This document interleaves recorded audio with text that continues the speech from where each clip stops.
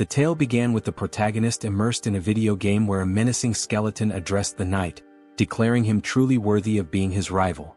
The skeleton remarked that indeed the rumors were true and that the title Nightmare of the Continent suited him perfectly. Yet, he added, as long as the forces of light stood by their side, they would never surrender. Sunghyun thought to himself that this was both a terrifying immortal king and a noble knight of light. He sipped on his soda, wondering aloud if their dramatic clash was a bit overdone. Still, he acknowledged it was just a performance. But how had things ended up this way? Even this unlucky guy stuck in his closet watching it all unfold, wasn't that also him? Before long there was a knock at the protagonist's door. A staff member, holding a pen and a piece of paper, introduced himself as being from the Special Ability Control Bureau Relocation and Investigation Department. He asked if Sunghyun was present. The protagonist confirmed with an eager expression. The employee explained that his identity had been verified and requested that, should he awaken, he report it immediately to the Special Abilities Control Bureau. Sunghyun reflected that it was the first time he had spoken to a stranger in half a year. Now that the conversation was over, he figured he wouldn't need to open the door for another 6 months. It had been 2 years since he last stepped outside. Some might call him pathetic. Others might accuse him of lacking willpower. But in truth he saw himself as a casualty of a twisted world. Suddenly the TV news caught his attention. A reporter announced that firefighters were battling a blaze at a shopping mall. The arsonist, it was said, was an awakened individual who had started the fire before transitioning to another world. Sunghyun stared at the screen in shock, thinking, an awakened person. Not long ago, people all over the world had begun awakening one by one, developing mysterious abilities referred to as special powers.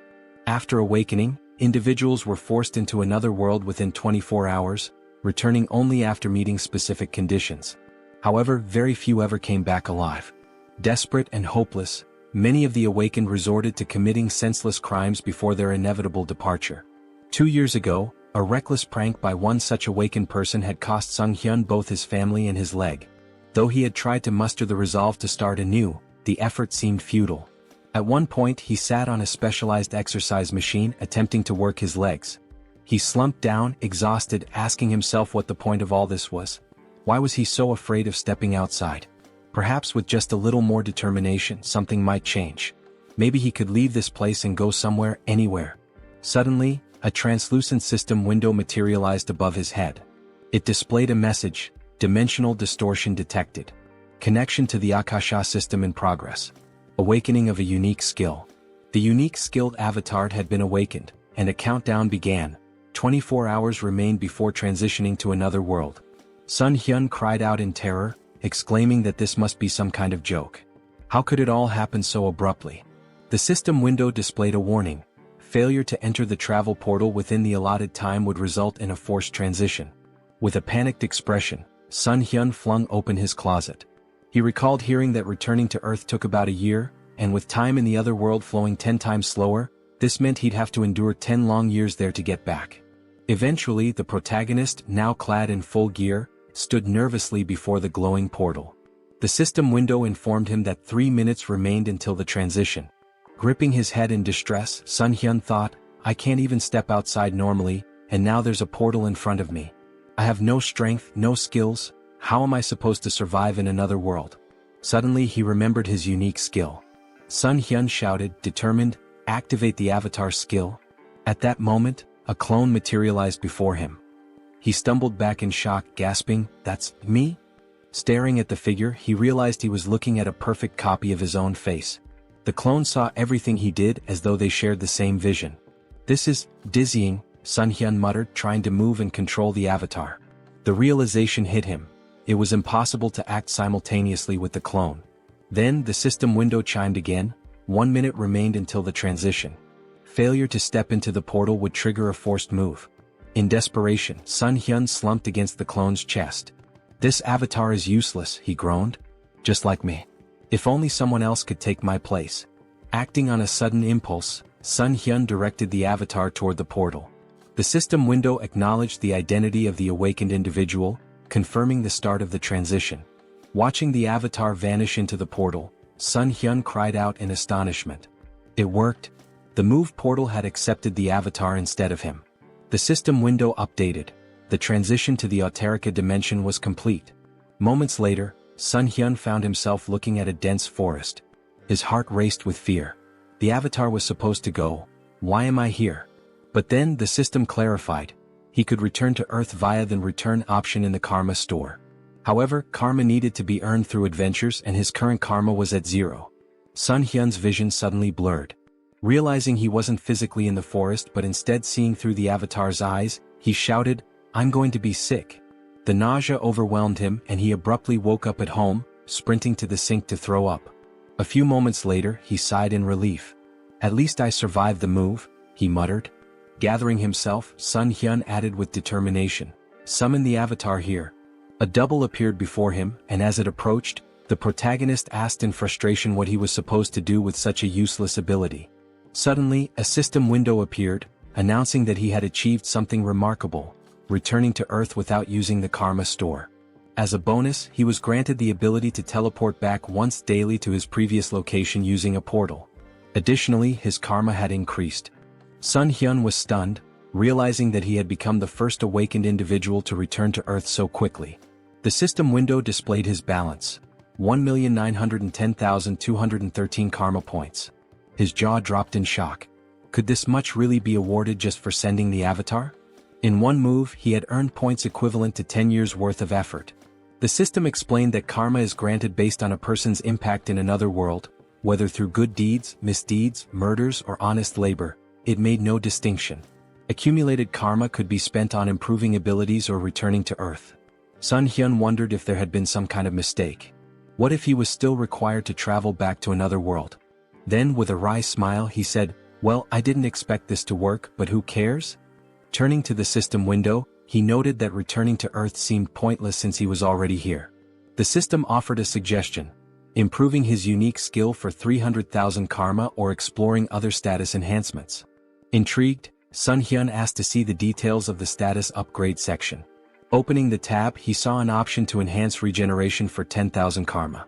What is regeneration? He wondered aloud. Curious, he pressed the button. Instantly, a strange sensation coursed through his legs. Sunghyun looked down in amazement. His legs had been fully healed. The injuries that had defined his life, the source of his pain and isolation, were gone. This wound had been more than an inconvenience. It symbolized his tragic farewell to his family and his retreat from the world. Now it was as if none of it had ever happened. The system updated his status, informing him that his regeneration ability had surpassed the standard level 1 threshold. He had gained a new skill, super regeneration, which significantly enhanced his recovery powers. Later, Sunghyun smiled as he exercised his legs on the simulator. Reflecting on his progress, he marveled at how the karma he had earned not only restored his legs but allowed him to grow stronger. Watching his productive training session, he admired how much power his legs now had. With plenty of karma still left, he pondered where to invest it next. Spotting the option to enhance his unique skill, he eagerly clicked on it. As he activated the system window, he wondered aloud, what can I achieve by improving the avatar's skill? After some time, Sunghyun stood before his upgraded clone, grinning. "You're a real man," he said. The double, admiring its new physique, remarked, "You've put in some serious effort, haven't you?" Sunghyun chuckled, replying, "It's all thanks to hard training." After awakening the avatar skill, Sunghyun realized his consciousness had split in two, allowing him to move freely. Along with this, he gained a new ability to enhance his weapon skills. The system window explained that, with the mind center, he could choose what information to receive. Sunghyun thought, this means I'll no longer experience disorientation, and even if the avatar gets hurt, I won't feel any pain.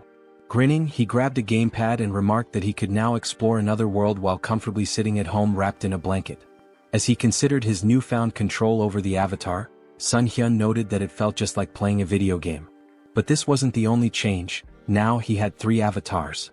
Pondering aloud, he wondered if their numbers would continue to grow as he developed the skill. This could get confusing, he muttered. I can't just keep calling them avatars. I need names. Looking around for inspiration, his gaze landed on a ketchup packet on the table. The first clone, he declared, will be called Hans. The system window updated, showing Hans's abilities: general skills, mind center, super regeneration, individual skills, mana attraction. Note: first avatar is Sunghyun. Turning to the second clone, Sunghyun named him Heinz. The system displayed Heinz's abilities: general skills, Mind Center, Super Regeneration. Individual Skills, Survivability. Note, second avatar is Sunghyun. Sunghyun couldn't help but comment, mana attraction and survivability? What kind of bizarre combination is this? Then with a grin he added, well, it's time to complete my long-awaited quest. Settling on the couch, Sunghyun began controlling his clones. He sent Hans to teleport to another world, while Heinz took a bag of garbage and stepped outside. As Sunghyun switched his attention to Heinz, he saw sunlight streaming down and marveled that he felt no anxiety. The mind center is working perfectly, he thought. Hans must already be in another world by now. Switching control to Hans, Sunghyun observed that it was nighttime in a seemingly tranquil forest. It's so quiet, he murmured. Just then, a black panther emerged from the dense foliage. Startled, he exclaimed, how did that thing show up out of nowhere? The panther lunged, but Hans quickly unsheathed his sword and drove it into the beast's mouth. Sunghyun noted with satisfaction, exactly as I expected. No fear or pain. Just like a game. Hans withdrew the sword and finished off the panther. Sitting beside the panther's lifeless body, Hans muttered, is it this hard because I haven't leveled up yet? I'll be in big trouble if I run into another monster. Scanning the area, he spotted a small settlement in the distance. A short while later, Hans arrived at the village, where he was greeted by a villager named Glokali. Smiling warmly, Glokali welcomed him, praising his courage for navigating the monster-filled forest at such a late hour. Hans grinned, gesturing to his injured body. I've got wounds all over me. Elder, do you think I could stay in the village for the night? Glokali nodded with a kind smile. Of course, he said. We should always help each other. Hans exhaled with relief and gratefully thanked the elder. A short time later they were walking through the village, passing by the houses. The elder commented that it was the first time he had seen such clothing and equipment, asking if Hans had come from far away. Hans chuckled. I got a little lost. Kept walking and somehow ended up here. The elder smiled warmly. It's nice to meet someone new after such a long time. How about we share a drink at the tavern? Later that night, Hans lay on a bed, smiling to himself. They even gave me a room here, he mused. The longer he stayed, the more he thought about how kind the villagers were. How long has it been since I felt so happy talking to people? Today really was a good day. Meanwhile, the protagonist sat on his couch, holding a mug of alcohol. This is great, he said aloud, savoring the feeling. Eating chicken after a shower, pure bliss. Traveling around the world like this is amazing. Feeling a pang of guilt, he added, I'm embarrassed though. Hans is working so hard out there. He reflected that Hans was practicing his survivability. I don't know when I'll have to send him away again, so it's good he's preparing. With a smile, Sunghyun concluded, this is fantastic. But no matter how much my clones accomplish, I need to learn more about the other world. What kind of place is it really? He opened his laptop, smiling as he thought, I'll be a great leader. Suddenly, a system window appeared, declaring, Avatar is dead. All skills and data acquired by the avatar will be reset. Sunghyun froze in horror. Hans died. He pointed at the system window, panicked. He died in that village. Could it have been that old man's doing? Did he slip something into the drink? He shook his head, frustrated. How careless of me. Then a thought struck him. Wait, am I reconnecting to the avatar? At the same time, back in the village, Glokali stood with another man near Hans's lifeless body. I thought he'd be useful, Glokali said, but he turned out to be just an empty shell. He managed to get through the forest alone, so I thought he had real potential. But in the end, he's just another elite skeleton. As Sunghyun began to control Hans's body again, he wondered in shock, what's happening here? The system window popped up, stating, race changed to undead. New skill acquired, decomposed heart. Hans's updated profile read, race, undead. General skills, mind center, super regeneration. Individual skills, mana attraction. Note, the mind center prevents mental damage. Sunghyun's thoughts raced in panic. What is going on? Glancing to the side, he spotted a large number of skeletons behind a glass wall. Fear gripped him as he realized, could it be that these lunatics turned all the villagers into undead? Just then, a living man entered the basement. Who is this? Sunghyun wondered. Wait, isn't that the guy from the tavern yesterday?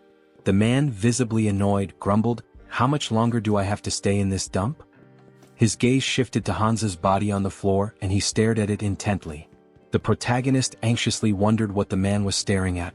Did he really notice I've come to my senses? The man pointed at Hans's body with irritation and grumbled, "Why is this knucklehead still here?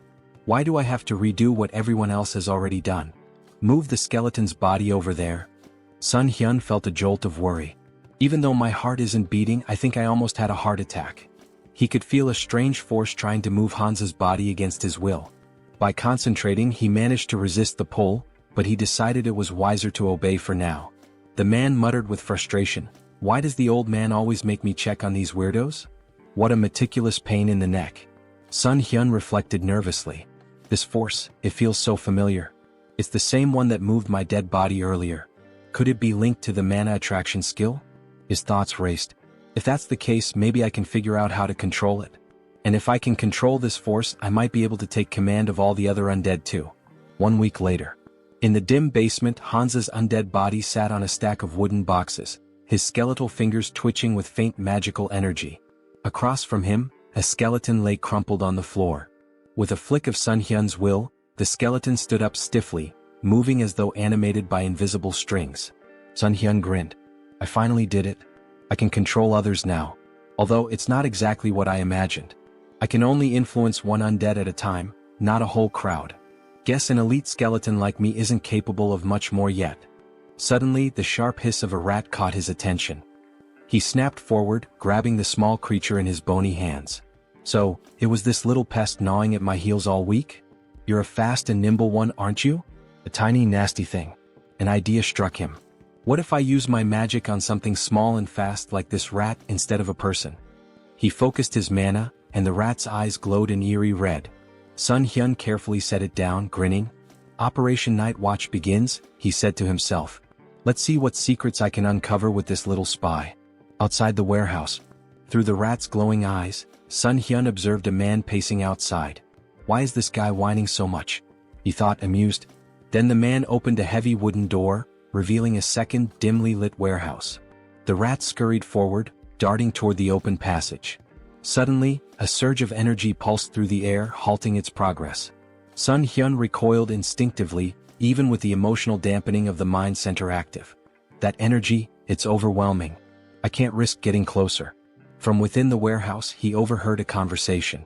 Jeffrey, a sharp-featured man, asked impatiently, "When will the maturation process be done? That fragment of the immortal king, it feels like it's sucking part of my soul every time I go in there." "It'll be soon, right? The teacher's been stuck in there for days." Another man replied, his tone cautious, "It should be soon. But isn't it funny?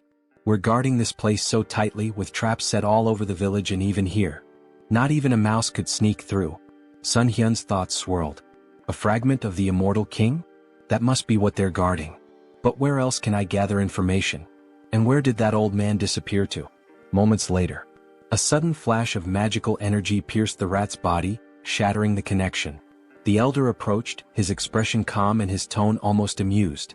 "A simple mouse," he said, brushing his robes as he inspected the remains. Sunghyun seethed from his safe distance. This old idiot. He noticed even a tiny spy. This is going to be more difficult than I thought. The protagonist's thoughts raced as he wondered, did they really figure me out? The old man stepped closer, inspecting the rat's lifeless body. "An undead," he muttered, puzzled. "I don't sense black magic, but its body is brimming with dark mana. Could mana influence alone have turned this rat into an undead? There's only one place filled with such dark mana." He turned to the man nearby and asked sharply, "Jeffrey, you're in charge of the warehouse today, aren't you?" Sunghyun, observing from afar, felt a pang of guilt. "I'm sorry, little rat. You've done well. I'll avenge your death, I promise. Watch over me from wherever you are." Some time later, Jeffrey stormed into the basement, his face twisted in rage. "A rat? All this fuss over a damn rodent? That stupid old man?" He seethed, pacing wildly. Then, glaring at Hans's undead form, he barked, "Hey, why the hell are you standing there like that? Follow my order and stand up straight."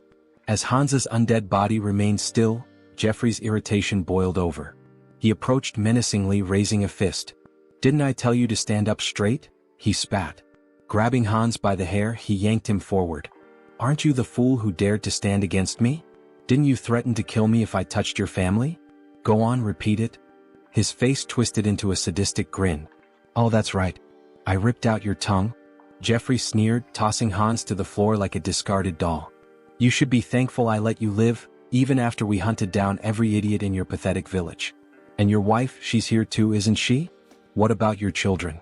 Oh wait, maybe they're with other families now. The tables turn. Suddenly Hansa's undead body sprang to life, lunging at Jeffrey and sinking his teeth into the man's neck. Jeffrey let out a horrified scream as he collapsed to the ground. What's happening to me? Stop, he stammered, his voice trembling with fear. Reaching out desperately, he began casting magic, but before he could finish, another undead figure, the reanimated body of Hansa's wife, pounced on him from behind. Together, the two undead silenced Jeffrey forever. Sunghyun, controlling Hansa's body, felt a grim satisfaction. Their revenge has only just begun. A bold plan. Meanwhile, Sunghyun switched control to Heinz and approached the village guards. My brother lives in this village, he shouted. The guards frowned. Your brother? He left not long ago. What makes you think we'll just let a stranger in? Heinz grinned. If that's the case, then bring me to the village elder. He'll recognize me. Moments later, Glokali arrived, his expression calm but inquisitive. What seems to be the matter? Heinz greeted him warmly, bowing slightly. Elder, it's a pleasure to meet you. I believe my twin brother Hans is somewhere here. Sunghyun smirked inwardly. Having two avatars really comes in handy for moments like this. While Heinz kept Glokali distracted, Sunghyun, through Hansa's body, infiltrated the warehouse and approached the fragment of the immortal king. The fragment pulsed with a dark, otherworldly energy, resonating with the undead around it. Is it absorbing the energy from the undead? No, it's more like it's replenishing itself. This explains why the people here are so unnaturally strong. That warehouse I was stuck in before must have been a dumping ground. And yet these fools dare to act superior? They'll learn soon enough. Sunghyun activated his abilities, drawing the fragment toward him. A powerful surge of energy echoed throughout the village, shaking the very ground. The elder's realization. Back at the gates, Heinz maintained his ruse. Twins are connected, he said with a sly smile. We always know where the other is. Glokali frowned, his suspicion growing. Hard to believe, he muttered. Suddenly his eyes widened in panic. He sensed a disturbance and shouted, something's wrong with the fragment. Kill this fool immediately. In a blur of movement, Glokali transformed into a monstrous, darkened form and hurtled toward the source of the disturbance, his face twisted with rage. The guards, startled by Heinz's sudden disappearance, raised their spears in confusion. Meanwhile, the protagonist reflected on the overwhelming surge of emotions emanating from the fragment. Such an irresistible flow of negative energy. Even with the mind center filtering the input, it's like a tidal wave. Could anyone endure this and remain sane? Suddenly, a deafening explosion of energy shook the area, and a system window materialized before him. System notification. Your essence meets the conditions. Information unlocked. Immortal magician Demolic. Rank increased due to the power of the fragment of the immortal king. Dark magic hidden in the fragment has assimilated with your essence. New skill acquired, demonic wisdom. This skill grants mastery of dark magic and an innate understanding of its mechanics. Sunghyun marveled at the new power. Demonic wisdom. Just by observing dark magic, I can wield it as if I've known it forever. This changes everything. In the basement, a man stood near the remnants of Jeffrey's last stand, muttering to himself. That idiot couldn't even handle a zombie rat. Now I have to clean up this mess. Before he could proceed, the elder's booming voice rang out. Check the fragment immediately. And find Jeffrey. Grumbling, the man approached the cage containing the fragment. Why is it so quiet? He asked, leaning closer. Suddenly, a mass of undead surged from the shadows, clawing at him.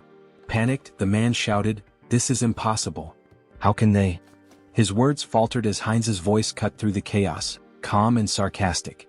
Lovely weather today, isn't it? The man's eyes widened in horror. How is he talking? The undead latched onto him, but he managed to release a small burst of magic, pushing them back momentarily. However, the cage shattered, releasing a flood of monsters into the basement. Heinz smirked, his voice dripping with mock politeness. Ignoring someone's greeting? How rude. Sunghyun observed through Heinz's perspective, marveling at the newfound power demonic wisdom granted him. Dark magic feels as natural as breathing. This knowledge, it's like it was always there waiting for me to unlock it. Outside, a massive explosion rocked the village as the undead spilled into the streets. Heinz commanded them with unwavering authority. Don't let anyone escape. Kill them all. The confrontation with Glokali. A skeleton's body fell before Heinz and the elder, Glokali, emerged, his expression cold and furious. "You should have been an elite skeleton," he growled. "What did you do with the fragment of the immortal king?" Heinz greeted him with a grin. "Glokali, it's been too long. By the way, thanks to you I lost my heart. Fortunately, I found a new one in your warehouse." Glokali's face contorted with rage. "You dare to merge a fragment of the immortal king with such a pitiful body? You've gone too far." Raising his hand, he invoked a powerful spell. Finger of Death. A wave of dark energy surged forward, striking Heinz with enough force to sever his arm. Heinz glanced at his dismembered limb, more annoyed than pained. Attacking someone mid-conversation? Really, where are your manners? Silence. Glokali roared. "Do you have any idea how much effort and resources I've poured into this fragment? An entire year's worth of preparation, and you've ruined everything." Glokali's eyes blazed with fury. "I was so close," he growled, "to wielding a power greater than anything in existence. And now you've turned my masterpiece into this?" Heinz smirked, wrapped in the swirling energy of dark magic. "What's wrong, old man? Can't handle a rookie demolic? Dark thorn?" Glokali roared, sending tendrils of shadow magic spiraling toward Heinz. Heinz laughed. "Using high-ranking magic against a beginner? You must really be desperate." His voice turned cold as he countered effortlessly, "I'm the only one who can truly control the fragment, and you know it." Glokali sneered. "You may have survived the destruction of your body, but I'll dismantle it and use it for experiments. Let's see how you handle this destructive ectoplasm." Heinz scowled. "Stop reciting your skills like an amateur." His voice rose with disdain. "And just die already, Alfred." The elder froze for a moment. "Alfred?" His expression twisted into suspicion. "How do you know that name? Did you sneak into this village intentionally?" Before Heinz could reply, a surge of dark magic shot toward Glokali from behind.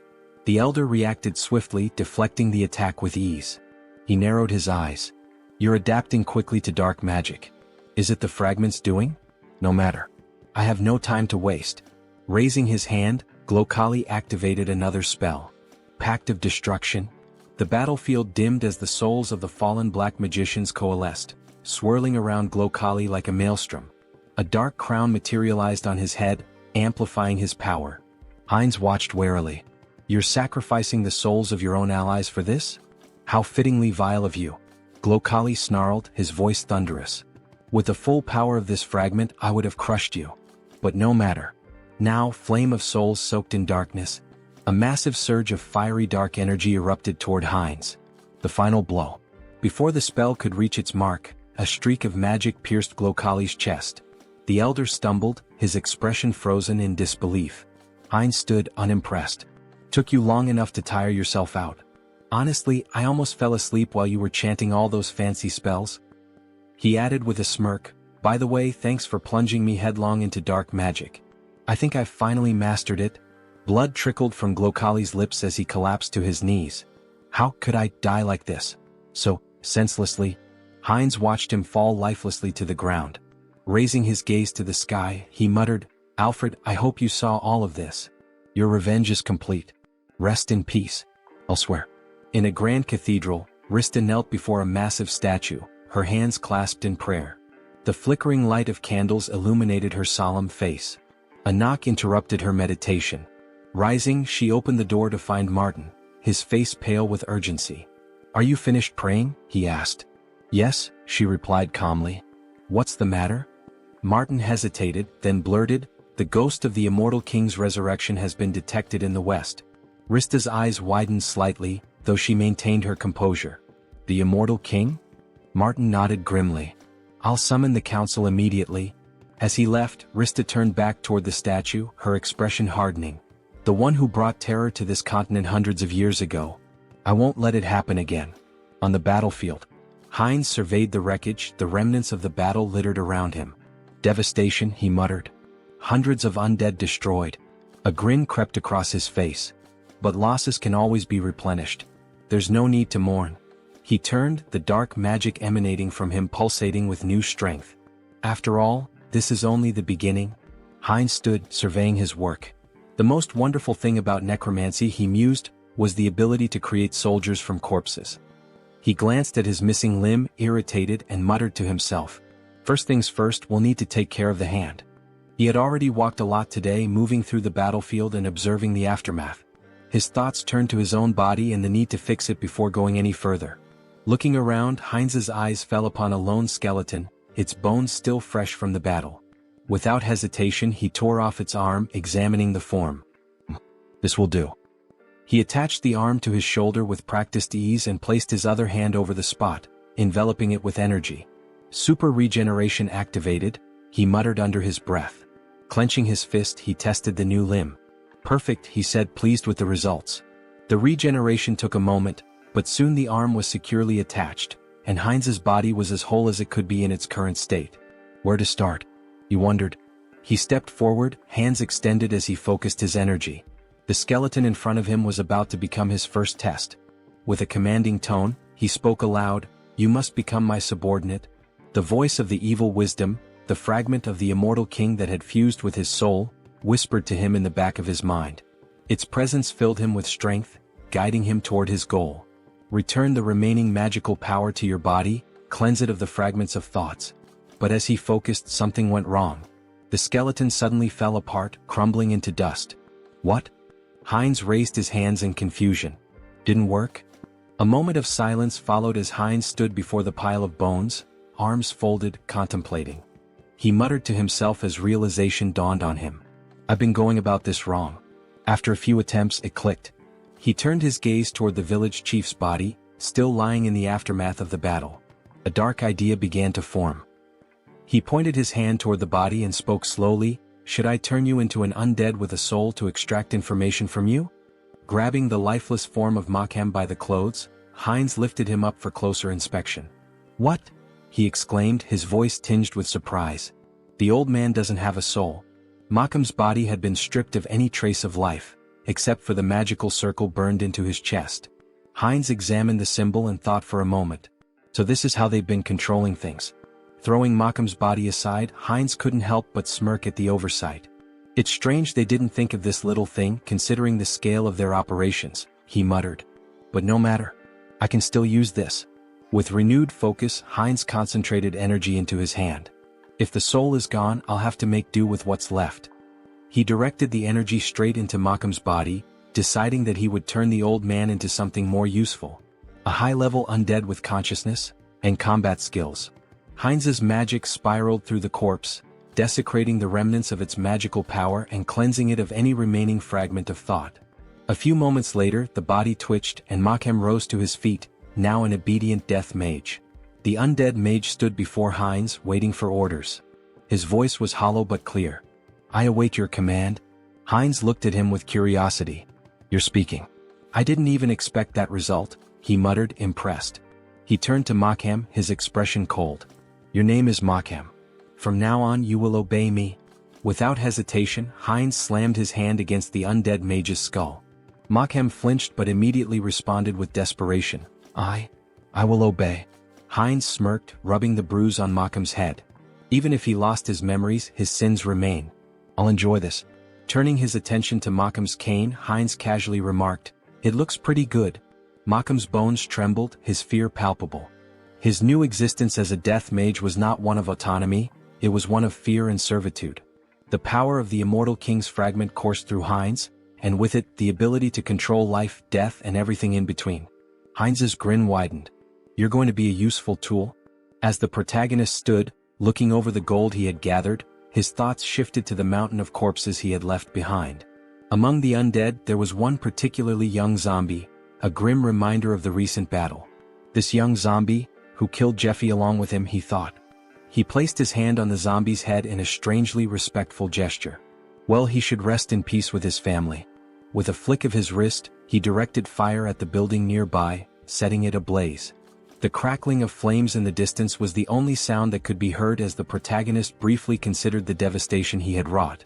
No turning back now. Back in his hideout, the protagonist sat comfortably at a table, his belly full after a satisfying meal. He leaned back, smiling contentedly. I ate too much," he said to himself, his voice light. "God, that was delicious." He glanced at his phone, curiosity piquing. "What's the gold rate today?" he muttered aloud, tapping the screen. The village had been full of magicians, and given their affinity for treasure and arcane wealth, there was bound to be a lot of gold left behind. Just think, these people had accumulated a fortune. He began considering what he might do with the loot. Maybe I should take a closer look at what's left. With a deliberate motion he reached out, muttering, "Summon Hans." In an instant his avatar appeared before him, and an ominous aura filled the room. The feeling was intense, suffocating, his presence too strong for the quiet of the space. The protagonist's eyes widened in panic as he recoiled, covering his face. "Cancel the summoning," he shouted in fear. As quickly as the avatar had appeared, it vanished. He gasped for breath, his heart racing. "I thought I was going to die," he muttered to himself. "What should I do now?" He scratched the back of his head in frustration, trying to regain his composure. "I need to summon Hans, but maybe I should improve my unique skill first." The protagonist's thoughts turned inward, and he focused on accessing the Karma Shop, a place where he could enhance his abilities. Moments later, a system window appeared in front of him. He marveled at the results. "I earned more than I expected," he mused. The last time he had just over 400,000 karma. Now the amount had grown. He selected the item to improve his unique skill and spent a hefty 300,000 karma. A message popped up on the screen stating that his skill had improved. The number of avatars you can own has increased. His mental strength exceeded the norm, and as the information sunk in, he clenched his fist, enveloped in a surge of energy. Serenity. This skill would protect him from external stimuli and mental attacks. A welcome upgrade for the challenges ahead. Later he began filling a paper bag with gold, thinking about the potential. With my normal state of health, Hans can benefit from serenity, unlike the center of the mind. It was incredible how he always seemed to pick the right skills when needed. When the bag was full of gold, he smiled with satisfaction. Great. Time to sell the gold. He quickly moved the filled bags as well as a backpack full of gold to the table in front of the committee. As he laid the bags out, the workers couldn't hide their astonishment. They gasped, shielding their eyes from the precious glow radiating from the gold. The protagonist nodded, maintaining his calm demeanor. "Please deposit all the funds into my account." He then turned and walked outside, leaving the employees to complete their task. They bowed in gratitude, thanking him for his trust. Sunghyun offered a smile in return, wishing them well. As he walked away, he glanced at his shadow on the ground, remembering how Hans had hidden it with dark magic just in case. "Maybe I was worried for nothing," he mused. The shadow was well concealed, even masked to avoid detection. Just as he was about to leave the area, an explosion echoed from behind him. The building rocked, debris flying through the air. Wolf stood amidst the destruction, his grin wide as he surveyed the damage. "Looks like we hit the jackpot," he said, his voice dripping with satisfaction. Holding a bag of gold in his hand, the protagonist, Sunghyun, grinned, looking at the treasure he had gathered. Who would have thought there'd be so much gold in such a remote place? He mused, clearly pleased with the haul. His grin was wide, but it was quickly interrupted as a bandit beside him urged, "Stop chatting, it's time for us to run." Without wasting time they made their way forward, running swiftly through the streets. "I know," Wolf shouted, his confidence undeterred as they sprinted. Ahead of them they spotted Sunghyun, who looked at them in fear and shouted, "Villains! Someone needs to report them. These criminals using their awakened powers for evil, and the ones who protect citizens from them are..." His words were cut off as a powerful blow struck his cheek.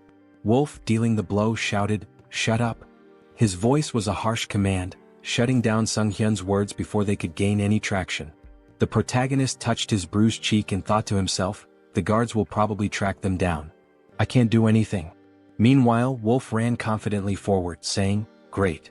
Everything is going according to plan." The bandit hanging from his back added, "We've got plenty of time. The guards will be here in about 3 minutes. We just need to reach the portal." "Is she here?" As they neared their destination they saw something that made them stop in their tracks. A girl lying unconscious on the ground. The wolf stopped and shouted, "Portal? What happened to her? She needs to wake up." His voice was laced with urgency. The bandit, looking around nervously, turned to the wolf and said, "Look over there." His voice trembled as he pointed, and the wolf looked to see a figure standing in front of them, masked and glowing ominously in the distance. "Hans?" the wolf muttered, trying to make sense of the situation. He couldn't help but ask, "Who's that?" "The guards?" The bandit, shaking his head, whispered, "That idiot isn't one of them." As Hans moved closer, he reached up to remove his mask. Sunghyun won't be able to do anything, Hans thought, but he knew that his avatar, was a different matter entirely. The bandits looked on in fear, raising their hands in surrender. Time passed and soon the guards of the South Korean Returned Association arrived at the scene, their boots pounding the ground as they ran. The lead guard shouted confidently, "Here?" He looked back at his colleagues, urging them forward. "Are we going to miss him again?" When they arrived, they froze in surprise. "What happened here?" the guard asked. He surveyed the area where the bandits lay defeated on the ground. The wolf, still dazed, had lost his mask in the scuffle. The lead guard assumed that someone had dealt with the villains but that they couldn't have gotten far. He turned to his colleagues, gesturing around the area. Searched the surroundings carefully. Meanwhile, Hans, like a shadow, moved swiftly through the area. He flew past the guards, heading straight toward Sunghyun. As they reunited, Sunghyun couldn't help but smile.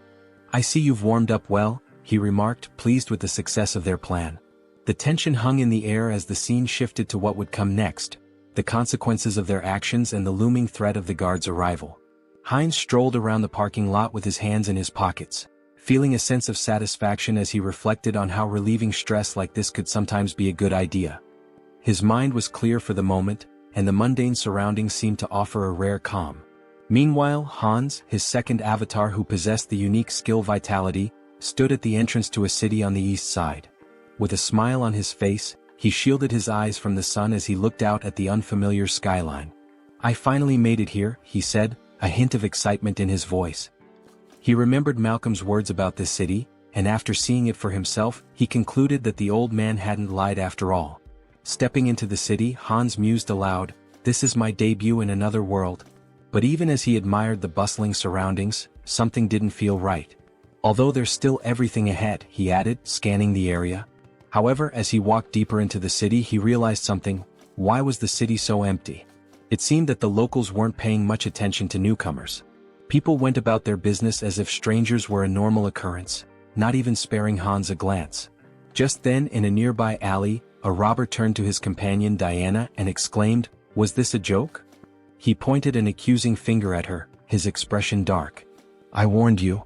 Diana, trembling, folded her hands in a prayer pose and apologized, pleading for a little more time. The robber's tone grew harsher. "I want 2 silver coins from both of you," he demanded. "And you have 3 days. No money? Then there's no other choice." Hans, who had been casually observing the scene from the corner of his eye, thought to himself, local thugs, and a young girl being manipulated. How cliché. He was about to continue walking, uninterested in getting involved, but fate had other plans. As Diana turned and tried to flee from the robbers, she collided with Hans. She stumbled back, immediately lowering her head in apology. "Sorry," she muttered, not knowing who he was. "Let's talk," Hans said, his tone calm as he sized her up. "How well do you know this city?" It was clear to him that he would need a guide. "Who are you, uncle?" she asked, surprised by the stranger's sudden question. Hans grinned, holding up 2 silver coins in his hand. "I'm a potential employer," he said, his smile widening. "Maybe we can discuss the terms?" Diana's eyes widened as she stared at the silver coins, the promise of money catching her attention. She quickly agreed, and the two of them made their way through the streets toward an inn. When they arrived, Diana pointed to the building. "This inn is one of the best places you'll find here," she said, clearly proud of her choice. "What do you think?" Hans, now understanding a bit more about her situation, nodded thoughtfully. He could tell from the way she spoke that life hadn't been easy for her. Diana had barely been making ends meet, struggling to care for her sick brother after the loss of her parents. She also mentioned how she couldn't pay the local tax. In response, Hans handed her a silver coin, and Diana's eyes sparkled with gratitude. "Okay," Hans said with a smile. "You'll come to me tomorrow as soon as you wake up. We can discuss your pay then." Diana agreed quickly, and with that she became his guide, earning 2 silver coins a day. That night, Hans lay down on the bed at the inn, his hands tucked under his head as he made himself comfortable. "Well," he thought, "I'll pretend I'm doing a good deed even if she just wants to rob me." He chuckled to himself and settled in for the night, his thoughts drifting off as he prepared for whatever the next day might bring. Heinz sat up in bed, scratching his head in frustration. The bed was terribly uncomfortable, and despite his best efforts, he couldn't seem to fall asleep. He tossed and turned for a while, but then a sudden sneeze from outside caught his attention. Curiosity piqued, he got up and walked to the window, pressing his hand to the glass. His eyes widened in surprise as he spotted Diana sitting on the ground outside, leaning her back against a box. "Hey, is that her?" he muttered to himself. Diana looked up at him, her eyes widening, and then smiled, waving in greeting. "Hello," she called up to him. Heinz was indignant. "What are you doing there?" he shouted down, clearly irritated. "Why are you waiting for me?" After a moment they were sitting together at the table eating breakfast. Heinz frowned as he took a bite, his frustration still simmering. "You shouldn't do that again," he said, trying to sound stern. "Next time, wait until closer to lunch." Diana, chewing a piece of food, nodded absent-mindedly. "Yes, uncle," she said. Heinz shot her a glare. "I've already told you not to call me that," he replied, annoyance creeping into his voice. She looked at him, then glanced at the piece of bread on his plate. "Are you full?" she asked. "Yeah, I'm fine," Heinz replied. "You can take it if you're hungry." With a smile, Diana took the bread and slipped it into her bag. "Thank you," she said, grateful. The town they were in was called Ozantu, a small village located on the western edge of the kingdom of Talia. As Heinz and Diana walked through the streets, Heinz noticed something odd. He ran his hand along a drawing on a wall, which reminded him of ordinary medieval towns, but something about the symbol that was repeated throughout the town felt off. "This symbol? It's strange," he murmured, his curiosity growing. Heinz examined it more closely and said, "It looks like paint, but something's not right." Diana leaned in to take a closer look, and her face darkened. "It's blood," she replied, her tone serious. Heinz blinked, not believing it at first. He sniffed the symbol and gave a skeptical look. "Is that true?" he asked. Diana, not missing a beat, quipped, "Didn't you eat venison soup yesterday?" Heinz turned to her in surprise, blinking in disbelief. "How did you know?" he asked. With a smile, Diana pointed to her nose and said, "I have a very good sense of smell." Heinz found it fascinating. A good sense of smell? He thought. Is that her special skill? They continued walking through the streets, Heinz still pondering the implications of her statement. He asked, "What does the symbol mean?" Diana hesitated for a moment, then answered, "It's the emblem of the Varkalak Guild, which controls this place." But before she could finish, she froze, her face paling in fear. She began to slowly back away, bumping into Heinz. "What's wrong?" Heinz asked, alarmed by her sudden change in demeanor. Diana's eyes darted around nervously. "That smell," she said, her voice tight. Heinz furrowed his brow. "What smell?" he asked, not sure what she was talking about. Diana inhaled deeply, her eyes closed as she focused on the scent. Then, with a sense of urgency, she turned around, her fists clenched. "Freshly baked bread," she exclaimed. "I have to try it?" Heinz, confused but amused, asked, "Didn't you just eat a minute ago?" Diana pointed ahead, her face lighting up with anticipation. "I'm hungry again," she said, clearly excited by the smell. They followed the scent down an alley which led them to a door. When they peeked inside, Heinz's stomach dropped. Behind the door was a corpse, its lifeless body sprawled on the ground. The smell of bread was still in the air, but the sight of the body made it clear that something sinister was at play. A few days later, Heinz stood against a wall, arms folded, waiting impatiently. "She's never been late before," he muttered. "Something must be wrong." Just then, a bandit approached him, a smirk on his face. "Hey buddy," the bandit called out, drawing Heinz's attention. Heinz looked at the bandit in surprise, unsure of what to make of the situation. The bandit, arms folded and wearing a smug expression, said, "We should talk." Heinz felt a moment of frustration, thinking to himself, has it really come to this? The next instant, he handed the bandits a handful of silver coins, offering them a smile. "Take this," he said, trying to remain calm. "There aren't many, but I hope they help maintain some sense of public order." The bandits exchanged looks, then one of them picked up a silver coin, a grin spreading across his face. "Seems we've quickly found a common language," he remarked, clearly amused. Heinz thought to himself, I brought money just for this kind of situation. But then, his eyes narrowed as he noticed something. The bandit had a symbol on his neck, one that looked strikingly similar to the emblem Heinz had seen on the walls of the city earlier. His thoughts turned grim. Diana had warned me to avoid the alleys. We need to leave this place as soon as possible. Heinz couldn't help but wonder just how terrified the girl must have been, given how deeply afraid she'd seemed of the thugs. The bandits moved away, but one of them turned to the other and asked, "Why did you grab this brat?" His comrade responded dismissively, "How should I know, idiot? We're just following orders." The word struck Heinz like a blow. "Brat?" he thought. "Don't tell me those two bastards grabbed Yen?" Without thinking, he shouted after them, "Wait a minute!" The bandits turned around in surprise, eyeing him curiously. Heinz clenched his fist. Damn it, timing is everything in situations like these. If things get dangerous, I can just cancel the call. He forced a smile, trying to stay calm. There's something I wanted to know. At that moment, Diana's voice suddenly called out to him, and he turned around in shock. "Huh? Diana?" The bandit, now flexing his fist with an irritated expression, remarked, "So, what's your friend interested in?" Heinz gave an awkward smile, trying to keep the conversation light. "Is the silver I gave enough?" A little while later, one of the bandits returned with a bag in his hands. "They took everything," he said nonchalantly, tossing the bag aside before turning toward Heinz. The bandit's expression hardened. "And where's the rest of it? You were supposed to meet us long ago." Heinz shot him a glare. "Did you even know how much I gave you?" In that moment, Diana's face fell and tears began to form in her eyes. "My little brother is missing," she sobbed, her voice trembling. "He was just starting to get better, he could eat again, but now I can't find him anywhere." Heinz's mind raced as he recalled the conversation he'd overheard between the bandits. Could they be talking about Diana's brother? He asked, his voice tinged with suspicion. Could it be Varkalak? Diana looked up at him, her face stricken with terror. "No," she whispered, shaking her head in despair.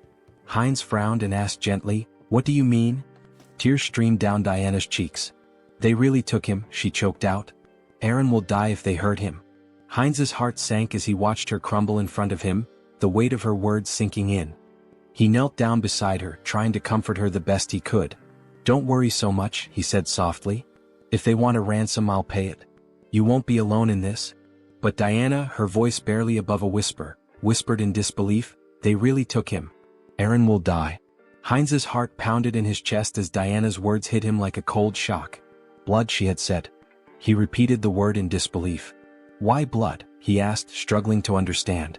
Diana, still shaking with fear, managed to sit up. "This city," she whispered, her voice trembling, "is a warehouse for live blood bags. For vampires." Heinz's mind reeled as the weight of her words sank in. Before he could process it further, a voice from above cut through the tension. A vampire stood on the roof, his figure silhouetted against the setting sun. "The smell of dark mana is strong," he said with a low, cruel smirk. "Did they kill each other over the fragment of the immortal king? How unfortunate. I wanted to destroy it once it fully matured." The vampire folded his arms, his smile widening as he continued. "I don't know who stole it, but I know exactly where it's going. So, finding the thief won't be difficult." Heinz, still processing the bizarre situation, looked at Diana, his expression confused. "A vampire?" Tears streaming down her face, Diana nodded. "Yes, vampires. The Varkalaks and all the other organizations in this city, they're all run by vampires. Even if you escape the city, none of us will survive. They're all connected and they'll hunt us down." She buried her face in her hands, sobbing. "We've been trying our best to hold on, but we're just getting picked off one by one. In the end, I know what will happen to us." Heinz reached out, gently grabbing her face and forcing her to meet his gaze. "Listen to me," he said, his voice firm. "If what you're saying is true, we don't have much time. Do you know where they've taken your brother?" Diana hesitated, looking down at the ground. She looked at him, uncertainty in her eyes, and then whispered, "I don't know. But, if you try to help me, it will be dangerous. You won't survive either." Heinz smiled, though the weight of the situation hung heavily in the air. "Don't worry about that," he said confidently.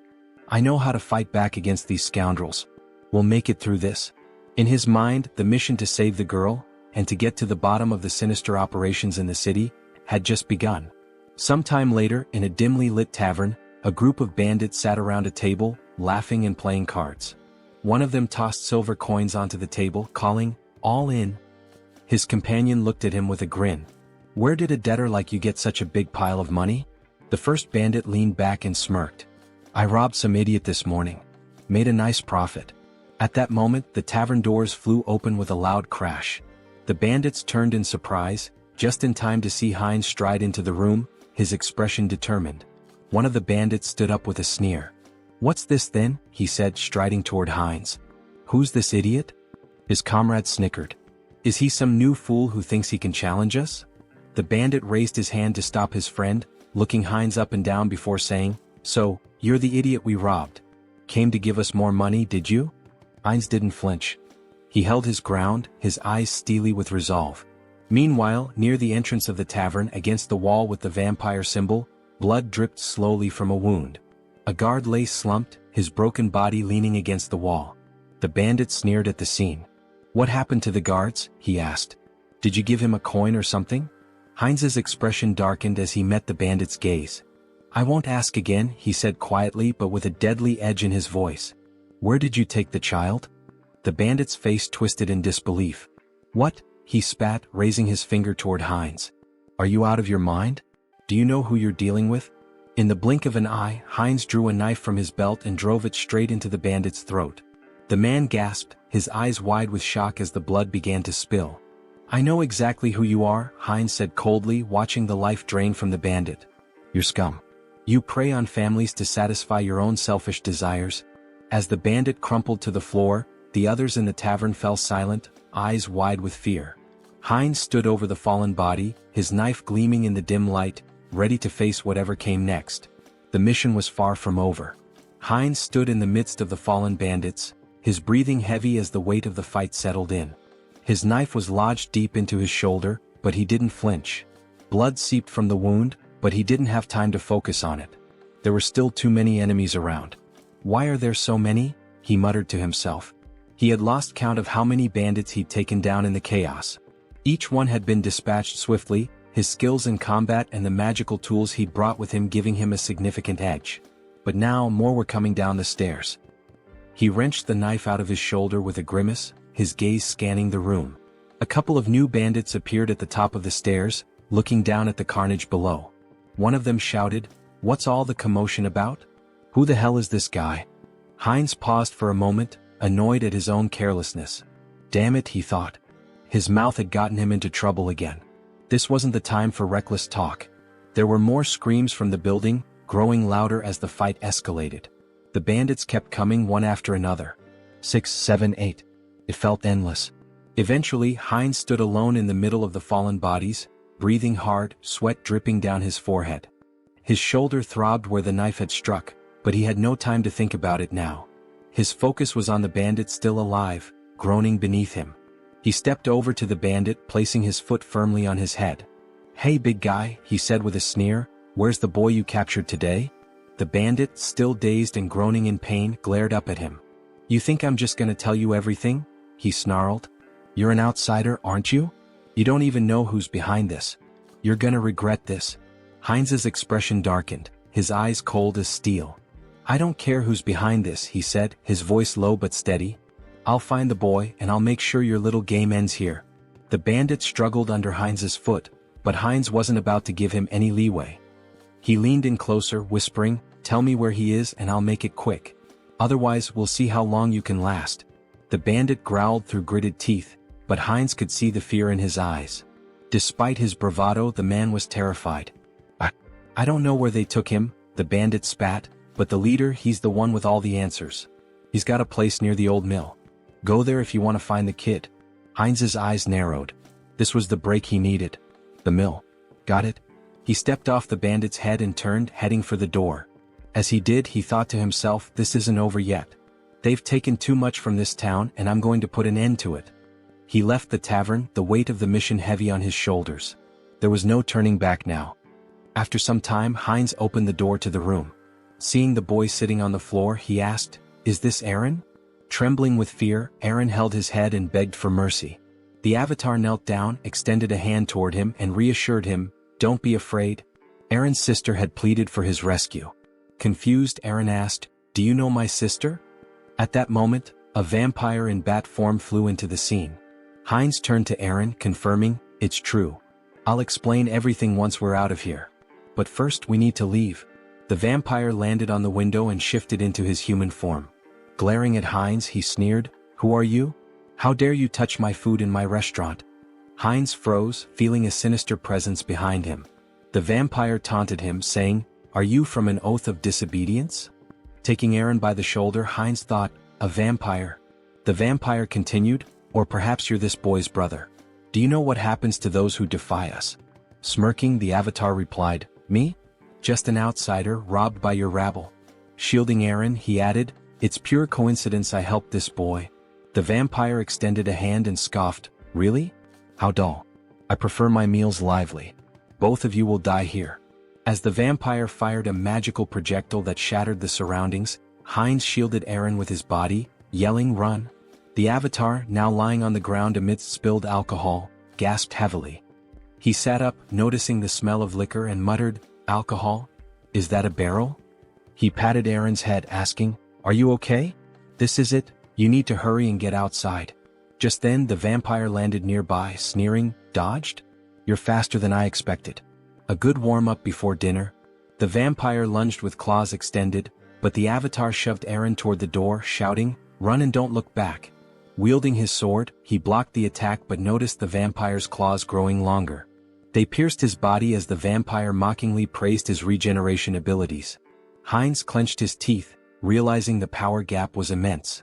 The vampire, licking his lips, remarked, "Unexpected, but you'll make a fine delicacy." Despite the pain, Heinz thought, "If I hesitate, I'll die." He swung his hand, but the vampire severed it effortlessly, laughing, "Oh dear. I'll carve you up before I feast." Lifting Heinz into the air on his claws, the vampire declared, "This is where your resistance ends." As he leaned toward Heinz's neck, Heinz thought, "If strength isn't enough, then we'll both die." From his mouth, he unleashed a hidden fire spell, engulfing the area in flames. Shocked, the vampire shouted, "What is this? A fire magic tool? You were hiding this." Thrown to the ground, Heinz noticed the alcohol spilling across the floor. A plan formed in his mind. The vampire screamed in terror, "You're insane. Do you want to burn us both alive?" The vampire attacked, slashing Heinz's body. Laughing maniacally, he jeered, "Fragile flesh." But Heinz headbutted him with full force, sending him flying. "You said it yourself. I have a strong body and good regeneration. Tough enough for you?" he growled. The vampire screamed, "No. Stop." But Heinz advanced, and the next moment an explosion consumed the building. Amidst the flames, Heinz lay on the floor, murmuring, "Impressive. I survived. Being strong has its challenges." A notification appeared before him. "Mission complete. Help the unlucky girl." Outside the burning building, Diana clung to her brother, staring at the inferno. "Uncle," she cried. Meanwhile, a system window announced, "Avatar Heinz has died. The avatar will respawn in 7 days." Diana stood there, exhausted from her work, wiping the sweat from her brow as she watched the man walk away. She had been cleaning his shoes for what felt like hours, and now that the job was finished, she could finally take a moment to catch her breath. The money left on the table was a small consolation, but it would be enough to help with the next day's bills. Her thoughts drifted to the events that had unfolded not long ago. The building that had once been the scene of chaos was now nothing but a smoldering wreck. She had heard that the avatar Heinz had been consumed by the flames, leaving her to wonder about the fate of the man who had helped her and her brother. The world around her flickered, and a new, familiar figure stood before her. It was Heinz, alive, standing in the middle of the street as if nothing had happened. His body was covered in bandages, but the intense aura he exuded made it clear he had come back, somehow. Diana stared at him, mouth agape. Her heart skipped a beat. "Uncle?" Heinz's eyes softened, and he smiled faintly despite the pain he was clearly in. "I told you I'd be back," he said, his voice hoarse. It was then that the system window appeared in front of him, announcing that Avatar Heinz had been reborn after 7 days. His rebirth had been completed, and with it came a sense of purpose, a new mission to carry out. The flames from the explosion, the chaos, the danger, they were all behind him now. But Heinz knew this was just the beginning. Whatever had happened, whatever lay ahead, he was ready. And this time he wouldn't fail. Diana slowly approached him, her eyes filled with disbelief and relief. "You're really here? You're alive?" Heinz nodded, offering her a reassuring smile. "I told you I'd keep my promise." He extended his hand, a gesture of both gratitude and solidarity. "Let's move forward together." And with that, they began to walk side by side, ready to face whatever challenge. After some time, Heinz sat on the edge of the bed, staring at the system window deep in thought. It displayed that the interdimensional transfer would take 10 days to complete. "Longer than I expected," he muttered, "but that's fine." Suddenly the wall burst apart and Virik stormed in, grabbing Heinz by the neck. He slammed him against the wall and growled, "This was your doing, wasn't it? The tracks from the forest lead straight here." Heinz, gasping for air, thought, "Vampires. Have they figured it out already?" Virik sneered. The outsider was under the jurisdiction of my slain kin? He accused. Despite his struggle, Heinz couldn't muster the strength to fight back. What a monster, he thought, his teeth clenched in frustration. Leaning closer, Virik sniffed the air around Heinz's neck. I don't sense the aura of dark magic or the blood of my king, he mused aloud. Heinz, barely able to speak, croaked, What are you talking about? I don't understand. I was just sleeping. Virik grinned menacingly. Don't understand, huh? Let's see about that. Pulling Heinz closer, he sank his fangs into his neck. I'll ask again, slowly this time. Lies won't work. Heinz convulsed in pain, thinking this is insane. Why is this happening to me again? The system window flashed a notification. Entity appearance has changed, vampire.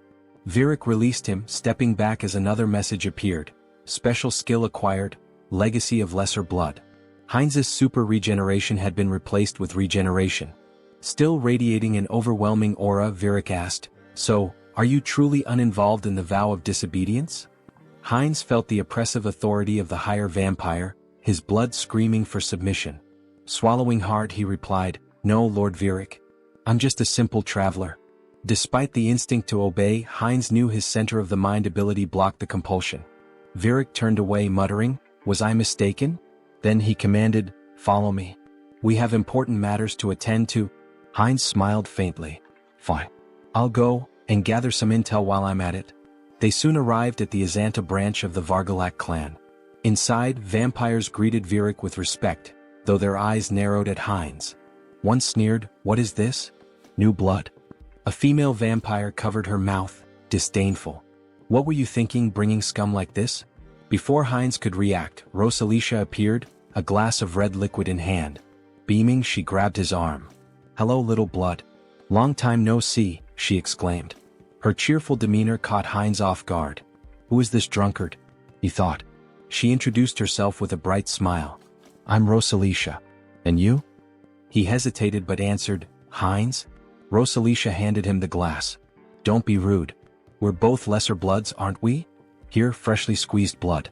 Drink up. Heinz stared at the glass, debating. If I drink, I might avoid suspicion.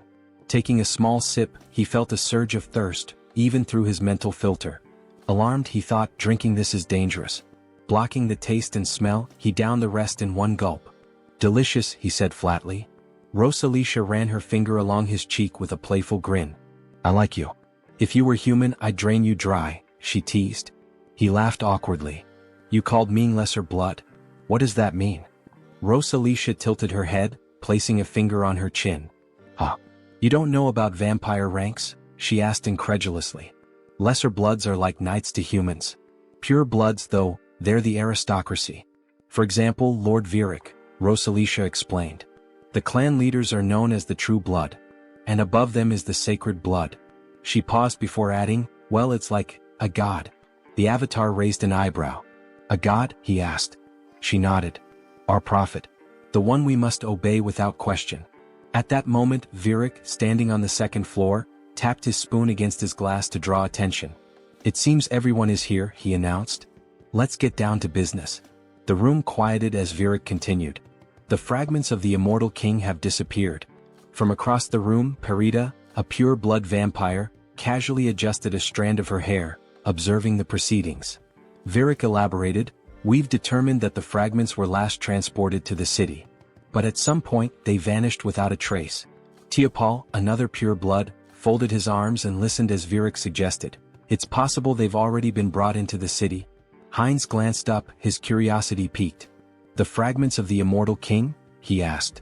Rosalicia sighed, giving him a knowing look. Don't you know? Dark mages from a certain village were cultivating the fragments of the immortal king. Heinz furrowed his brow. And the oath of defiance? Where are they in all this? Virik addressed the group. From today onward, each of you will thoroughly investigate your assigned areas. Report anything suspicious immediately. Later, as Rosalicia shielded herself from the sun with an umbrella, she grumbled, Walking around during the day ruins my skin. Heinz, standing beside her and adjusting the hood of his cloak, remarked, Sunlight weakens us. It's no surprise.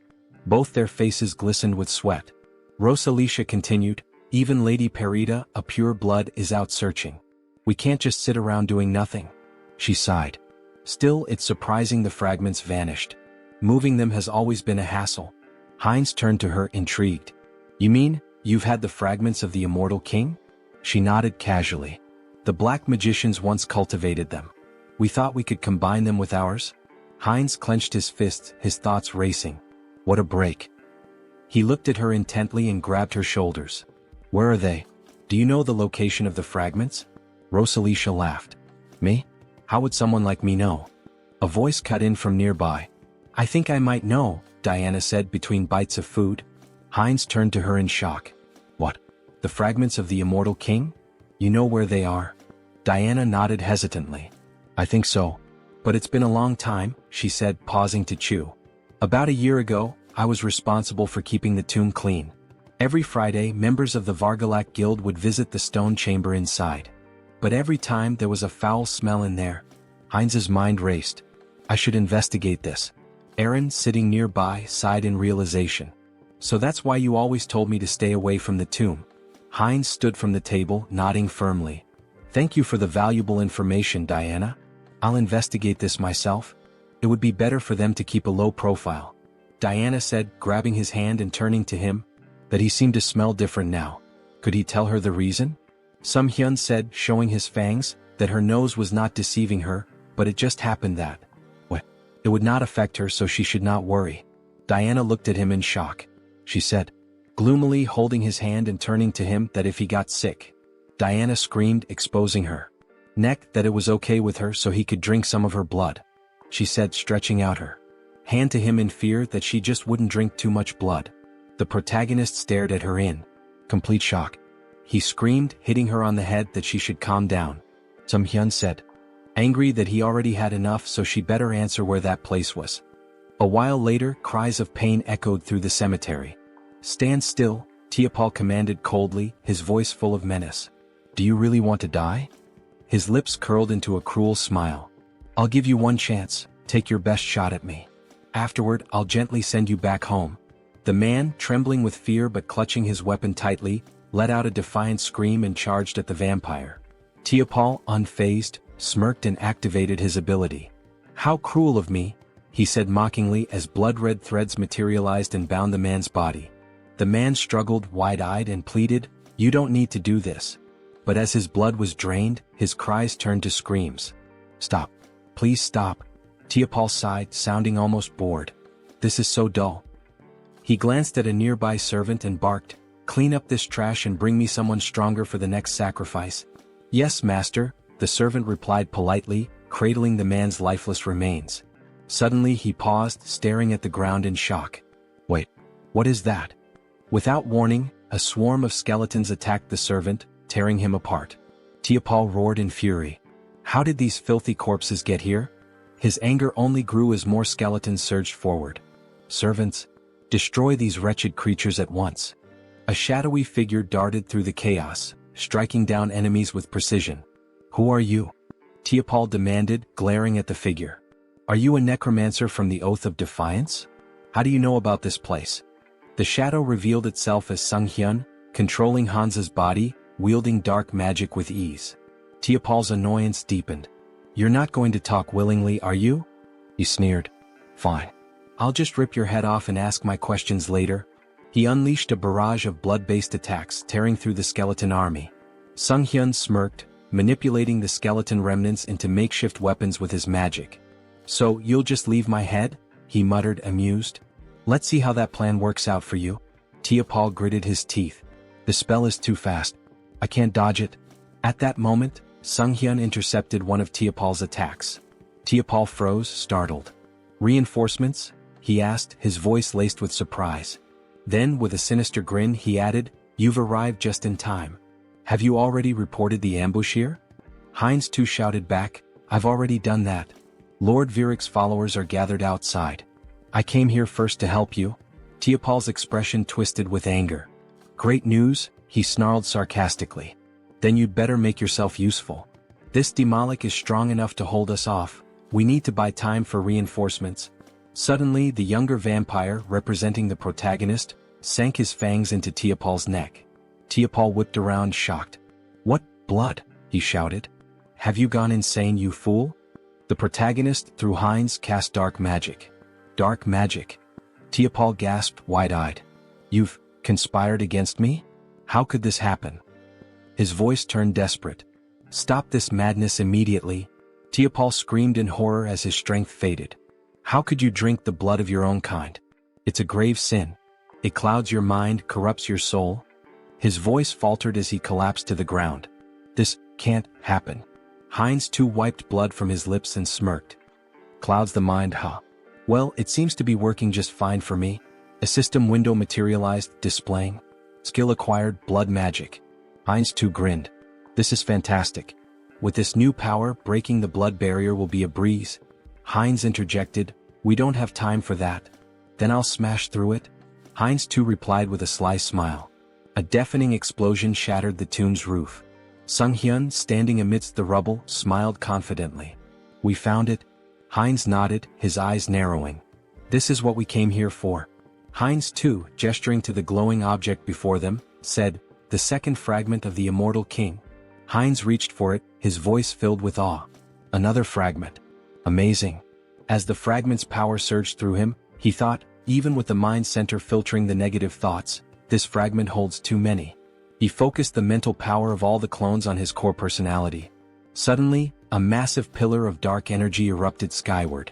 Virik, observing from a distance, looked up in astonishment. What is this fog?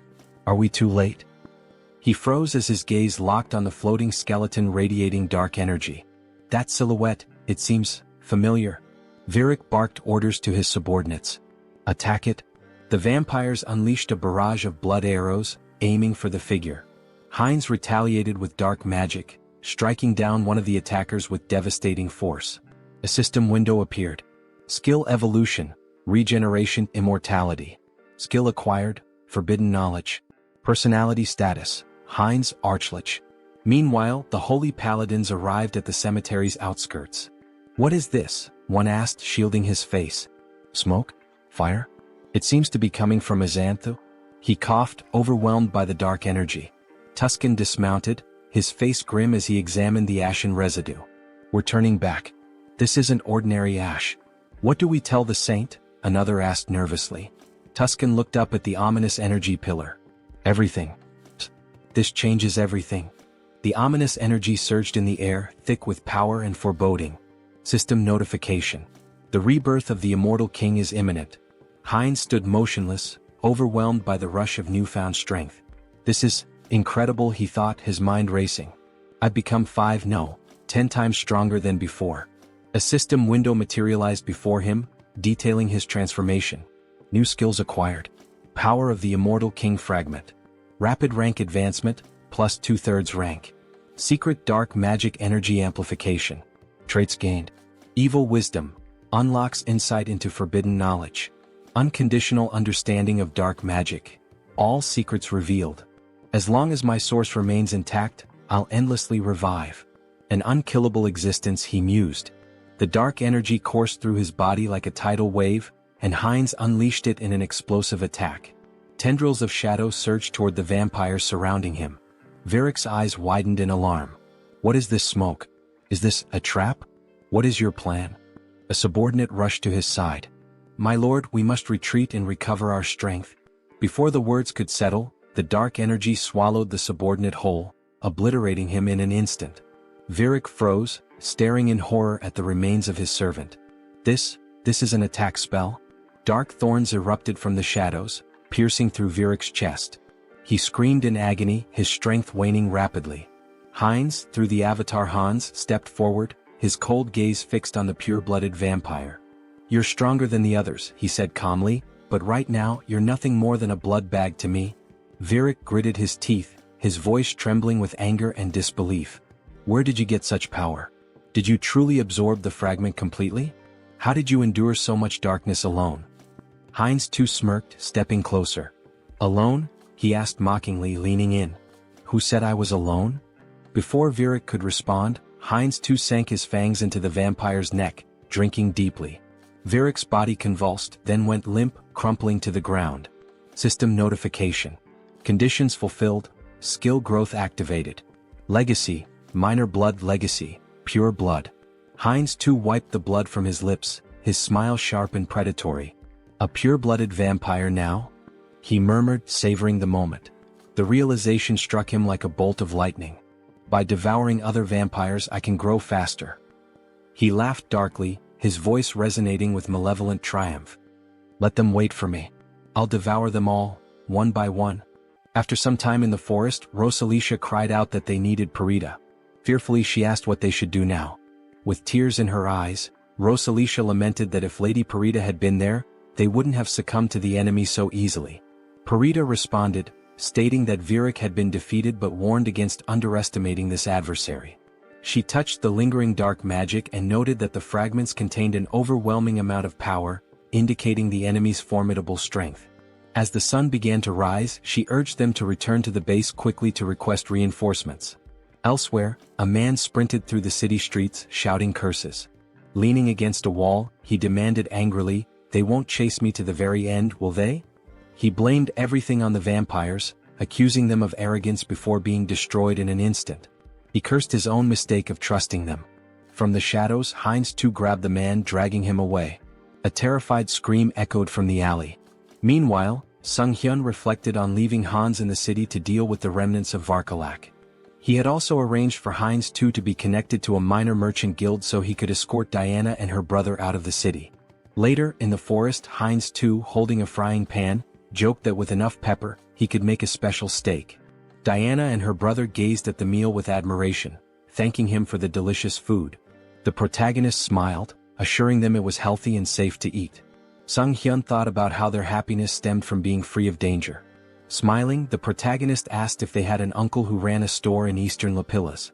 Diana nodded nervously, unsure if her uncle would be pleased to see them. He reassured her not to worry, and Sunghyun considered giving them money if things didn't work out. A wave of sadness hit him as he thought about their eventual parting. When was the last time he'd felt this way? Perhaps he'd changed since arriving in this world. Diana called his name, reaching out with concern. "Are you okay? Do you need blood?" she asked. Laughing, the protagonist replied that he'd had enough to drink, having drained the vampires left in the village. At the same time, Hans, embodying another side of the protagonist, was reanimating the corpses of vampires in the cemetery. He decided it was time to finish up and retreat to their secure space, marveling at how convenient and boundless it was.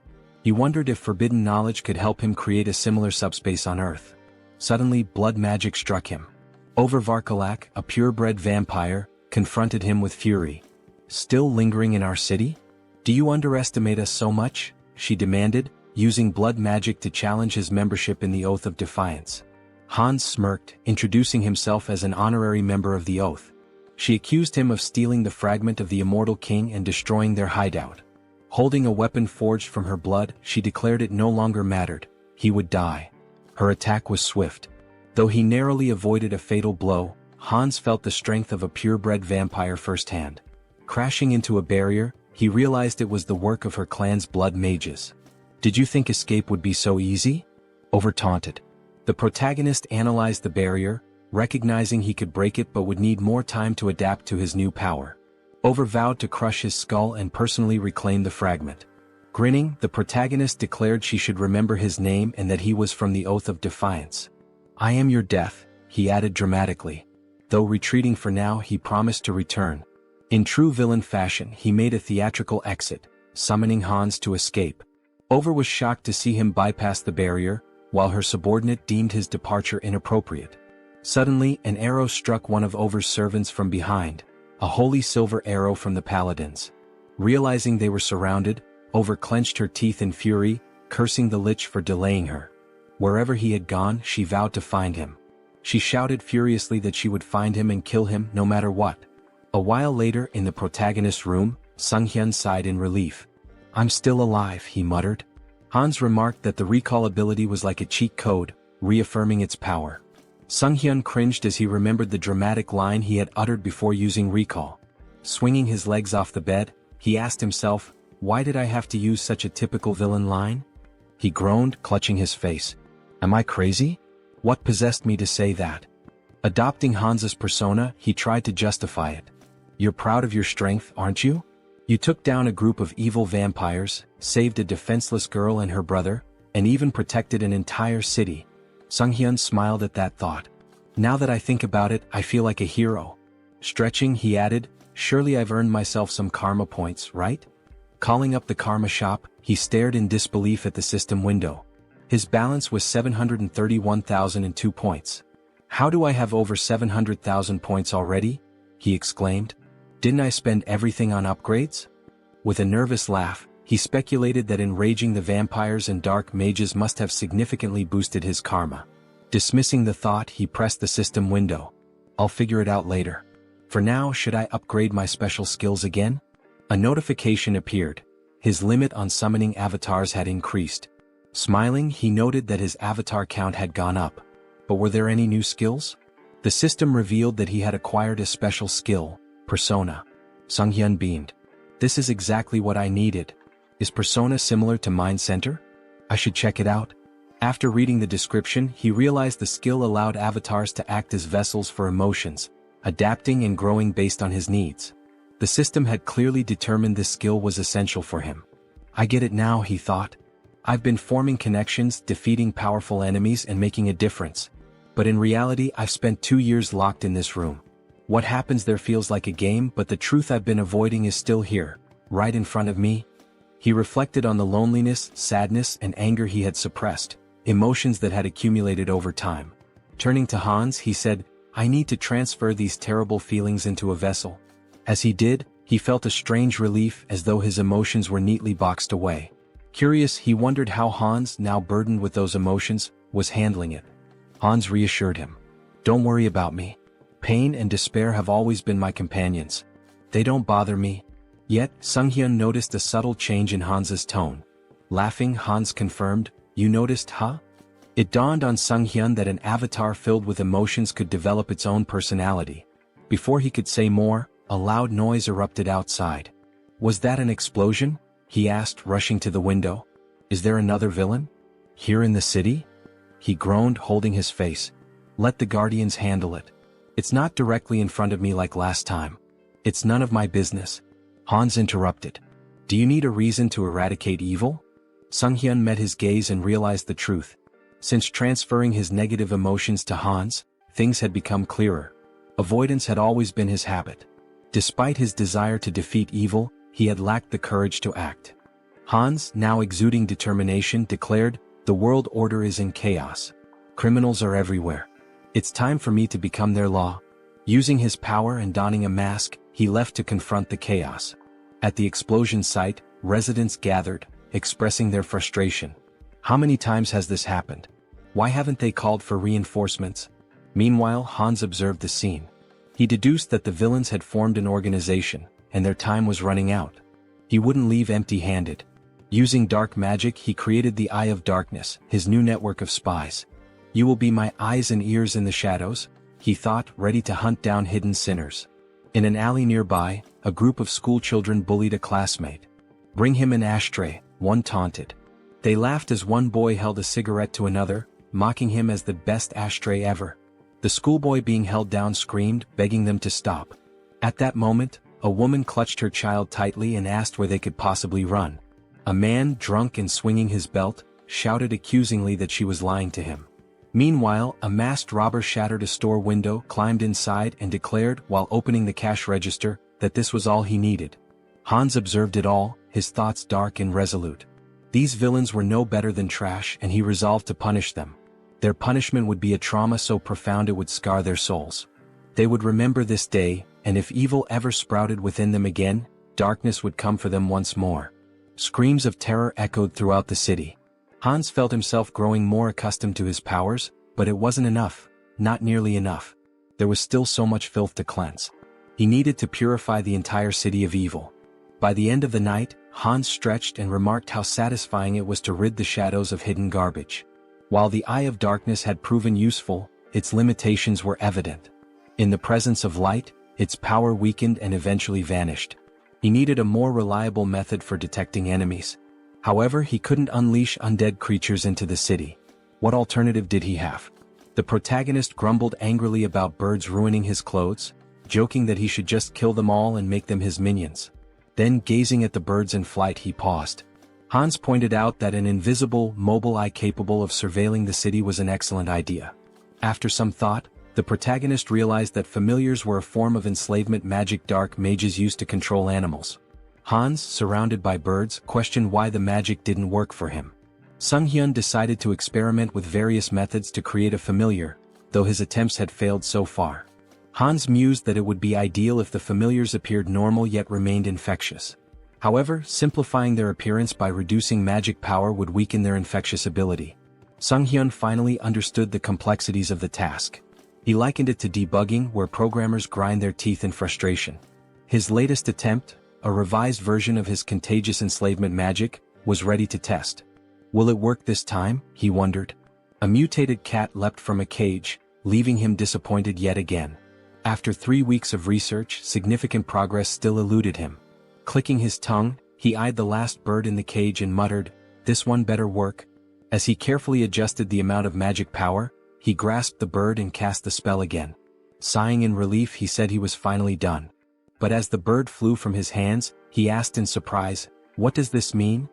Observing it closely, he realized it appeared normal now. The next step was testing its infectious ability. The bird landed among others, releasing dark energy. Sunghyun's eyes lit up. "This is a success," he declared. The infected creatures would serve as his eyes and ears in the city. Stretching out his hand, he commanded, "Fly and find the enemies for me." Meanwhile, in a forest nearby, Lucius knelt and touched the ground, recalling Hans's words when he used the recall skill. Tuscan approached, informing him that his knights had arrived. Irritated, Tuscan added that after interrogating the remaining vampires, they learned these captives weren't allies of the Immortal King's descendants. Lucius replied that more evidence was needed. The Immortal King was regaining strength, though they hadn't yet confronted him.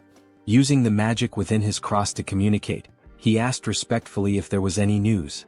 A saint responded via magical transmission, reporting that traces of the Immortal King's presence had been detected in a cave northwest of their location. Holding the cross tightly, Lucius expressed his gratitude and promised to meet their expectations.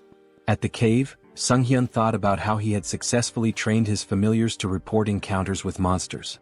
Now he had to confirm that the information was accurate. But something felt off. The ground familiars weren't behaving as usual. Instead, they seemed to be fleeing. Were they frightened? If they had found a monster, they would have reported it immediately. This behavior could only mean one thing: humans? Why are people in such a remote area? He wondered.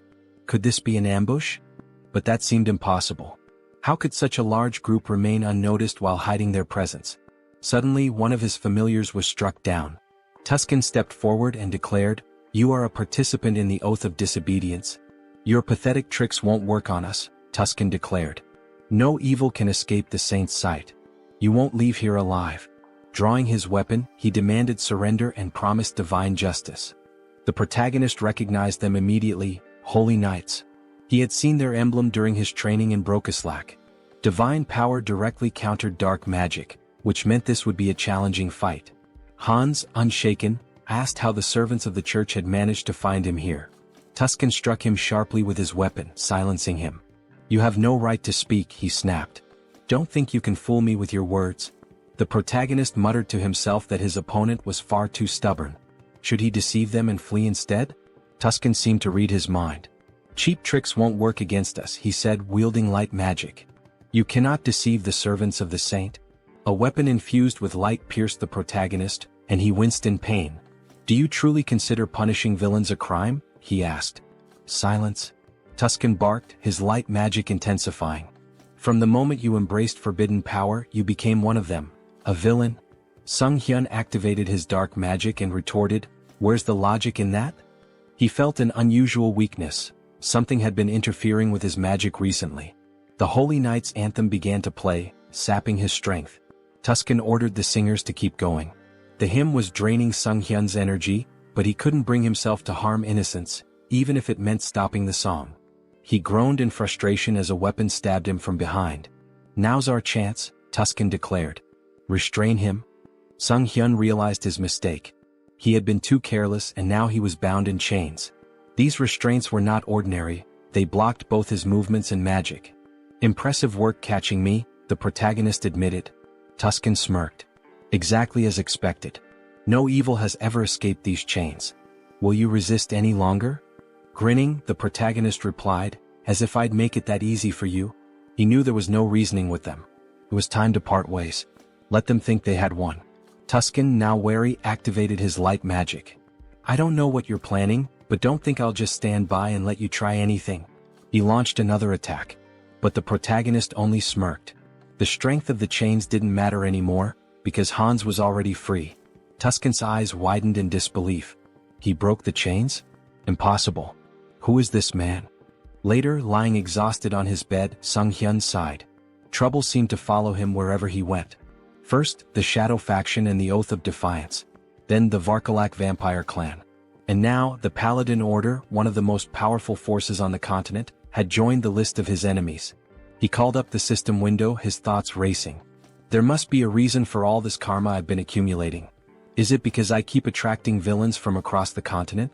He groaned and decided to focus on his original plan for now. Sometime later, in the city, the protagonist prepared to test the fruits of his research. Controlling the essence of black magic was simple in principle. His familiars could serve as his eyes and ears, even covering a massive area like Seoul with ease. His thoughts were interrupted by a terrified scream. A girl, tears streaming down her face, begged for mercy. Please, I'll do anything. Just let me go. She spotted a figure in the window and pleaded, help me. I'm being held here against my will. Don't just leave me. The man holding her sneered, gripping her hair tightly. Scream all you want, he said. No one will hear you except me. He explained that his ability rendered them invisible to others.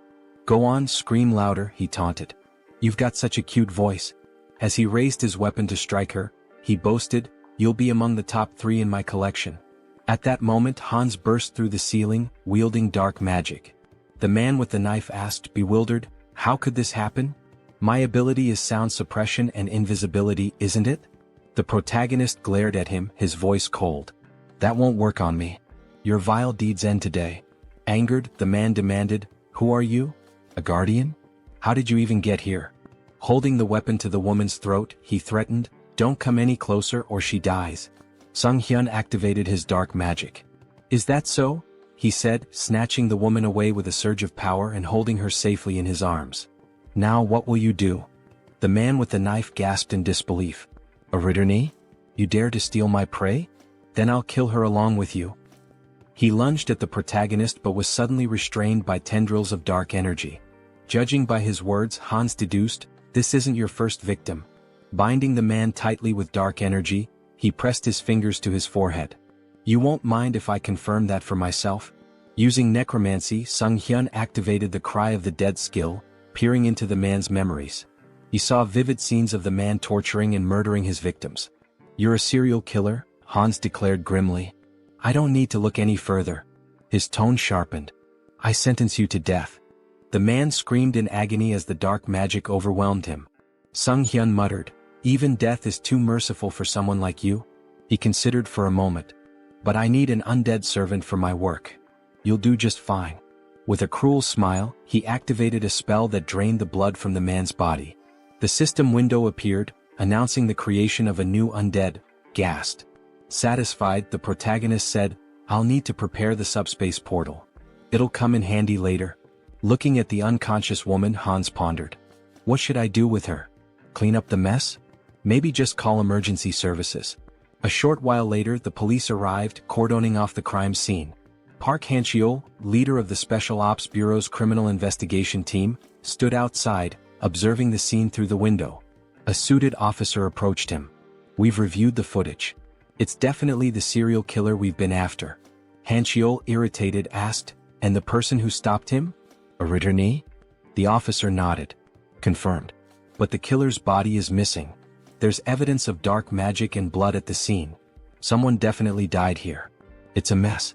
This case is a nightmare, Han-cheol muttered. A rogue playing hero. Do they think the law doesn't exist?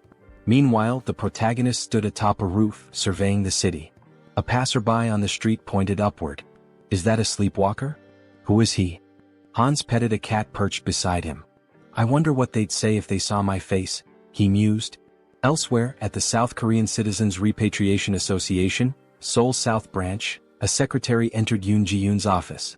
Sorry to interrupt, but there's something urgent. Yoon, still recovering from a late night, groaned. What time is it? What's going on? The secretary handed her a file. A request from the Special Ops Bureau. They're investigating the serial killer case and... Yoon skimmed the file. So, the dark mage in the long coat and mask strikes again. Public security's already a mess. She sighed, placing a tablet over her head. We should hand this over to that guy. The secretary, shocked, exclaimed, That guy? The murderer? Yoon slammed her fists on the desk. Exactly. He's competent. If we tame him, he'll make a great asset. The secretary frowned. You want him as a guardian? Are you serious? Stop complaining and get back to work, Yoon retorted, gesturing at the towering stack of documents. Frustrated, she threw her hands in the air. I'm going to tear those villains apart myself. Later, Han stood by a window, stretching. With a satisfied smile, he muttered, Punishing villains feels good. His gaze swept the bustling streets. Soon I'll have to deal with a few more pests. The villains' organization was wreaking havoc, causing complete chaos. Having pieced together the situation to some extent, Heinz decided it might be time to shift his focus to the other world. When he arrived, Uncle Diana and Aaron were in tears, shouting his name. The children ran to him, embracing him tightly. You've been through so much, he said warmly. You've worked so hard. We're fine, the children exclaimed, their faces glowing with relief and joy. Heinz watched the scene with a smile, thinking how happy he was to see them reunited. He seemed like a genuinely kind person, one whose actions didn't raise suspicion. If he had acted otherwise, Heinz might have resorted to threats, but it didn't seem necessary. Their uncle took Heinz's hand, thanking him profusely for bringing the children back safely. Heinz waved his hand dismissively. I didn't really do much, it simply had to happen. Diana approached him, gratitude shining in her eyes. Thank you for everything, she said, wrapping him in a hug. I'm so happy. He patted her head gently. This isn't goodbye. I'll visit often. Stay healthy and behave well. Still crying, Diana admitted, I'm a little worried. You seem to be changing a lot. But her faith in him as a good person reassured her. He hesitated. Am I really changing? He asked himself, uneasy. Perhaps it was the influence of his persona skill. Heinz was a blend of negative emotions, driven by a desire for recognition, an attempt to draw attention through intrigue and deception. Yet his character now seemed calm and stable.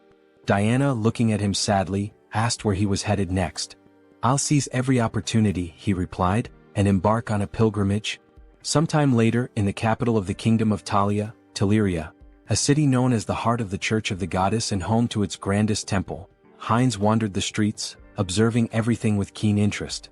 Stepping into a secluded alleyway, he ensured no one was following before activating his abilities to summon his fourth avatar, Heinlich.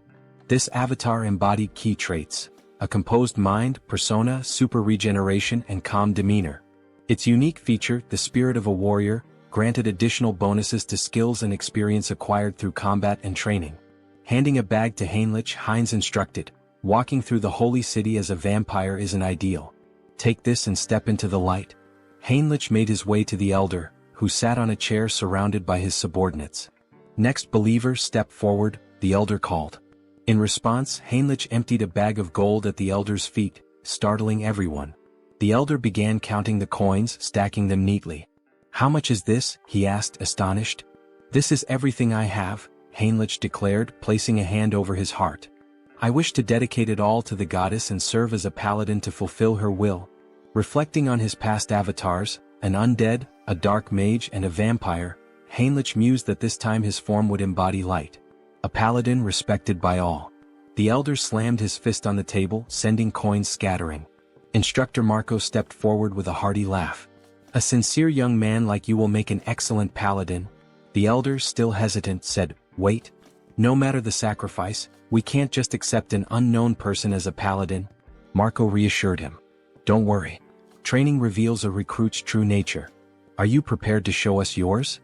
Heinlich nodded eagerly. I am. Weeks into the grueling training, Heinlich gasped for air, sweat pouring down his face. I need water, he cried moments before a massive iron ball flew toward him. What is this madness? He thought, summoning his strength to stop the ball. Exactly a month had passed since his training began. Initially, he thought the Paladin Order was noble and refined. Instead, it was filled with relentless macho warriors. The room echoed with shouts of encouragement as paladins trained intensely. A fellow paladin approached number 12, chastising him. "You're losing focus. Did you forget the rules? You can't stop praying during training." The paladin knelt in front of him, shouting, "Good. Now concentrate and recite the prayers again." Number 12 resumed, reciting fervently as he lifted the iron ball. The coach praised him. "Well done. Keep focusing. Let prayer restore your strength." From the sidelines, Heinrich observed.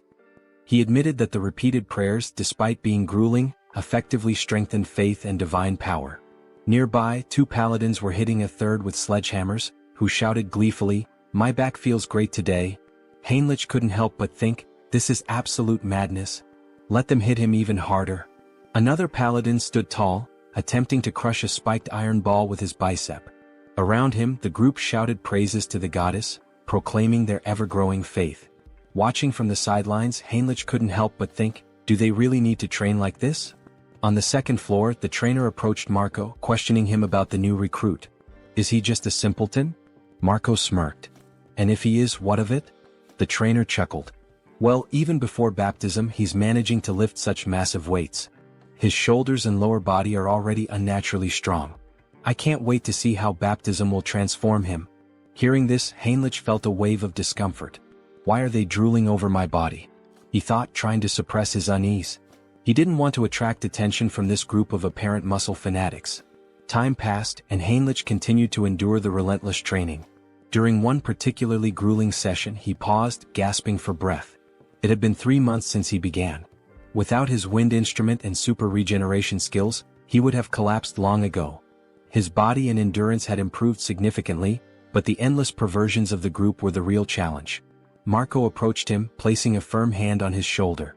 Finished with lower body training? How about we hit some chest exercises together? Marco removed his shirt, flexing dramatically in front of Heinrich. Panicking, Heinrich let out a distressed scream. The trainer joined in, striking a dramatic pose. What a beautiful day.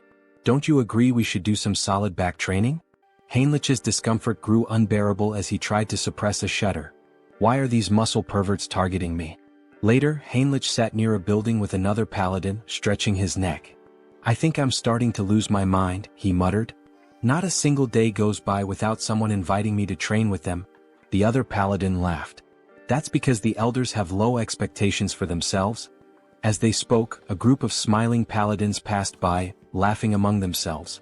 Suddenly, two figures emerged from the building, Archbishop Lucius and Tuscan. They waved at the paladins, their presence commanding attention. One of the senior members announced, "We've received orders for an expedition with a full contingent of crusaders. When do we depart?" Heinrich noticed one of the paladins and thought, isn't that the guy who pointed his sword at Hans? The returning group must have been searching for Hans. Could they really have been hunting him all this time? Shortly afterward, the recruits gathered in a grand hall. An elder stood at the altar, addressing the group. We are here today for the baptism ceremony of the most promising recruits. Due to special circumstances, the ceremony has been moved forward. We hope for your understanding.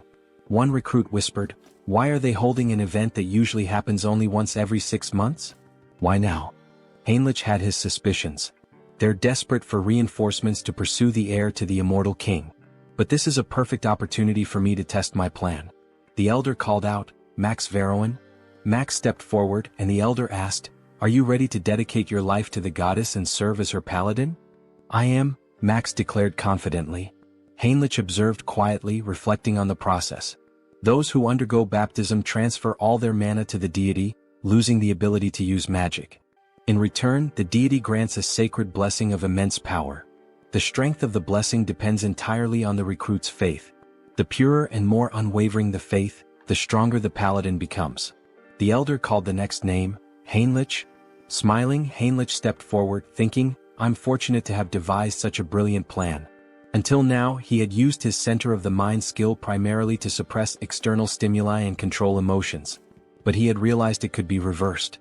By combining this with the persona skill, he could project the illusion of absolute faith in the goddess. As the high priest extracted his mana, Heinrich would filter out any mistrust or doubt, leaving only pure, unblemished energy. When the high priest initiated the ritual, the room began to glow with an intense sacred light. Gasps and whispers filled the air. "This is unprecedented," someone exclaimed. "The sacred power is reaching the very head of the goddess's statue." The high priest, astonished, placed a hand on Heinrich's shoulder. "You've just undergone baptism, yet your sacred power rivals that of a priestess. Such unwavering faith. I'm truly impressed." Heinrich's plan had worked perfectly, and he smiled inwardly. Heinrich continued to train diligently, a smile forming on his face as he thanked those around him. Suddenly, a system window appeared before him, informing him that he had acquired the holy baptism skill. This skill allowed him to distribute spiritual power more effectively among his avatars. As he examined his hand, he pondered, "Is this the limit of holy power?"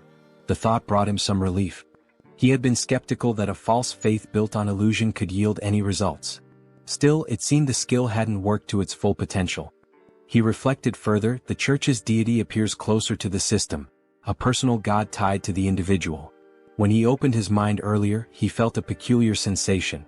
If he had to describe it, it was akin to curiosity, a distant, watchful presence. Is this what it means to be monitored? He wondered.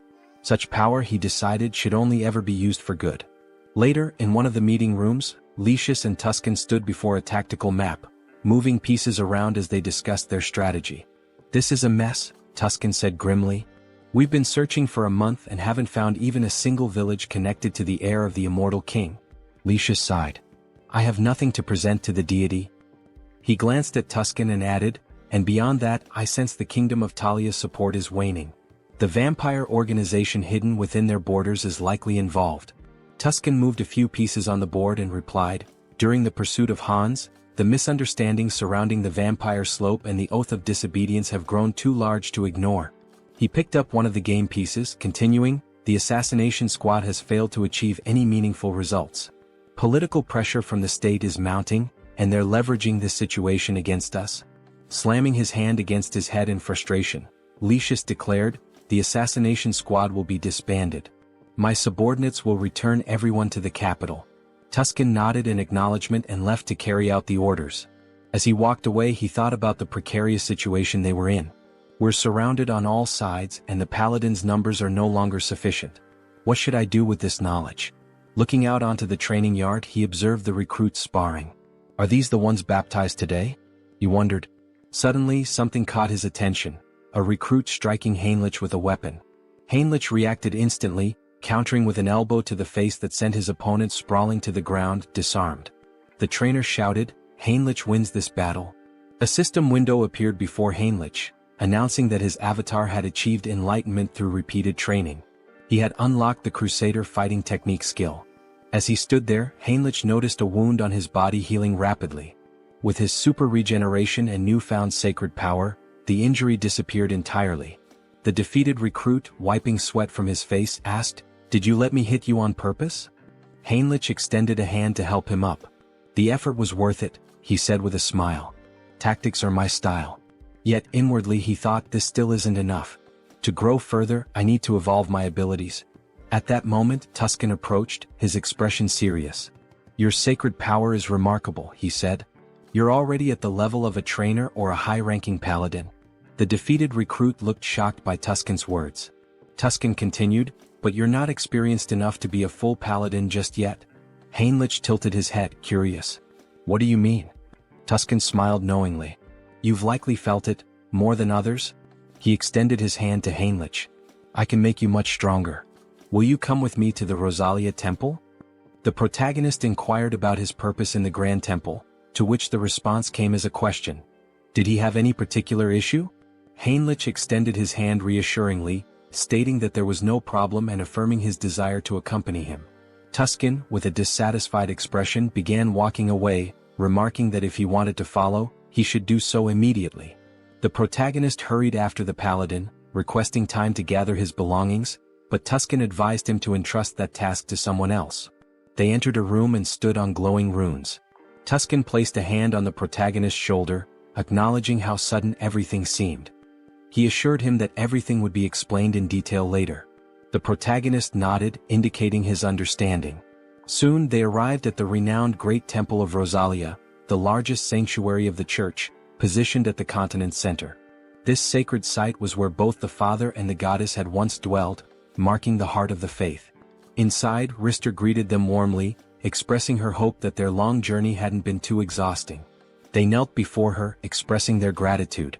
The protagonist reflected on entering this sacred space, where the goddess resided, as an opportunity for immense growth. He believed it to be the ideal place to develop his skills and gain recognition as a paladin. Determined, he resolved to hone his abilities while handling covert tasks with Hans's assistance. Meanwhile, Hans sat atop a rooftop surrounded by corpses, scrolling through news about the saint on his phone. Acknowledging his newfound fame, he noted that remnants of a human trafficking ring had been eliminated.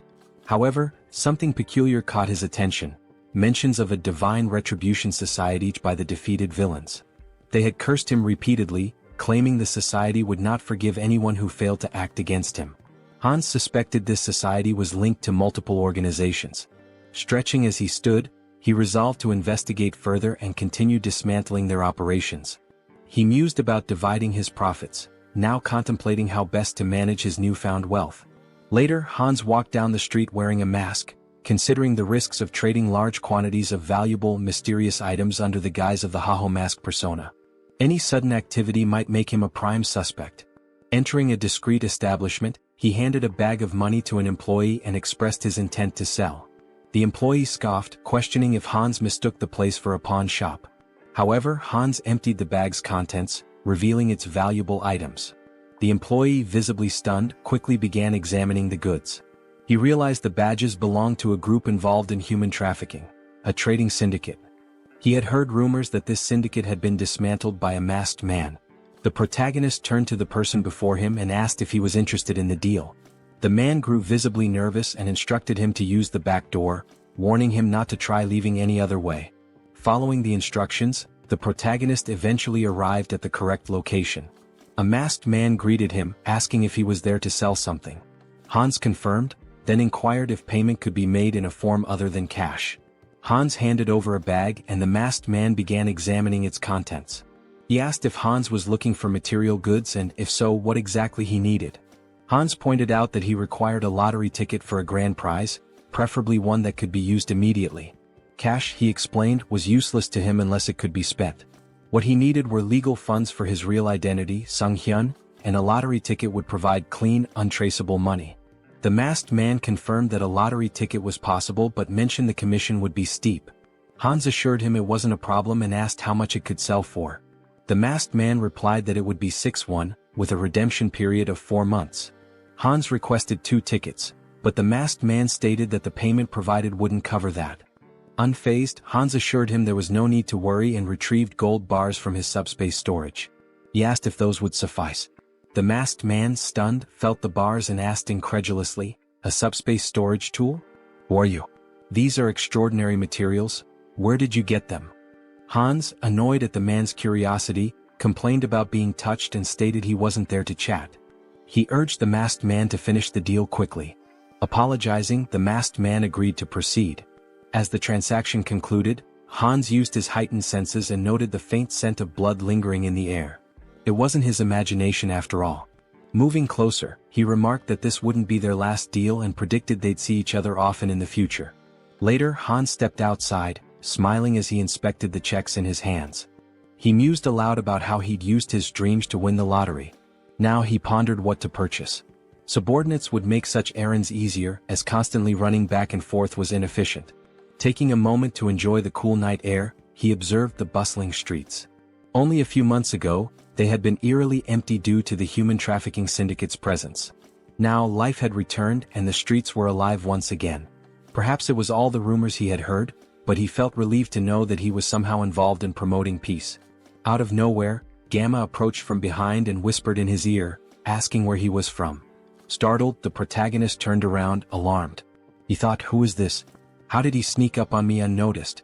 Gamma, noticing his reaction, tried to calm him down, assuring him there was no reason to worry. He simply wanted to have a conversation. The protagonist, still uneasy, asked what exactly Gamma was talking about. He had snuck up behind him and even sniffed him. What was going on? Gamma asked if he was a vampire. The protagonist froze. That's right, Gamma confirmed. He was at level 6, born from Demir's transformation. Gamma pressed further. What's your name? When did you return to Earth? The protagonist, thinking that yet another vampire traveler from another dimension had appeared, realized he needed to come up with something quick to get out of this situation. However, without realizing it, he began answering questions he hadn't planned on, his mind seemingly under some sort of hypnosis. He found himself saying, "My name is Heinz and I haven't been on Earth for a long time." He thought to himself, why am I answering so easily? Is this all his mind control at work? Gamma smiled. Very good, he said. So you're a newcomer who's just returned to Earth. Let me introduce myself properly. He handed the protagonist a business card. I'm with the Blood Pack organization, which encompasses all the vampires on Earth. My job is to track down those who have recently returned. The protagonist took the card, still processing the information, and asked, is such an organization real? Gamma sighed and explained that if the protagonist wanted to survive, they'd better stick together. There wasn't much choice in the matter. The protagonist looked at him in disbelief and asked, by the way, what did you mean by level? Gamma, noticing his growing curiosity, suggested they continue the conversation elsewhere. If you're starting to show interest, let's go somewhere more private. He pulled out his car keys and asked if the protagonist wanted to visit the organization. Seeing the sleek car, the protagonist agreed to go with him. Meanwhile, Jean Soren had been quietly observing the entire interaction from a distance. She relayed the update to headquarters through her earpiece. The target is moving according to plan. We are following him. After some time they arrived at the location. Gamma encouraged him not to hesitate and to step inside. The protagonist, curious, asked what kind of place this was. Gamma explained that every vampire has a unique vampire factor that determines their strength level. They measure and rank these factors by level, and with the help of a magic circle, they can assess a vampire's level precisely. Gamma led him into a room filled with vampires and runes. Heinz was astonished by what he saw, wondering if this was truly a magic circle. The scene struck him as highly suspicious. Gamma gestured toward the circle, urging him to enter it without delay. The protagonist hesitated, thinking he could cancel his participation if it turned out to be dangerous. However, the presence of a skull emanating dark magic caught his attention. Examining it more closely, he realized this was no ordinary dark magic. It involved shamanism, curses, alchemy, and various other mystical practices, all fused together. He wondered how such a thing could even exist. Since the returnees began appearing about 20 years ago, magical tools remained rare, and magical technology had not advanced significantly. This was due to the differences in energy laws between abilities and dimensions.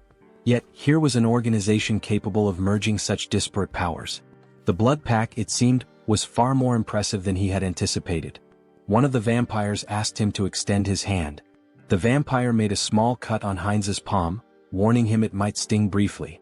To Heinz's surprise, his blood began to levitate, forming 5 orbs. A vampire noted that this indicated he was at level 5. Observing the tight connection between the orbs, they commented on his strong regenerative abilities. The protagonist thought about purebreds from Alterica, estimating their levels to be around 5 or 6. Gamma smiled knowingly, remarking that he was already nervous. Coming from a dimension no one had heard of, Heinz had only reached level 5, a mere waste of time. At this level, amputating limbs wasn't necessary. The vampires in the room all agreed and activated their abilities. Alarmed, Heinz realized there was another motive behind this ritual. It was far too elaborate for a simple level assessment. He urgently needed to summon help. At that moment, a knock at the door startled everyone, making Gamma visibly tense. The door burst open as Rand stormed in, commanding everyone to freeze. She declared her intent to apprehend Gamma, a level 6 vampire from the Blood Pack, for kidnapping and killing other vampires. Gamma appeared unfazed, questioning her rude intrusion.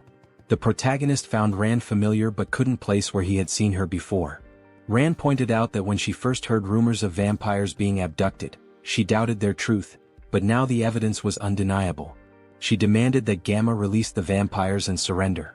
Gamma mocked her, calling her a naive servant of the Blood Pack. He questioned why vampires needed to live in subjugation, follow human rules, and hide underground. Rand, enraged, argued that it was the actions of warlike vampires like him that forced their kind into hiding. Gamma dismissed her argument and asked whether her comrades shared her perspective. This caused doubt to spread among the vampires behind her. Shocked, Rand questioned their loyalty. Just then one of her allies betrayed her, activating his ability and striking her down. As she collapsed, she demanded to know why he had turned against her. The traitor explained that in his dimension he was a powerful lord. Now, trapped in this reality, he was reduced to working as a bouncer in a club. Not all vampires could adapt to her way of life. Gamma leaned in and Rand, struggling, asked about his ultimate plan. Was he kidnapping vampires to start a rebellion against the Blood Pack? Gamma smirked and dismissed her as foolish. Such an endeavor would take centuries. Instead, he revealed that they had discovered a way to grow stronger quickly. He demonstrated this by lifting the body of a vampire and alluded to breaking a taboo. Shocked, Rand accused him of creating mad vampires again. Hines, observing, realized she was referring to cannibalism among vampires. While it wasn't practiced on Earth, when vampires from different dimensions consumed one another, their vampire factors merged, increasing their strength but at a severe cost. This act often led to profound mental instability, a grim legacy from their ancestors. If someone fails to control themselves, they become mad vampires, driven insane by an unquenchable thirst. The first appearance of a mad vampire marked them as a global threat. Gamma, however, smiled confidently and assured everyone that this wasn't a concern. After extensive research, they had discovered a way to remove residual bloodlust. Suddenly, Gamma's victim began screaming in agony, exclaiming that they were being used as experimental material. The protagonist observed the situation closely, realizing that the magic circle wasn't merely for separating empirical factors. It was designed to transfer a drug to vampires without causing side effects. Minhyun reminded Gamma of his promise, pointing out the risks he took to follow him secretly. Gamma, keeping his word, tossed him a pill. Minhyun consumed it and his body began to transform, becoming larger and stronger. Smiling, he marveled at his newfound strength, unable to believe the change. Grabbing Rand by the throat, he demanded more pills immediately, threatening violence otherwise. Feigning panic, Gamma urged Minhyun to stop, assuring him that while he was pleased with his strength, he needed to be patient. After all, another guest had arrived before him and was still waiting. Surely it wasn't too much to ask to wait a little longer? The protagonist rose to his feet, calmly stating that there were 2 purebreds and 4 half-breeds, proof that cannibalism worked. Gamma looked at him, stunned. Filled with newfound strength, Hines expressed his eagerness to see just how powerful he could become. As he prepared to absorb the others, chaos erupted. The vampires screamed in confusion and fear. Suddenly, Hines and his army burst into the room. Addressing the group, he mocked their attempt to hide but scolded them for neglecting their safety. From now on, no one would leave this place without his permission. His army launched their attack, causing Minhyun to panic. He turned to Gamma, demanding answers about who their attackers were. Gamma roared for everyone to stay together, warning that separation would mean death. Using his abilities, he charged into battle, targeting Hines directly. Hines observed Minhyun's unusual transformation, noting that vampires from different dimensions often had distinct appearances. Slamming his staff to the ground, Hines summoned magical spikes that pierced through Minhyun's body.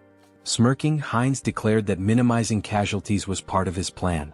He leaped into the fray, mocking Minhyun's organic transformation, claiming it posed no threat. Biting into Minhyun, Hines thought to himself that there would be more prey ahead. Minhyun screamed in pain and confusion as Hines drank his blood and heard his thoughts. Minhyun lamented his betrayal and his determination to survive, refusing to accept his end. Wiping his face, Hines remarked that insanity was far worse, as he could hear every obsessive thought coursing through Minhyun's mind. To his surprise, his teeth began to fall out, a sign of his empirical factors evolving and merging. A system notification appeared, informing Hines that he had gained a special ability, hybrid evolution. This ability significantly enhanced his physical attributes whenever he absorbed new empirical factors, allowing him to steal traits from the target's bloodline. Turning to Gamma, Hines remarked that this power was quite impressive. If he were to lose control, he could become exceptionally dangerous. Now he needed an organization to enforce his will. The Blood Pack could serve his purpose, or they would face the alternative of joining his undead army. As the battle continued, Hines devoured the remaining vampires. Another system notification informed him that he had acquired a new vampire trait, Insight. This skill allowed him to assess the physical condition and stats of his enemies. Hines dismissed it as relatively useless but realized that vampires possessed a supernatural ability called heritage, tied to their origins. Using hybrid evolution, he could master this ability and steal all their powers. Gamma, now crucified, demanded to know how Hines had managed to remain sane while devouring his own kind. Approaching him with a grin, Hines taunted Gamma, asking if he was curious about how to resist corruption. The secret, he teased, was to ignore the whispers that accompanied the act. Gamma, panicked and disbelieving, screamed in protest. His cries turned into agony as another system notification revealed that Heinz had gained a new skill, camouflage, which allowed him to conceal his presence. Observing Gamma's transformed state, Heinz smiled slyly, commenting that Gamma must have been using camouflage all along. Not bad, he remarked, relishing his growing power. There were many ways he could use this ability. Should he dive into this bastard's thoughts? Gamma reflected on research, collaboration, support, and the public retribution technology. He also recalled a promise he had made to Mr. Beta. The protagonist panicked, wondering who the hell is this? Was this person Gamma's patron? And once again the Public Retribution Society was mentioned. It seemed like this intricate ritual was also their doing. What were these people planning, aiding the blood pack like this? Later that night, Heinz and So-Ran were driving through the city together. Heinz glanced at her and asked if she was finally coming to her senses. Startled, she yelled at him, calling him trash for selling his life and demanding to know where he was taking her. Grabbing him by the throat, she shouted furiously. Heinz gasped, pleading for her to stop and look around. They had captured him too, and if she didn't let go, they'd crash. Reluctantly, So-Ran released him and apologized, asking for an explanation of what had happened. Heinz asked if she had heard of Ho-Ho's mask. He mentioned that the masked figure had escaped during the chaos when a group of vigilantes burst in. Placing her hand over her heart, So-Ran expressed her gratitude, saying that even amidst the chaos, Heinz had gone out of his way to save her. As Heinz observed her closely, her face and voice felt oddly familiar. Yet no matter how much he tried to place her, he couldn't shake the feeling that he'd seen her somewhere before. He asked why members of the Blood Pack were fighting one another. So-Ran explained that the group was divided between radicals and moderates. She and her team had discovered evidence that the radicals had kidnapped one of their own, so they infiltrated the radicals' territory. She expressed relief that they had escaped in one piece and even managed to learn the radicals' plans. She intended to inform the higher-ups and put an end to it. Heinz, skeptical, thought to himself that resolving this wouldn't be so simple. It was likely that even the highest-ranking members of the radicals were involved. So-Ran cheerfully asked about Heinz's identity. Who was he as her savior? He seemed incredibly strong. Heinz replied that she could call him whatever she wanted, as she felt comfortable. She asked if she could call him up for convenience, to which he nodded, mentioning he'd recently returned to Earth and hadn't formed any bonds yet. Heinz explained he had followed Gamma out of curiosity about the Blood Pack. So-Ran smiled and suggested that he join the group, mentioning that most vampires were part of it. She assured him that moderate vampires didn't engage in shady activities and had steady blood supplies through partnerships with blood banks. Heinz expressed interest and So-Ran promised to show him more. After some time they arrived at their destination. Inside, a little girl named Nahi ran to the door when she heard them. So-Ran greeted her warmly and Nahi hugged her, asking if she was okay. Smiling, So-Ran reassured her, introducing Heinz as their friend and a new member of the Blood Pack. Nahi, looking nervous, greeted Heinz. He waved back with a friendly smile. So-Ran patted Nahi's head, asking her to stay and play while she showed Heinz the room. Nahi agreed but asked her to return soon. On the way up, Heinz commented that Nahi seemed very small. So-Ran clarified that it wasn't just her appearance. Nahi wasn't a returner. Confused, Heinz asked if all vampires weren't returners. So-Ran explained that wasn't true. Nahi had been born and raised on Earth, but her father, a returner, had turned her into a vampire to save her from a chronic illness. This revelation made Heinz reflect on why the government wanted strict control over vampires. In many ways they were like an infectious disease. So-Ran continued, explaining that turning someone on Earth took significantly more power than usual. Nahi's father had reached his limit but wanted her to live confidently, even under the sun. Eventually they reached a room. So-Ran let Heinz in, telling him to call her if he needed anything. Since it was late, she suggested he rest. She said goodbye with a distinct gesture. Heinz froze, startled. That gesture, her voice, it all seemed so familiar. Pointing at her, he asked, "Is she the streamer Orchid?" So-Ran's eyes widened in shock and she screamed in embarrassment, covering her face. She stammered, asking if he'd just mentioned her stream. She blushed, saying that moment from her stream was stuck in her head, then nervously asked if he was one of her subscribers. Heinz awkwardly waved, denying it, explaining that her videos had simply popped up in his recommendations a couple of times. She sighed in relief and said it was a good thing because she had nearly died of embarrassment. She explained that she had been a trainee, and after quitting she felt lost and decided to try streaming. Heinz asked how old she was back then. She replied that she was 22 now and had awakened at 19. Then she asked his age and when he had awakened. Feeling awkward, Heinz quickly shut the door behind him, calling out that he'd tell her later. She blinked in surprise, wondering aloud if she had said something wrong. Inside, Heinz exhaled deeply, realizing she was much younger than he had assumed, which explained his casual tone earlier. At 20 years old himself, he found it surprising that she was older than him. Lying on the bed, he muttered to himself that regardless, she still looked familiar. As a streamer, she was quite famous. Maybe he should look her up online? Opening her streaming page, he found a notification about her recent hiatus. In the post, she mentioned taking a break from streaming for about a week due to work obligations. She assured her audience she'd return as soon as possible and hoped to see them again soon. Heinz swiped through the updates, thinking to himself. After she posted this, she went straight to the crime scene? If he hadn't intervened, that post might have been her last. The thought unsettled him. The situation had been far too close and dangerous. The next morning, Heinz woke to the sound of So-Ran yelling into her phone. She was shouting, demanding to know why there was no evidence. How could they find nothing?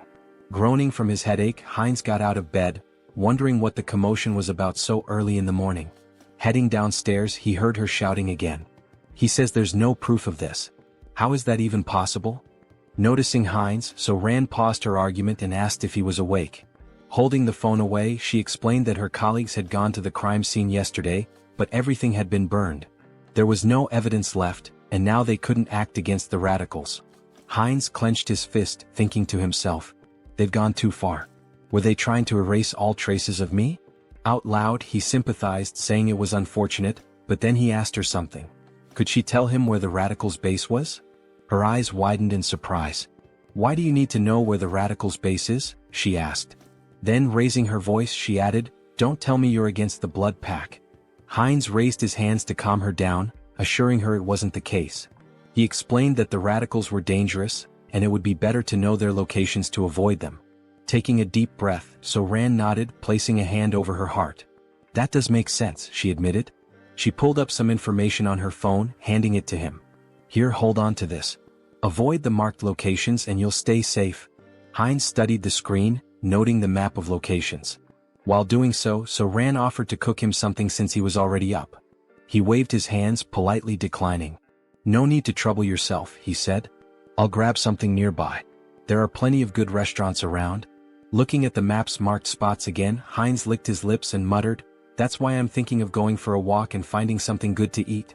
Moments later, he appears indulging in the blood of vampires, as if feasting at a banquet in a restaurant. Suddenly, a still-living vampire calls him a bastard, warning that he cannot leave peacefully because the clan leader will hunt him down, leaving not a single bone marrow behind. The protagonist asks if they know who he is and thanks them, mentioning that after stealing the concealment skill from these vampires, they are now worse than blind fools. So, he won't have any trouble for now. He then demands they reveal where their other friends are. By touching the vampire's head, he accesses their memories and discovers that the next day, there will be a gathering in a secret location, and their leader will also be present. The protagonist sees this as a perfect opportunity to eliminate all of them and feed. After finishing off the last living vampire, he says it's time to clean up.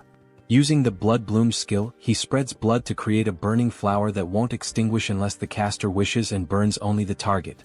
This new technique, which he acquired after stealing from the vampires, is perfect for erasing his traces. As for magical traces, he'll use his concealment skill to hide them. With these two skills, no one will be able to track him. Suddenly, the protagonist's heart starts pounding. This feeling, his body was beginning to evolve again. While spitting blood and groaning in pain, he acquired new abilities. The special skill, Bloodline, Pure Blood, evolves into Bloodline, True Blood. Due to the effects of hybrid evolution, he gains enlightenment and acquires the skill, Blood Flow Amplification. His recovery ability has transcended its limits, and the skilled regeneration has evolved into hyper-regeneration. Finally, he has become a True Blood and gained some new abilities. Let's test what they do. He makes a deep cut on himself and within seconds his artery heals. Now he can control blood and has absurd regeneration. During a fight, he can absorb the blood of enemies to recover, making him practically invincible. If a True Blood is this strong, imagine how powerful a Holy Blood might be. In the next scene, we see Jean Soren thanking someone for donating 1 million cheeses. The donor earned 1,000,000 points in her heart. She thinks this donation will allow her to buy many blood packs without worrying. Suddenly, the protagonist enters the room. They look at each other and blush. He apologizes for interrupting and tells her to continue her work. Soren, embarrassed, shouts at him to knock before entering and punches him. Soren then asks what happened. He tells her they received a letter in her name. The letter contains images and information about a group of criminal vampires. Someone mysterious sent this dossier with such valuable information. She has no idea who it could be. Perhaps the famous masked figure people keep talking about? But the only person she had discussed this with was Mr. Hines. These details came after she gave the location to Mr. Hines. Could these two be working together, or is it just a coincidence? The next day, Hines observes a house from a rooftop where a secret meeting will take place to discuss measures against the masked figure and the recent attacks. Hines uses a skill to peer inside the house but notices a blood magic barrier. On the first floor, he sees several high-level vampires emanating intense energy. Alright, let's go in. Hans will use the shadows and I'll go from above. Let's enter together and wipe them all out. Hines enters through the window like a scene from an action movie. Prepare yourselves, you criminal bastards. But when he looks, there are no vampires on the first floor. Suddenly, the wall begins to crack and a voice claims, I would have loved to capture the masked one, but only some random vampire appeared. No problem, we'll hunt down this mosquito. Beta 1 Beta Shin, do you recognize this vampire? We don't know him. He seems to be level 7 but he's entirely unfamiliar. It looks like this vampire came from somewhere unknown. Hines recalls the name Beta from the vampire memories he absorbed. Their leader is called Alpha, while the others are Betas and Gammas. Both Betas are here today. The big problem is the masked members. Perhaps they belong to the secret divine society I've been searching for. I can't sense their energy, they're using a strong skill to conceal it. For now, get this bastard out of my sight, and, of course, the one hiding in the shadows. They point toward Hans. Hines is surprised they know about the shadow. Since you're so eager, I'll end you right now, Hines says, irritated, with veins pulsing. Using the skilled blood flow amplification and acceleration, he quickly jumps on the vampires, draining their blood. The other vampires are shocked to see Hines cannibalizing his own kind, which is unacceptable. Hans, meanwhile, summons skeletons from the shadows. One vampire tries to flee, begging for his life, but Hans appears in front of him, saying, You're not the only ones who can create barriers. From now on we'll perform the dance of death, where there's no place to run. And so, the dance of death begins. Vampires lose their lives one after another. Beta 1 is stunned by the strength of this unknown vampire. This power doesn't make sense, he's only level 6 or 7. There must be some trick. One charges at Hines, but Hines uses his extended claws to stab one. One, however, hardens his skin like crystal to block the attack. Realizing the enemy blocked him, Hines decides to increase his strength and lands a heavy punch on one's chest. One is shocked to see his crystal armor shatter, something that had never happened in combat before. Recognizing Hines's superior strength and speed, one orders the other vampires to assist him. Hines taunts, Do you think these small fries will stop me? With open hands, Hines releases jets of blood, piercing one's subordinates. Enraged, one seizes the moment while Hines's hands are occupied, slicing off one of Hines's arms with a sharp strike. But it's useless. Hines absorbs blood from the fallen vampires and regenerates his arm instantly.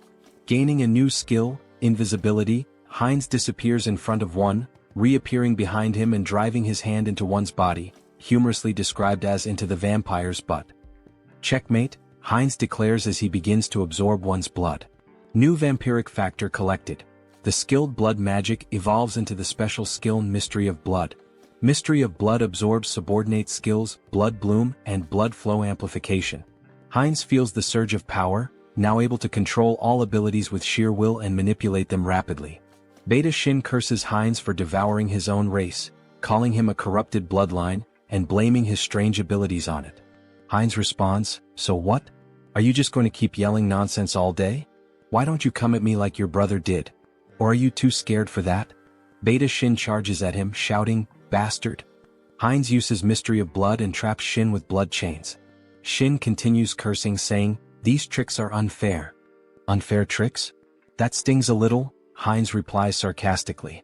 Let me tell you something too. Checkmate. He slices the vampire's neck. As Hines absorbs Shin's blood, the other vampires are terrified, muttering, This vampire is insane. Who would have thought the masked one would have such a strong helper? Prepare the orb, we need to deal with him now, says one assistant. One of them casts a spell and launches it at Hans. At that moment Hans appears saying, "That's an interesting spell," and reflects it back at the vampire who cast it.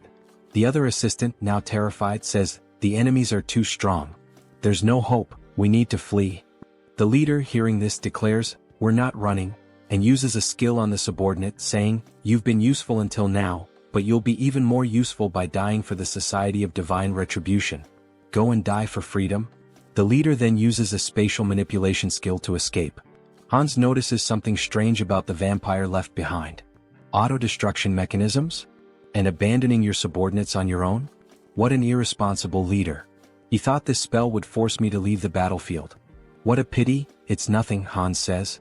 Inspecting the vampire's body, he observes, there are 2 energy orbs attached to him. If they are removed? Hans continues, I control the rules of death here. Do you think you can escape death in my presence? Meanwhile, the leader is teleported to an unknown location. It was tough escaping such a strong barrier, and the magic didn't work properly. But it was enough to survive, he says. Suddenly Hans appears behind him. So, you were here, leader? Hans contemplates playing with the leader for a while but decides it's better to act decisively to prevent another escape. Hans places his thumb on the leader's forehead to access his memories about the Society of Divine Retribution. However, a defense mechanism activates, an unknown memory technology from the society. Hans is transported to the mental realm. A mysterious voice echoes, saying it didn't expect Hans to reach the realm. Hans questions, so you've been watching this whole show from inside your own mind? He realizes this is the leader of the Society of Divine Retribution. That's correct, Haho Mask. Why don't you join us? The entity asks. Hans considers and asks, what's the society's goal? The mysterious entity replies, it's simple. Freedom for the returned and creating a world led by them. Hans questions, an organization formed so recently already has such ambitious goals? Recently, the entity retorts. We've existed for a long time. We've been fighting for our freedom endlessly. Hans presses further, so you've been committing acts of terror for ages, haven't you? Answer me. A system alert activates. Warning, Mind Hub is regulating emotions. Repeatedly it states, Mind Hub is regulating emotions. Hans' heartbeat quickens. The entity asks, does that even matter? I hope you make the sensible choice, Masked One. Hans tries to punch the entity but hits an invisible wall. So that's your choice? The entity responds. Here, in the mental realm, mental strength surpasses magical power. You'll never defeat me here. Hans laughs, saying, is mental strength really the deciding factor here? In that case, combining all of our consciousnesses, you're the one who can't defeat us here. Meanwhile, Heinrich trains intensely. 1,021. 1,022, he mutters while lifting a gargoyle statue. Finally, a system message appears. The entity has achieved the conditions and acquired the special skill, Blessing, Sturdy Body. The entity gains the skill, Out Erica Sacred Art, through repeated training, achieving a power level equivalent to a high priest. Heinrich reflects that he didn't expect to surpass his limits with mere physical training. With these new abilities, I've earned the qualifications to be a holy knight. Maybe it's time to discuss the next step. Suddenly he hears a feminine voice, it's the saint in the flower garden. Despite being the saint with the greatest divine power, she appears like an ordinary girl. Hello, Sir Heinrich, she says with a smile. Her radiant aura of divine power betrays her otherwise ordinary appearance. Heinrich greets her and asks, why are you alone in a place like this? The saint replies, I was just watching a ladybug in this field of flowers. The little creature was so cute I lost track of time. Heinrich had thought she was admiring the flowers, only to find out it was the ladybug.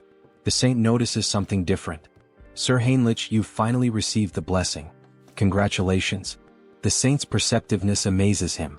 Blessing, Sturdy Body is not something achieved with outside help, she remarks, praising his accomplishment. Thank you, saint, he replies. Well, it's time to work. Shall we go to the chapel together, Sir Heinrich? Of course, saint, he answers. Through his studies of history, Heinrich learned why the saint is so obsessed with Hans. In the distant past, the first immortal king turned half the continent into a land of death. Multiple nations united to defeat him. However, his heart was stolen by an ally, a black mage. He reincarnated as the second immortal king, causing the fall of the Great Western Empire. Although the chosen of the order managed to destroy his heart, it was split into 3 parts and scattered across the continent. Every time an immortal king crisis arose, the great divine order was always at the forefront. They knew the heavy toll it took, with countless lives lost along the way. For the saint, who sees her followers as family, her intense hostility and obsession with the immortal king are natural. For now, though, Heinrich reflects, there's no need to worry much about that. The current immortal king is surprisingly gentle and kind-hearted. Alright, back to the main topic. Let's focus my mental strength on Hans. Upon changing the scene, we see a vampire spitting blood. Your Excellency the Arbiter, are you alright? Get out of my way, you're disrupting my focus. This can't be happening, I'm being pushed back. Me? In a battle in the mental realm? How is this possible? Hans begins punching the mysterious entity. At first, Hans had complete control of the battle, but now the entity is growing exponentially stronger to an uncontrollable degree, as if it were channeling the strength of multiple individuals. How did I lose? This isn't just a difference in the mental realm, it's a difference in skill? There's no way my mental abilities are inferior. This is no time to waste on this. An urgent directive is issued to the Soul Branch. Immediately cease all operations, erase all information and go into hiding. Especially for the Korean branch, this is the top priority right now. Inform the commander, a monster is in Korea. Even with Mind Hub and Serenity, Hans wasn't a weak opponent. His resilience would require further study. However, it was regrettable to lose sight of him. The system emits a new notification. The entity absorbs someone else's karma, transforming the skill black magic into the special skill path of sorcery. Thus, this fragment is the remnant of something scattered across the mental realm. Absorbing its karma means my growth comes at the cost of its reduction in power. That's fine. By reading the memories left behind in this fragment, I'll track the hidden members of the Society of Divine Retribution. So this is the Korean branch of the Divine Society, hidden deep in the forest. I won't give them any chance to escape, says Hans, blending into the shadows. I'll uncover all your secrets now. Suddenly, a scientist appears. They told me to evacuate as quickly as possible, but they didn't mention that a monster like this was coming. So the evacuation order had already been issued? At least my effort wasn't completely wasted. Look at you, trying to save a piece of paper with some data, only to hand everything over to me. Let's see what you've been up to for so long. Wait, this incident. I will never forgive you, Society of Divine Retribution. You're the ones who stole my life. I'll hunt down and kill every one of you without exception. Heinz refines excess blood stored in his body into blood crystals, which he plans to use to enhance other vampires' vampiric factors.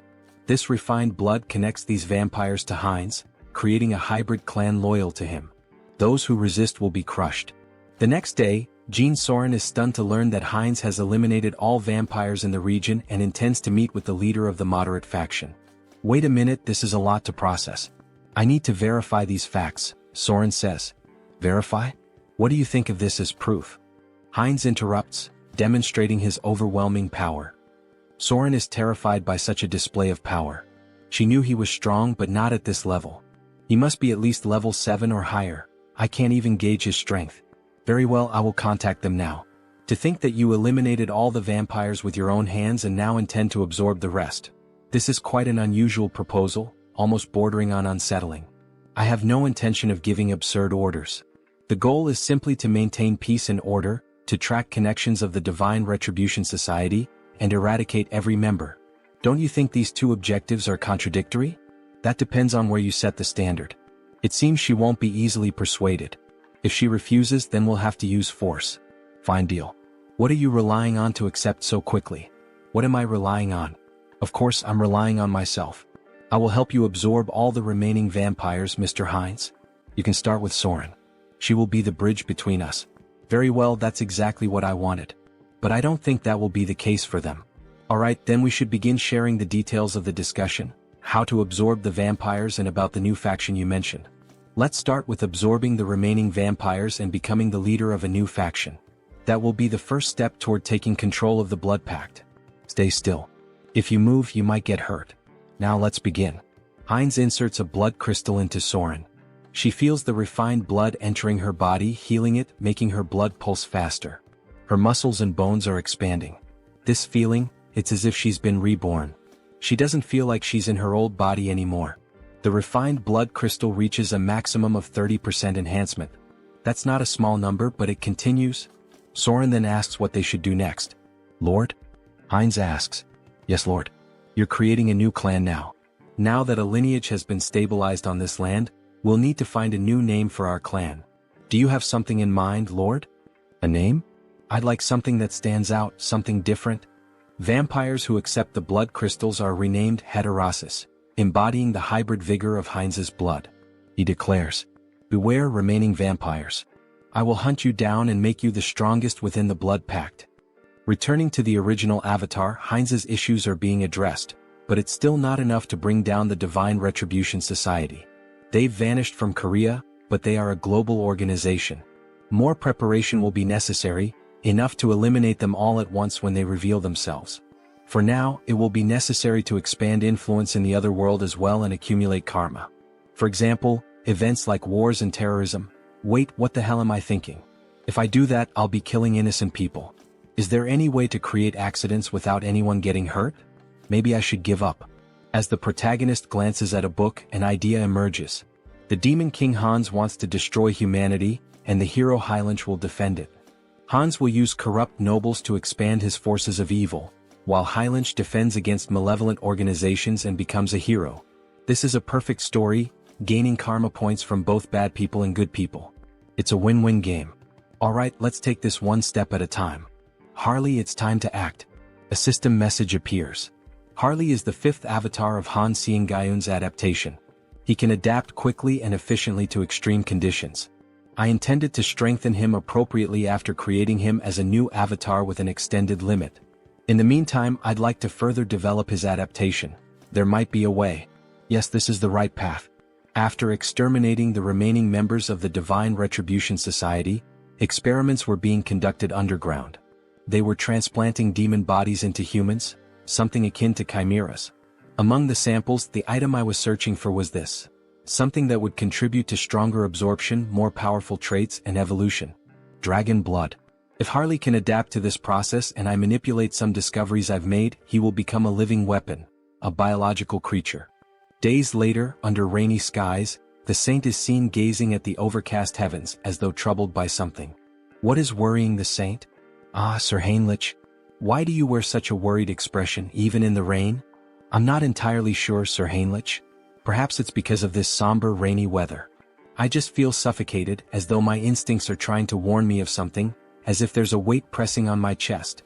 Even so, Saint, if you catch a cold, it would be a major problem. Please come inside the temple. Alright, the saint said. In the next scene, as expected of the saint, how impressive. Even in the middle of these remote mountains, surrounded by double barriers reinforced with dark magic, she can still sense that something is amiss in this hidden refuge. Fortunately, it doesn't seem she has uncovered what is truly happening. With this dose, we can continue to the maximum scale of the experiment. The dragon's blood evolves continuously, acquiring traits from its consumed prey. Combined with the research data from those bastards in the Divine Retribution Society, my forbidden knowledge, and finally, the perfect test subject. Let's begin, shouts Harley, exhilarated by the idea. Sir Heinrich, you are the sword and shield that will protect the righteous. Do you swear to be a holy warrior of the great divine order and defend the innocent? Yes, your grace. Then, from this day forth, I hereby name Heinrich Landguard a holy warrior of the great divine order. The system emits a notification. The Blessed One has fulfilled the conditions and attained enlightenment, acquiring the special ability Blessing Leap. Meanwhile, Sir Heinrich's necklace radiates a brilliant light. Oh, such grace, exclaimed the bishop, astonished by the strong glow. To receive a divine blessing during the ceremony, this is proof that God, our deity, is watching over us and praying for us. May God protect us. Once again it happened. For just an instant, something touched Heinrich's shoulder. A divine sensation resonated within his body, akin to what he felt during his first baptism, as if the divine were watching him directly. Why is this happening? Could it be because I came from another world? It doesn't feel like a human emotion, like curiosity. Well, anyway, let's focus on what's important. What is this new ability the divine has granted me? Blessing Leap, it allows me to transcend space? What? Transcend space? Isn't that basically a teleportation skill? It doesn't mention any limits on usage or distance traveled. This ability is top tier. As expected of a god, they are so generous, casually granting such a powerful skill. Thank you, God, for your generosity to this sinner. I am moved by your grace and offer you my prayers. Thank you for continuing to watch over me. Meanwhile, the other devotees wept with joy at seeing Heinrich's devotion to God. A young man like this, he's truly devout. That's true. I couldn't agree more, said another man. From now on, it would be necessary to decide which knighthood order Heinrich would join. Congratulations on being officially recognized as a holy knight, Heinrich. For now, you will be temporarily assigned to various holy knight orders. Here are the representatives of each order, here to invite you to join them. Each order specializes in different weapons and techniques, so choose carefully which one appeals to you most. Nice to meet you. I'm from the Order of the Sky Shield. We specialize in defending the outer perimeters of fortresses using long-range spear techniques. I'm from the Order of the Sun Wolf. We take the front lines in battle and wield highly destructive greatsword techniques. I am a veteran of the Order of the Thunder Claw. Here, we handle the internal security of the fortress and master balanced combat techniques using sword and shield. So, which of these orders would you like to apprentice under? I don't think there's a need to choose. I'll train with all the knight orders. What? With my warrior spirit and growth acceleration abilities, there are no limits to my body. I will absorb all the sacred warrior's combat techniques. However, that person in the corner, isn't he also part of a knight order? Why hasn't he introduced himself or said anything yet? Over there, well, obviously. Suddenly the man was interrupted. Our order only selects the best of the best to join us. But looking closer, you're not too bad. With that level of divine power, perhaps you're qualified to take the test. Heinrich's divine power was among the greatest, even compared to high priests. What are the criteria for this knight order?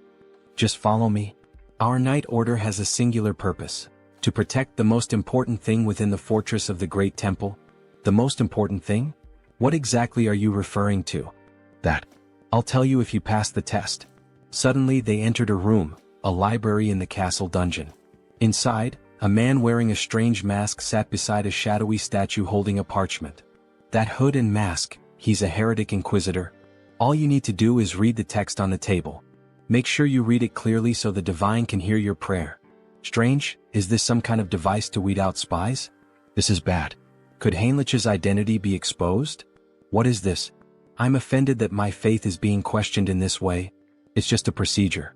Is there any reason you can't read it? Damn it. I am the messenger and sword of the divine. Thus, I swear to remain silent under any circumstance to protect this secret. I would throw myself into the fire and carve the mark of faith upon my own body. Suddenly, Heinrich's tongue began to burn, and a sacred symbol appeared. It burns? You are now permitted to enter. What did you just do to me? A prohibition against revealing secrets? A prohibition? No, this is a blessing.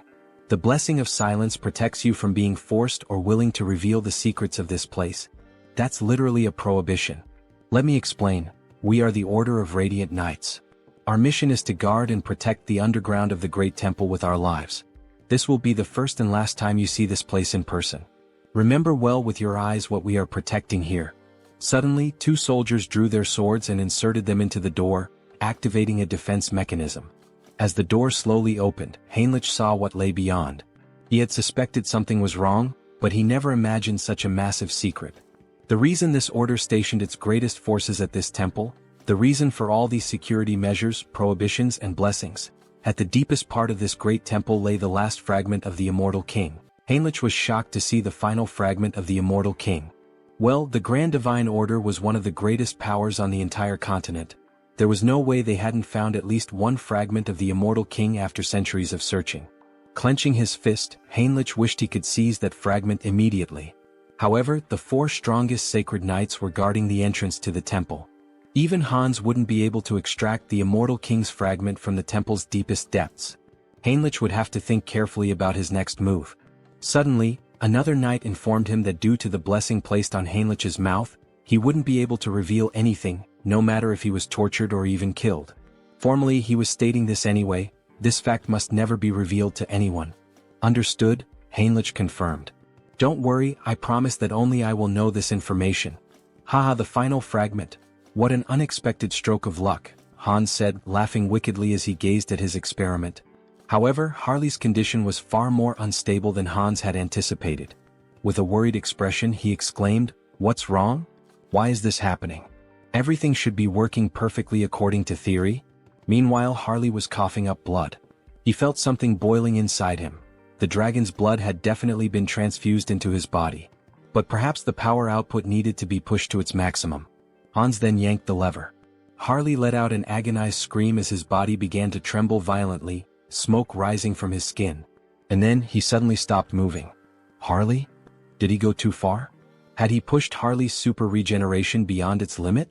If that was the case, then Hans was about to lose everything, Harley and all of his research. Screw it. It was all or nothing now.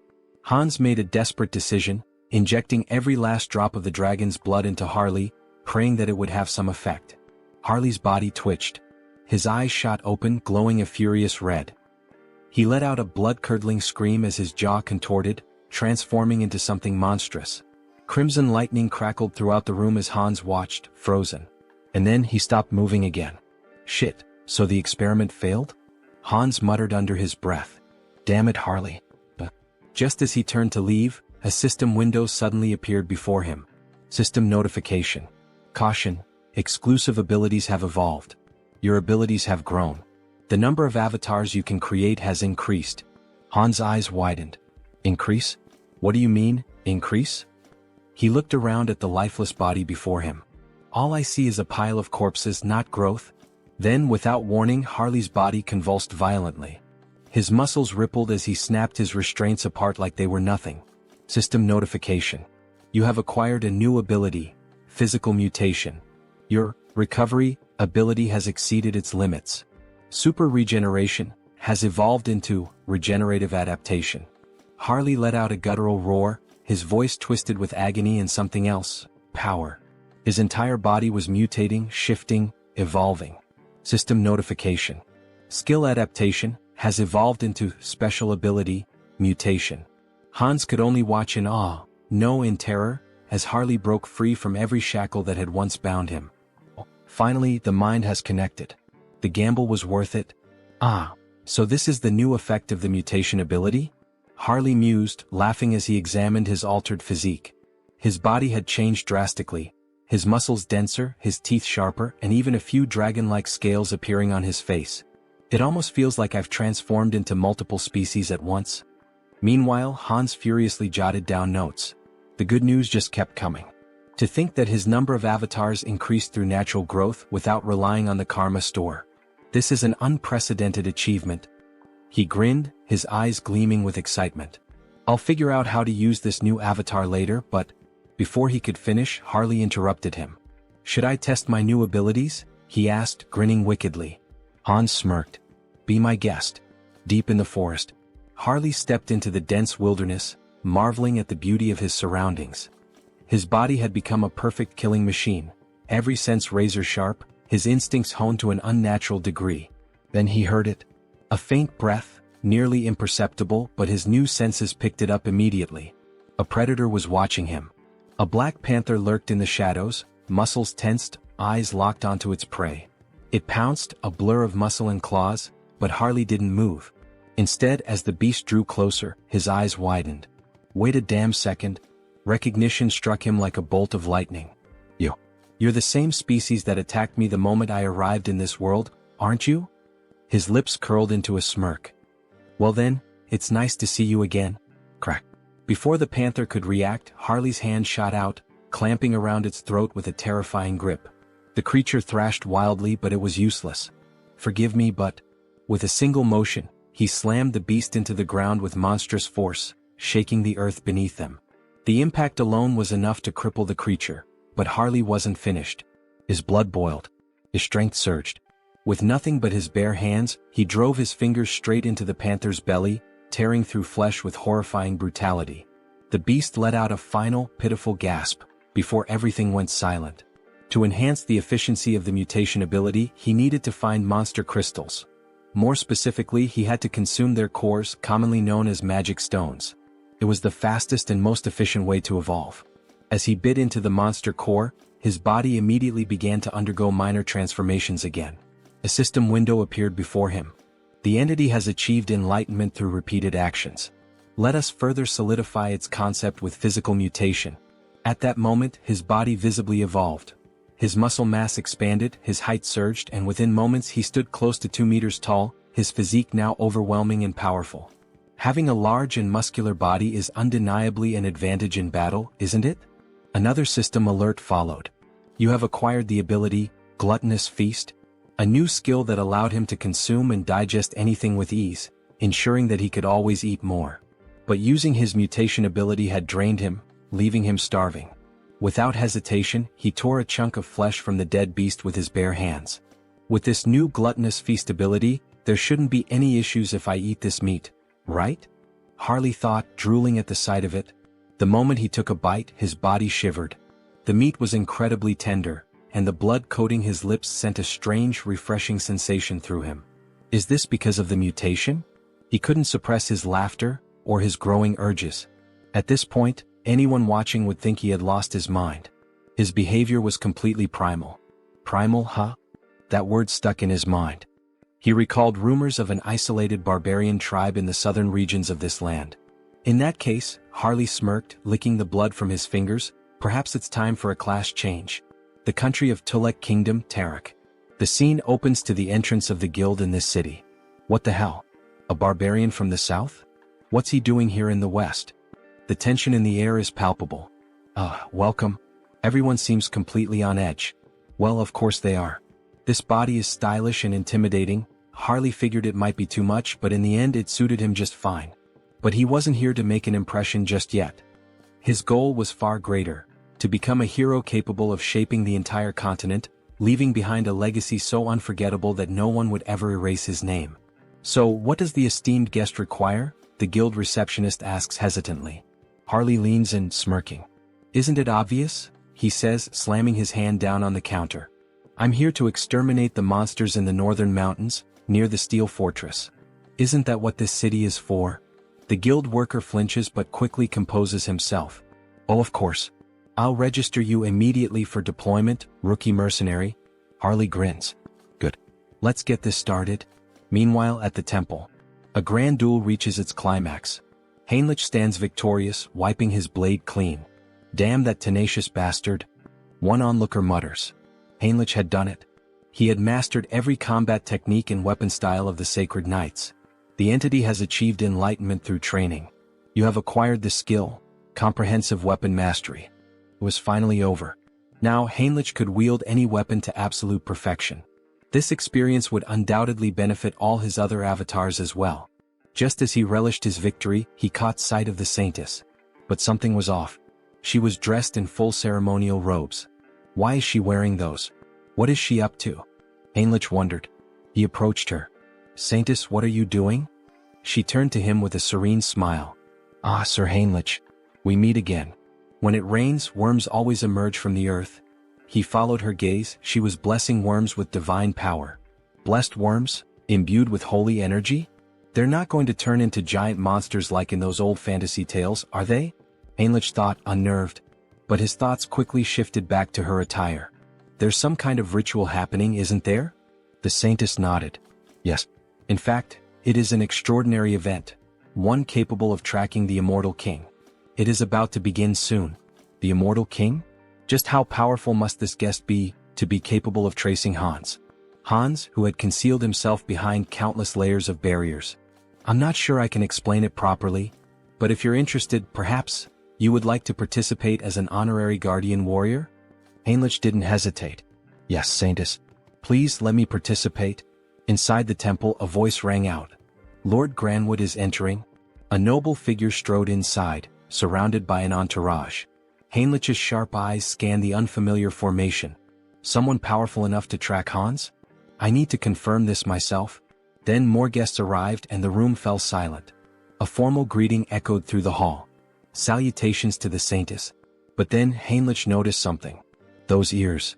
A high elf. His heart pounded. The guest they had all been waiting for was none other than Rayfury Granwood, a high elf from the Elven Kingdom. In the next scene, we see a luxurious shop filled with magical items, trinkets, and jewelry. Oh, so this is made of bronze? The texture is quite interesting, an old man muses. A shopkeeper approaches, his tone polite but firm. Sir, it's perfectly fine to browse and admire our goods, but it's been 2 hours. Are you planning to buy something, or will you just keep looking? My sincerest apologies, shopkeeper. My knowledge is still lacking, the old man replies. At this moment we are introduced to the protagonist's sixth avatar, Hubert. Hubert, the sixth avatar obtained thanks to Harley's progress in previous scenes, possesses the initial ability of appraisal. This skill grants him the power to see detailed information about items. Material, ruby. Weight, 12 grams. Material, bronze. Weight, 480 grams. However, his proficiency is still low. For now, he can only view basic details about objects. But if he continues to hone this ability, he could become the merchant who dominates the entire continent's market. Of course, before that can happen, he must navigate the opposition of existing merchants. To ensure his success, Harley's heroic influence must continue to grow, so that in the future they can support each other. Shifting scenes, we now find ourselves in a vast landscape of towering ice-covered mountains. Harley has finally reached his destination. So, it's you? The biggest threat lurking in this mountain? Before he can react further, a massive bear lunges at him, wasting no time in launching a ferocious attack. Harley grips his axe tightly, bracing himself as he counters with powerful swings, wounding the beast and forcing it to retreat. Seeing an opening, he leaps above the bear, ready to deliver a devastating strike to its head. However, just as his attack lands, his axe shatters in two. Before he can even curse the bear, a massive paw strikes him with full force, sending him flying several meters through the trees. Damn it! The axe didn't work. As the bear charges at him once more, Harley quickly decides to activate his body mutation ability. His arm becomes covered in dragon scales, reinforcing his strength. He clenches his fist and, as if standing in a boxing ring, delivers a full-force punch straight into the bear's mouth. The impact is immense. The bear is sent flying. Tisk, fighting barehanded is more effective than using weapons. But with power like this, I'll never be recognized as a hero. He begins to wonder, could he harness the vitality of monsters without physically altering his body? If so, it might be the key to controlling his own evolution. Determined to test his theory, he focuses on extracting only the energy from the beast, not its physical traits. At that moment, a system notification appears. The entity has met the conditions and achieved enlightenment. A special ability has been acquired, Aura. It worked. A fiery orange aura begins radiating from Harley's arm. Finally, an ability that lets him grow stronger while remaining human. But before he can fully grasp his newfound power, something approaches. A colossal monster emerges from the icy mist. Without hesitation, the creature kicks Harley, sending him skidding across the frozen ground. As expected from the northern mountains. First a bear and now an ogre? Harley smirks, cracking his knuckles. Well then, maybe this is the perfect time to test my new ability, he says, letting out a wicked laugh. The ogre stomped down on Harley, letting out a deep, guttural laugh, convinced it had finished him off. But then a firm grip. Harley was still there, clutching the monster's foot. You think this is funny? You really want to see something funny? With a smirk, Harley began lifting the ogre's leg as if he were simply doing strength training. Let me show you something amusing. With one final push, he sent the ogre off balance, then used the momentum to leap onto its back. In his hands was a new weapon, gleaming with power. As if invoking the might of a god of war, he roared. The slumbering ogre of the forest, awaken. And with that, he tore into the beast, carving deep, brutal gashes into its flesh. Blow after blow, he cut it apart, reducing it to nothing but lifeless remains. As he stood victorious, his gaze shifted toward his new axe. With this, I will become a hero. But then, a foul stench filled the air. A scent both revolting and strangely nostalgic, like the rotten musk of a neglected wound. Harley turned toward the source, deep within the forest. From the shadows, two armored legs stepped into view. So, it was you all along. Oath of rebellion. Harley's voice was cold, calculating. I don't know what you're scheming in a place as remote as this, but it's obvious who you are. His grip tightened around his weapon. And I'll make sure to tear out the roots of this corruption before it spreads. With a burst of immense speed, he lunged forward. Meanwhile, in a distant, more refined setting. Exquisite. This tea is truly exquisite, said the elf, his tone filled with satisfaction. We are deeply grateful for your warm hospitality, Saintess. The woman smiled, honored to hear such words. It pleases me to know the tea suits your taste. Our great divine church also sincerely appreciates your presence here. The newest ally of the church was not just any elf. He was a high elf. Hailing from the kingdom of elves on the continent of Enamel, a land where the elves revere the world tree. Though their faiths differed, the great church of the supreme god and the elven kingdom had long recognized one another, maintaining a steady exchange of knowledge and culture. For in the grand scheme of existence, acknowledging another's presence and choosing an object of worship were two entirely different things. The High Elves stand at the pinnacle of elven society, the highest class within their kingdom. If one has come all this way, could it mean they intend to use the World Tree's power to find Hans? Regardless, this is incredible. Their pupils, shaped like stars. Ah, so my eyes have caught your attention? The High Elf remarks with a knowing smile. The Saintess, flustered, quickly averts her gaze. Oh, was I staring that much? My apologies, I didn't realize. It's quite all right. In the end, it's an interesting topic to discuss. These eyes are the mark of a High Elf. Elves born with these celestial eyes serve as priests, bridging the connection between the World Tree and their people. However, such a birth is exceedingly rare. Only 2 or 3 are born per generation at most. And even then, most of them have been elderly in recent times. That is why the birth of a new High Elf is an event of great urgency and hope. So, this urgent request for aid, is it related to that situation? Correct, the High Elf affirms. A divine revelation was received not long ago. A child of great potential was born on the continent of Ion. However, before she could be protected, she was captured by slave hunters and sold as a sacrifice to a dark sorcerer. That is why we sought the aid of the great church of the supreme god. We need assistance in locating her before it's too late. This is terrible. Do you have any clues about her whereabouts? She was last tracked to the northern mountains. We've pinpointed them somewhere deep within that treacherous region. The northern mountains? That's a remote and perilous place. Do you have a description of the child? Meanwhile, in the heart of those very mountains, Harley had arrived. As he surveyed the desolate landscape, his eyes locked onto a girl. Pointed ears. Shackled in chains. Back at the church, the High Elf continued their description. She has yet to awaken her celestial eyes, so for now, she appears to be a normal elf. By human standards, she would look like a teenager. Her hair is a light green, and her eyes, a shade of orange. A sharp breath. A sudden realization. Wait a minute, that's not possible. Heinrich thought, his expression shifting. At that same moment, deep in the mountains, Harley took a step forward, looking at the girl before him. Kit, what's your name? He asked. The girl hesitated, then spoke softly. Cecily. My name is Cecily. In the next scene, screams echo through the frozen forest. Harley is running with the girl tied to his back, while lifeless bodies are scattered across the ground. 2 desperate men shout. Damn it. Keep them away from the storage room. I know, but how are we supposed to defeat a monster like him? Harley keeps running, plowing through the men in black hoods. So, this is the storage room you mentioned? Yes, the girl responds, her eyes trembling, possibly dizzy. Hey, snap out of it. You said there was something we absolutely had to find before escaping. Yes, sir, she nods. There it is, the branch from the World Tree. Ah, that branch? That's right. Hold on to it with all your strength. Things are going to get tough from here on out. Understood. Thank you. All right then. Here we go. Okay, but before that, I have a request. Please slow down. Before the elf can even finish her sentence, Harley takes off at full speed, nearly losing his grip on the girl as she clings to him, tears streaming down her face.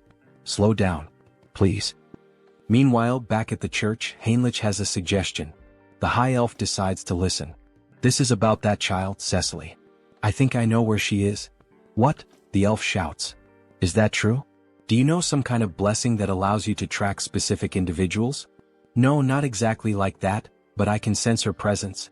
Sir Heinrich, another guard exclaims. In such a critical situation, relying on something so uncertain.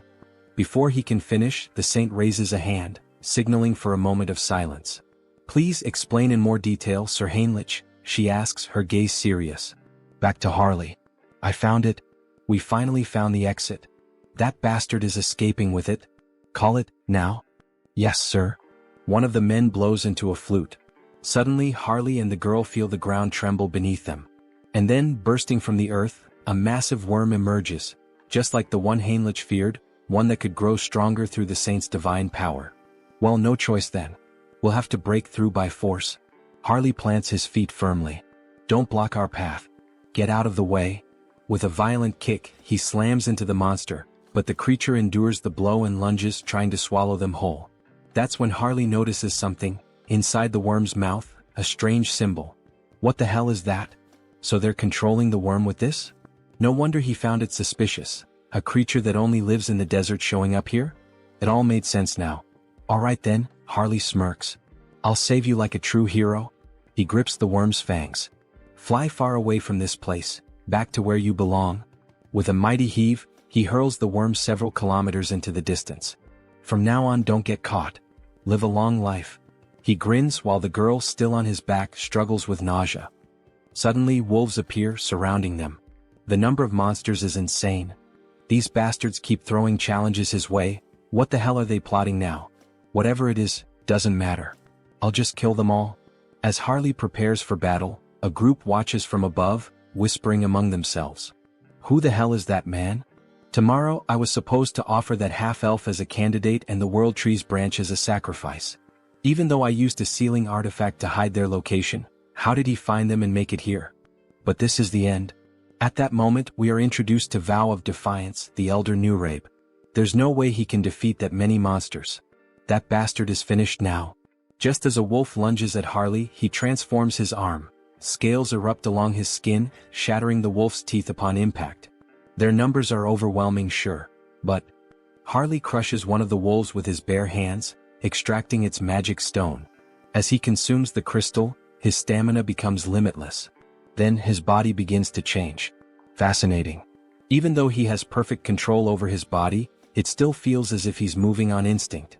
His form shifts, he transforms into a werewolf-like beast. Fighting alone. Feasting alone.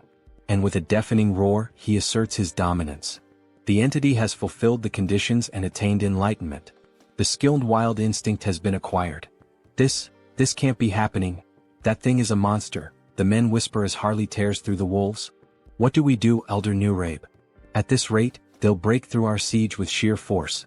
Activate all summoning circles. What? Are you serious? Yes. It's shameful to reveal this to the world so soon, but we have no choice. Either we do it now or we die. Release those two. Ha! I really like this kind of wild fight.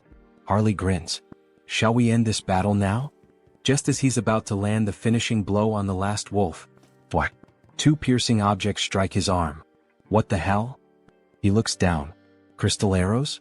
Then the arrows dislodge themselves from his body and return, floating back into the hands of a figure gripping them tightly. The hell is that? Harley narrows his eyes. A precious individual? He can feel an immense telekinetic power emanating from the gemstone embedded in the figure's body. Before he can react, another monster descends from the sky. Sir. Above us, be careful, the girl shouts. The beast crashes into the ground with immense force. You won't take another step, you filthy half-breed? It grips a sword engulfed in flames. Harley scoffs. So now we even have demons in the mix? But brute strength alone won't be enough to defeat me. As Harley roars and prepares to strike back, another crystal arrow is fired. This time it pierces his ribcage. And before he can react, bam! The demon lands a brutal punch to his face. Give up, half-breed. You can't win.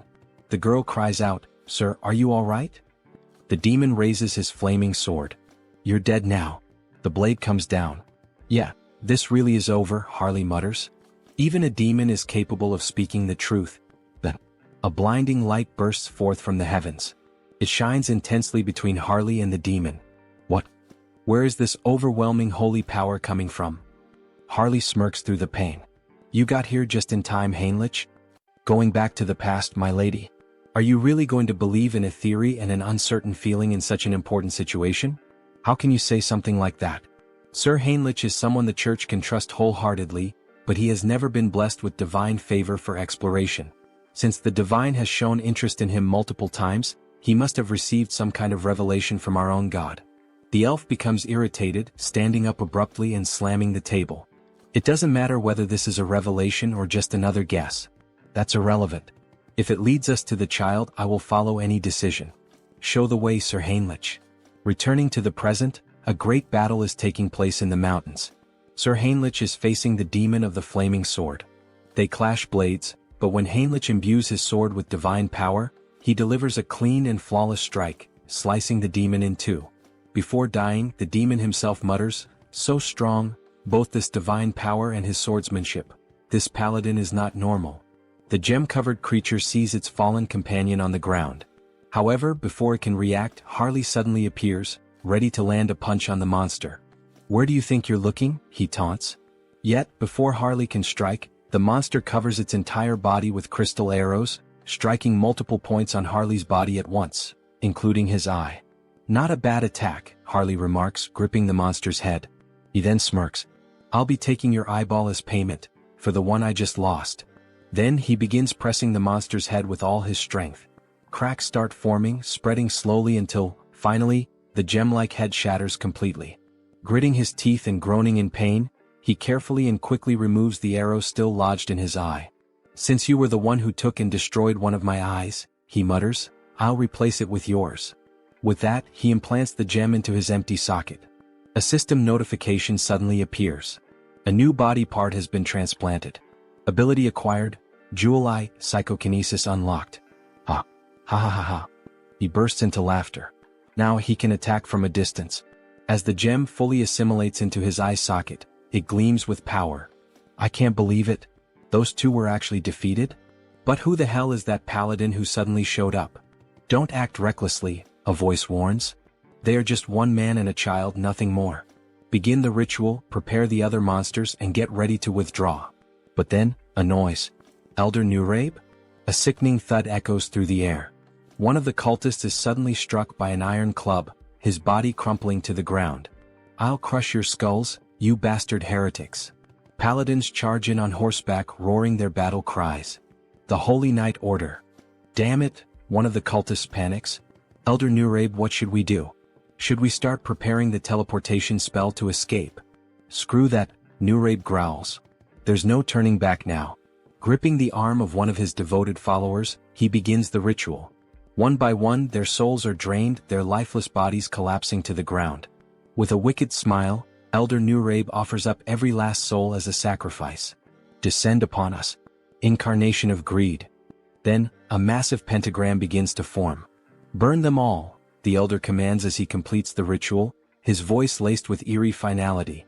Slowly, something monstrous begins to emerge. "Reduce them to ashes." But before the creature can be fully summoned, a radiant light pierces through the darkness. A divine force, so overwhelming, so absolute, strikes directly at the demon, annihilating it before it can even materialize completely. "Forgive me, but the only thing burning today will be you, heretic." With those words, the paladin invokes the light once more, this time beneath the elder's feet. A massive explosion erupts at the mountain's peak, so powerful that even those far below hear its devastating impact. "Looks like things are just about wrapped up here," a voice calls out. "Hey kid, you can stop hiding now. Come on out." Shaky footsteps. A hesitant voice. "That was terrifying. Suffocating. I feel like I'm about to throw up." "Haha. That just means you're healthy," Harley chuckles. "As long as you're not hurt, that's all that matters." The girl lets out a small, relieved laugh. "Sir Heinrich, it seems we arrived at just the right time, all thanks to you." "Thank you." Sir Paladin Tuscan, Heinrich greets in return. But the high elf standing nearby seems troubled. "You were absolutely right about the location, Heinrich. But, how did you know the girl would be here?" "I'm not sure," Heinrich admits. "I just knew." Then, suddenly the elf calls out. "Lady Cecily." For the first time he lays eyes on her, his voice filled with emotion. "It is an honor to meet you at last, Lady Cecily." He kneels before her, his expression solemn. "I am Rayfury of the Elven Kingdom." Cecily looks at him, confused by the formal greeting. Harley watches closely, analyzing the situation. So this is the gaze of a high elf. "Ah. I'm truly glad you were able to reunite safely with your kin," Harley says. "It was an honor to help you as a warrior, Cecily." Cecily smiles warmly. "All right. Thank you so much, warrior." The elf then turns to Harley. "How could I possibly repay you for protecting Cecily?" "Ah no," Harley waves him off. "I didn't do this for a reward." "You are truly an admirable person," Rayfury acknowledges. "However, since I have received your aid, I must express my gratitude properly. That is the way of my people." Harley grins. "Well then, if that's how it is, I'd be honored to accept." "All right, Sir Harley, could you lower yourself a little for a moment?" The elf looked clearly uncomfortable with the situation. Cecily then leaned forward and placed a soft kiss on Harley's forehead. "May nature's blessings be with you." A glowing symbol appeared on Harley's forehead, and an overwhelming energy surged through him. It felt like the very presence of the world tree itself. "This is a blessing that only high elves can bestow," Rayfury explained. "The blessing of nature, a high-level enchantment that can only be used a limited number of times." He glanced at Cecily. "Cecily isn't a high elf yet, so this won't be as effective. But once she awakens her true sight, she'll be able to reinforce the enchantment and make it even stronger for you." Then, with a solemn expression, Rayfury continued, "And of course I must give you a proper gift as well. Please extend your hand." Harley complied, and Rayfury placed a small, intricate token in his palm. "This is our elven symbol of promise. Should you ever need assistance in the future, we will come to your aid." "Seriously?" Harley blinked, a bit taken aback. "Thank you. You guys didn't have to go this far. I'll accept these gifts with gratitude. Here, take this as well. One last thing." Harley looked at the additional item, curiosity flickering in his eyes. Meanwhile, another conversation unfolded. "That young man? He has quite an impressive physique," Rayfury observed. "He's just as capable as you, isn't he? You two know each other?" "No, this is our first meeting," Rayfury admitted before smiling faintly. "But I have a feeling this will be a good connection." "If it's your intuition, then I trust it completely," Heinrich said. "The order must also express its gratitude properly." Heinrich took a deep breath, his thoughts racing. "We've gained the favor of both the Elven Kingdom and the Grand Divine Order." Then a voice called out, "Lord Tuscan, thank you for handling this issue so swiftly. Now it is our turn to assist you." "Just hearing that gives me courage," Tuscan replied. "We have only one request. For the peace of this island, please find the Immortal King." Heinrich exhaled slowly. So, in the end, was making contact with the High Elves all for this? He looked up at the sky. The World Tree is the root of all trees. The High Elves can borrow its power, sensing energy anywhere there is life, anywhere trees grow. But, Rayfury added, it will require some form of support. Support? I need some knowledge about the energy we're searching for. The energy of the Immortal King. All right. Follow me. They used teleportation to return to the church. Heinrich never expected to visit this place again so soon. No matter how many times he saw it, the sight remained awe-inspiring. A colossal sacred barrier, its complexity beyond even his full comprehension. Bringing in outsiders only made the church distort the path further, twisting it into an intricate labyrinth. Even someone like Hans would need a considerable amount of time to break through a barrier of this magnitude. We've arrived. Even if an intruder somehow managed to slip inside, the Holy Knights and High Priors stationed throughout the entire building would immediately mobilize. And then, at any moment, this is a fragment of the legendary Immortal King? Alright then. Let's begin mapping its energy trail. The High Elf would track Hans. Meanwhile, elite forces would be gathered, prepared to face him once more. Wait a second. That means there's a path. Fine. On that day, with my own hands, I will seize the final fragment of the Immortal King. In the next scene, an empty chair sat ominously. It's time. Have all the representatives gathered. A vast chamber came into view, lined with chairs, bathed in an eerie glow. The flickering of purple fire cast unsettling shadows across the room. The challenge vote. The executive meeting room. The first to respond was a pink flame, its shape vaguely humanoid. The representative of the Empire is present. Next, a dark violet silhouette flickered. The representative of the East, also in attendance. And finally, as for Nurabe, he is dead.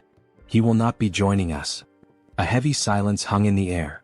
You've all heard the latest news? A voice finally spoke. We still don't know how the Order or the High Elves managed to track and eliminate Nurabe. First, Marcos, who was cultivating a fragment, and now Nurabe, who had gone into hiding, yet was still found and killed. Aren't we all getting a little too careless? Another shadow stirred. The resurgence of the Order must be tied to the appearance of the Immortal King's heir. Another voice mused. This heir of the Immortal King. Could we not use him to our advantage? You're suggesting we ally ourselves with the very fraud that's been backing us into a corner? A pause, then a low chuckle. Now that is an interesting idea. No matter how many layers of barriers I erected, no matter how deep into the mountains I hid, they still managed to track my location. It seems the Saint used my fragment to trace me.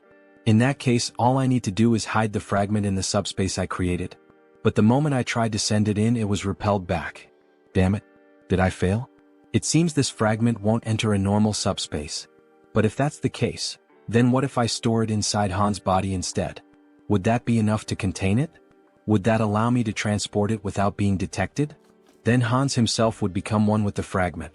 As he absorbed the fragment into his own body, it worked. Now he could draw upon its full power while perfectly concealing any trace of its energy. Perfect. With that problem solved, I've eliminated my greatest headache. Now the only thing left to do is erase the crime scene. Let's burn everything in this room to ash. With a mere snap of his fingers, flames erupted all around, consuming the space as if he had just opened the gates of hell. Now, everything is ready for the show. I'll release all the barriers. My scent will spread across the land. Come find me. I'm right here. Great divine order, come to me now. Hans exhaled a massive surge of dark energy into the sky. I will seize the last fragment of the immortal king with my own hands. As his overwhelming power spread, the sacred tree finally located him. The high elf had followed the trail. The immortal king is in the monster forest, west of the continent. Summon all available paladins immediately. We begin the hunt now. Bring every archbishop we have at our disposal. Suddenly, a mysterious paladin stepped forward. Well, I must say I feel a bit offended. You didn't even think to invite me to such an important event? I've already heard the essentials. Paladin Pyrii from the Great Temple of Geron will be joining you. Cardinal Pyrii, one of the most powerful figures of the Great Temple of Geron. His presence was reassuring. This expedition was composed only of the strongest. Archbishop. This time, I will go, the saint declared firmly. That won't be necessary, saint. But even the cardinal is going. Saint, you are the pillar of the great divine order. You must remain here. Sir Landguard. Yes, Archbishop? This time, you will stay behind and protect the great temple alongside the saint. Understood. If anything happens to me during this mission, the saint will be in your care. Understood. Don't worry. While you're all away, I'll take good care of everything here. I'll make sure the saint remains safe. However, only the saint will be safe. Soon we will once again face the nightmare of our continent. But in the end, a nightmare is nothing more than a dream. For the divine watches over us and protects us. For the peace and salvation of all. For the peace and salvation of all. The troops began to march toward the church's teleportation gate. As they departed, the protagonist and the saint stood in silence, watching them go. Don't worry so much, saint. I'm sure everyone will return home safely. Really? Did the divine grant you some great revelation? Not exactly. But for some reason, I just feel that's how it will be. Meanwhile, Hans appears. His dark mana was on high alert, sensing everything around him. Standing in front of the church, he could not see through the divine barriers, but he could feel them, woven into the very walls like chains binding the structure. Even if he used a skill to bypass them, the internal barriers would still remain. In that case, I'll force them out of my location. And buy some time. Raising both hands, Hans unleashed several spells into the night sky. They burst into the air like fireworks, a midnight display of destruction. The hell is that in the sky? A guard shouted. Another turned eyes wide. Look down there. We're under attack. Sound the alarm. Call everyone. From the shadows, an undead legion began to swarm toward the church. Meanwhile, deep in the forest, under the cover of night, this is getting complicated. We've searched every inch of where his presence was detected, but there's nothing here. The high elf refused to believe it.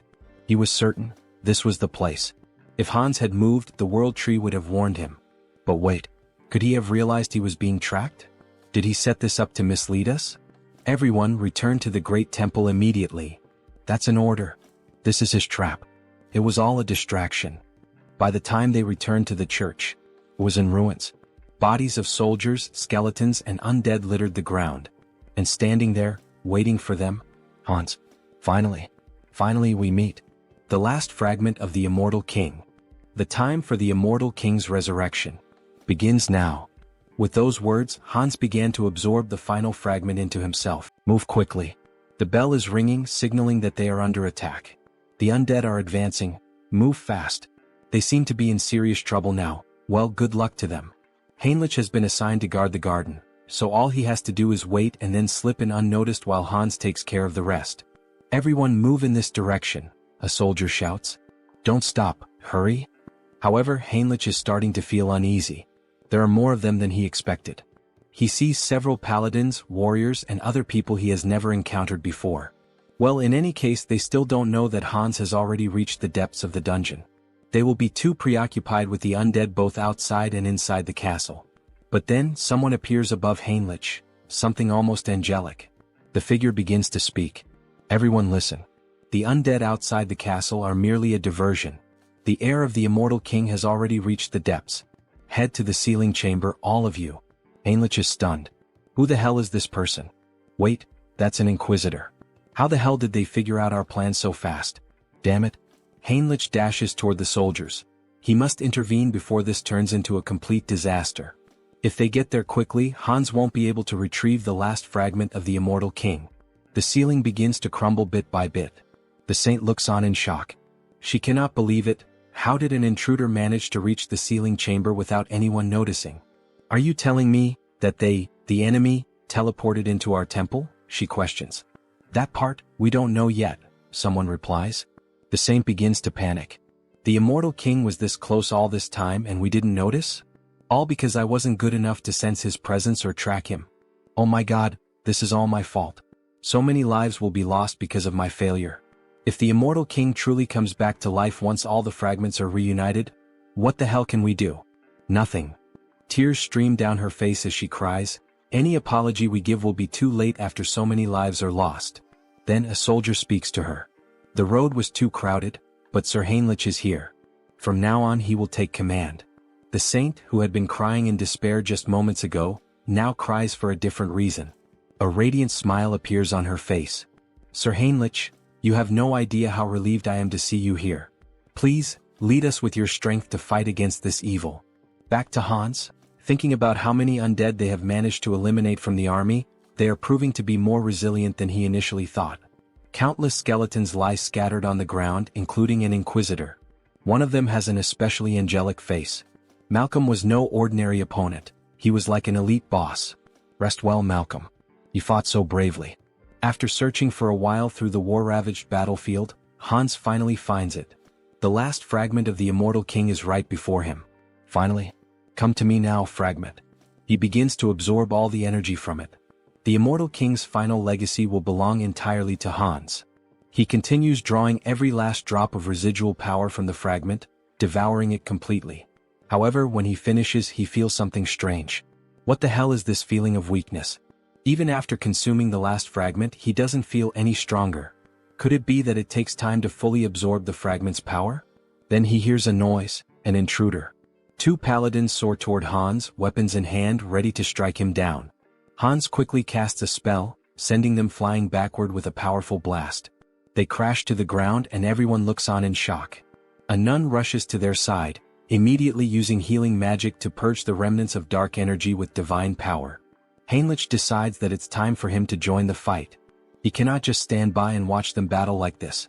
However, the saint grabs his hand, telling him that he cannot. It is necessary to first analyze the immortal king's power. They cannot be reckless. Do not charge in alone, Sir Heinrich. Hold your position a little longer. Understood, my saint, he replies. Inside, Heinrich is in turmoil. His entire plan was to buy time by pretending to fight Hans. Give up, lackeys of the order. The fragment is already mine, fully and completely absorbed. Behold my power. Hans declares as dark energy surges through the entire chamber. Do not listen to him. Keep attacking, attack with all your might, someone shouts. Hans knows this battle would be much easier if he simply unleashed his full power on them. However, he cannot take the lives of the innocent. Suddenly, radiant swords rain down from the sky, striking him directly in the chest and left shoulder. This attack, could it be the saint's enchantment? It is incredibly fast and powerful. The saint's expression is deadly serious. If Hans had not instantly boosted his regeneration, he would have been in real danger. If he wants to avoid casualties, he cannot afford to prolong this battle. He decides his next move, he will bring down the command tower first. Without hesitation, he unleashes a barrage of spells, aiming to strike the saint and everyone else at once. How dare you attack our saint? Is he reacting at this speed? Not only did he block my attack instantly, but he is also counterattacking without hesitation. They are moving with absolute confidence, as if certain that he won't bring them down. Is someone among them reading my strategy and relaying it? Maybe he should take a look inside their minds. Then one of them questions, "Where do you think you're looking?" Hans is affected mentally. That means he still hasn't fully absorbed the power of the fragment, the saint observes. "Everyone stay alert. This is our chance, we can do this." She conjures several beams of light against Hans while, at the same time, the warriors charge at him with full force. They are trying to overwhelm him with enchantments and sword strikes simultaneously, preventing him from regenerating. Such an obvious maneuver.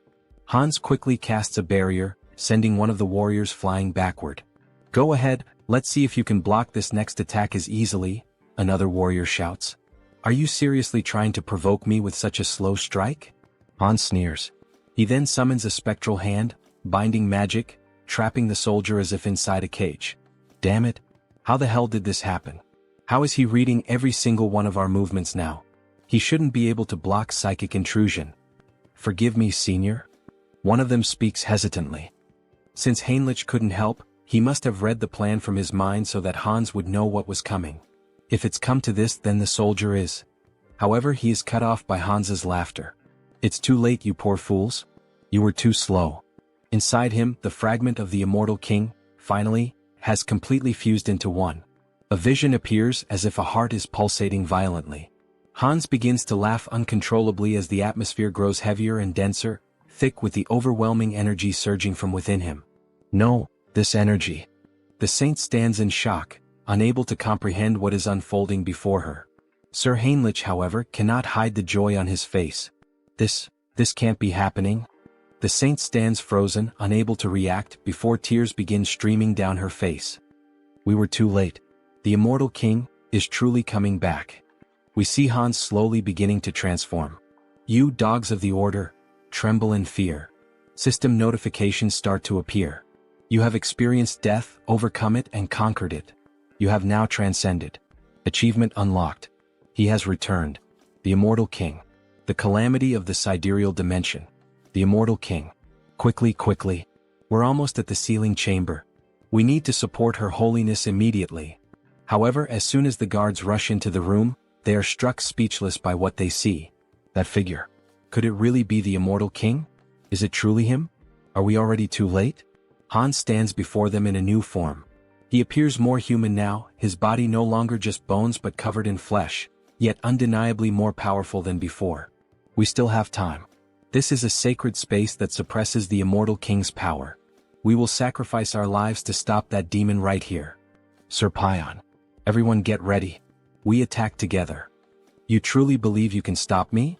Hans scoffs. Since you cannot see the status window, it's easy for you to fall for such delusions. Achievement unlocked. Rewards, grants immunity to instant death. Special abilities Decayed Heart and Immortal have evolved into Immortal Heart.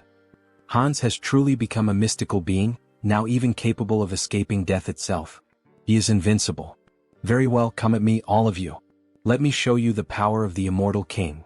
He places his hands over his eyes and activates the Eye of Darkness ability. All the soldiers are instantly ensnared by it. With just a glance, he instills overwhelming fear and confusion in his enemies while also exerting control over lower-ranking demons. The guards begin to hallucinate, some even see worms crawling out from their own bodies. This is the legendary Eye of Darkness. Never look directly into them. Now it's your turn. Hans gathers energy in his hand. Rise once more, my legion of the undead. Return to life and claim the souls of our enemies. Bones and corpses begin to gather around him, forming something monstrous. Be careful. That thing is a corpse golem. If you get hit by its attacks, you're finished. Dodge. The skeletal golem charges forward, laying waste to everything in its path, causing mass destruction. What a pathetic sight, Hans says. Let's end this now. The saint is desperate. She must do something, she must make a decision. If she hesitates here, not only the church but the entire continent will fall into danger. Clutching the cross at her chest, an idea suddenly comes to her. Sir Heinrich. Yes, my lady? She will entrust him with her token. Please take this and retreat. You must become stronger and stop the immortal king in the future. Attention everyone. We must clear a path for Sir Heinrich. Protect him with your lives so that he may escape safely. Understood, your holiness. Everyone pursue the immortal king. Stop him at all costs. These buzzing flies. I'll finish all of you at once. Just then, a soldier attempts a stealth attack, but Hans notices immediately. To think you would try that failed move again. How foolish. It doesn't matter, the soldier says, even as Hans' magic tightens around his throat. Our goal is complete. What? What goal?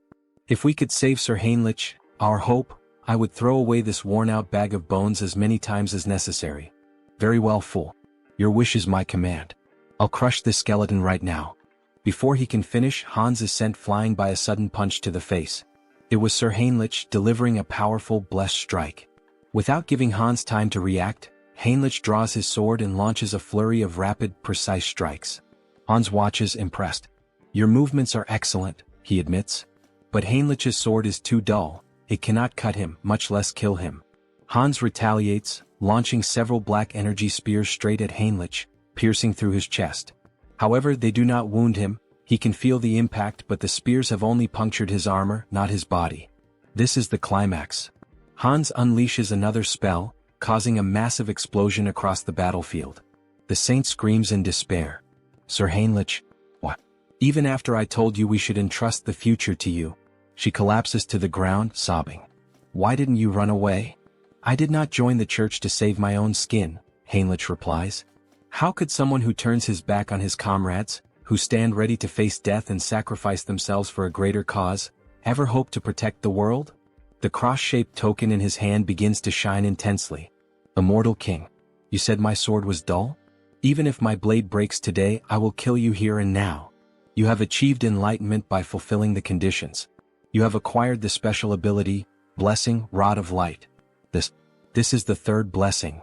Excellent. Shall we head toward the conclusion? Sir Heinrich charges forward, striking Hans directly in the chest. That was a wonderful line, Hans chuckles. The emotional delivery was top tier. Now, let's wrap this up with our final comments and bid farewell to our audience. Everyone stares in disbelief at what has just transpired. Servant of the Church. What is your name? I am Heinrich. Heinrich Landguard. How dare you wound me? The ability, immunity to instant death, has been activated upon receiving a fatal attack. I will remember that name. Then, before their eyes, Hans vanishes. Damn it. So, in the end he just ran away. Suddenly, Heinrich loses consciousness. Before he can collapse, another paladin catches him. To think, he actually managed to strike the heart of the immortal king, even in a situation like this. This is it. The resurrection of the Chosen One. A heroic tale that brings tears to the eyes. In the end, Hans was reborn as the immortal king, and Heinrich the one who defeated him with the blessing of the gods. A perfect rivalry between a hero and a demon king. Now all that's left is to collect payment. Shall we settle the admission fee? Well, that much money? It increased by about 1 million. There's no need to think too hard about what to do. Looking at the system window, he selects exclusive skill enhancement. Your unique ability evolves, blooming with new possibilities. You have acquired a special ability, customization. Customization? Oh, so this is what a game is all about. A full customization window for Hans appears. Colors, horns, outfits, every model available. The newly acquired customization ability opened up 2 possibilities for him. This includes creating the avatar for the updated feature and modifying the avatar for the new feature. First, in modifying the avatar for the new feature, we see all the possible changes that can be made to Hans. His hair, body, and some details about his status such as SRT, INT, DX, and POW. This allows him to alter both the appearance and the stats of existing avatars. On the other hand, the avatar creation ability lets him define the appearance and stats during the initial creation, including features like hair and eyes.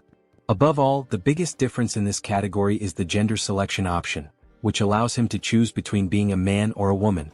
Feeling excited, he reassures himself that he isn't thinking anything inappropriate or strange.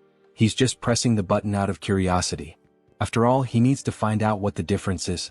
So he presses the button to become a woman. However, it is not possible. The system notifies him that the selection is currently locked, leaving him with only the option to choose a man. However, a new option appears. And what is this below? Media selection. You can generate related species by consuming a specific medium.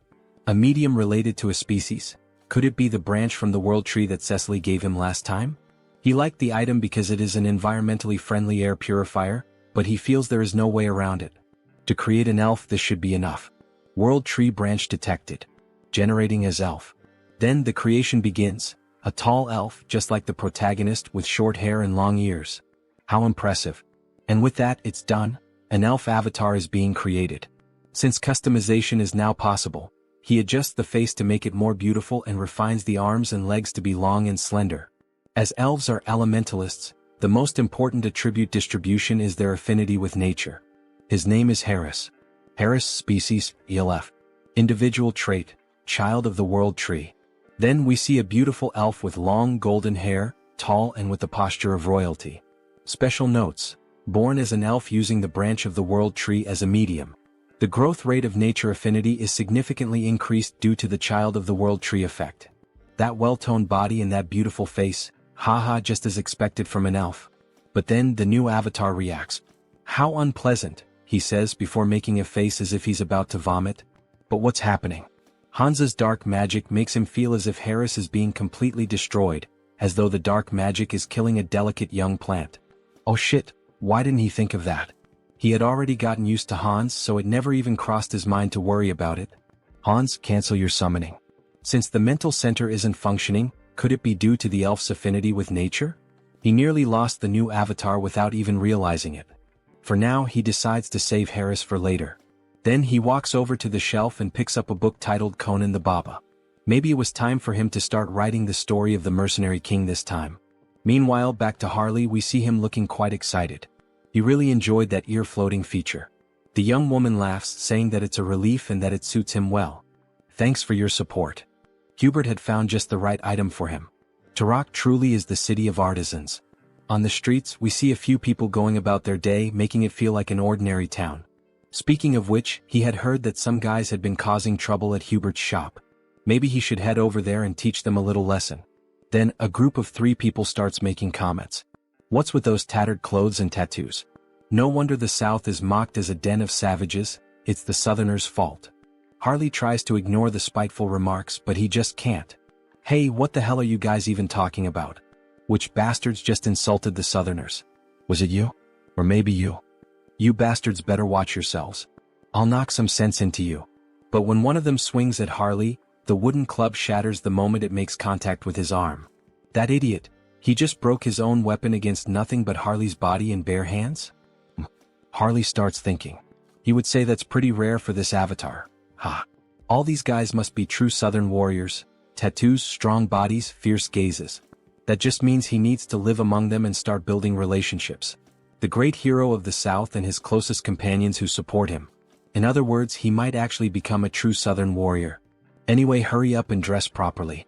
That kind of outfit should only be worn during traditional festivals. People don't wear things like that nowadays, do they? Harley asks. The other man becomes extremely irritated. That bastard, he can't stand hearing another word from him. He then challenges Harley to a traditional Southern duel, striking a culturally significant stance. Oh, a duel in the Southern style. Their tradition is to fight with bare hands, right? Sounds good, but there's one condition. All 3 of you come at me at once. They don't seem to believe what they just heard. You want all 3 of us to attack you?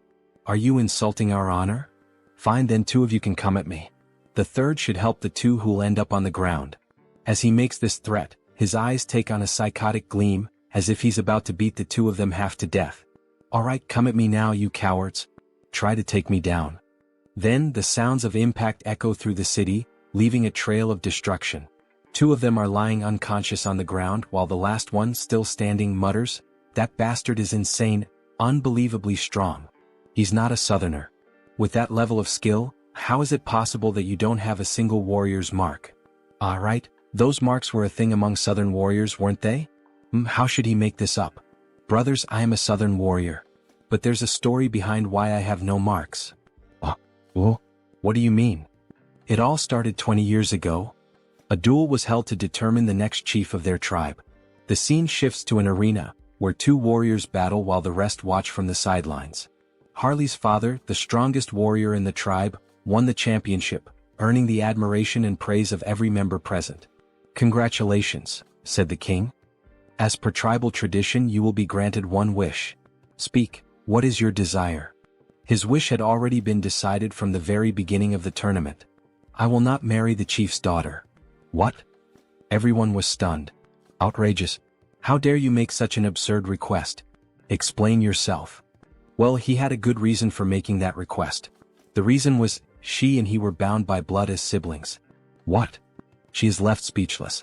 Father, are you really going to let someone who speaks such nonsense go unpunished? My deepest apologies, my dear daughter. However, everything he said is true. You are not my biological daughter. I adopted you a long time ago. Guards, kill this insolent fraud.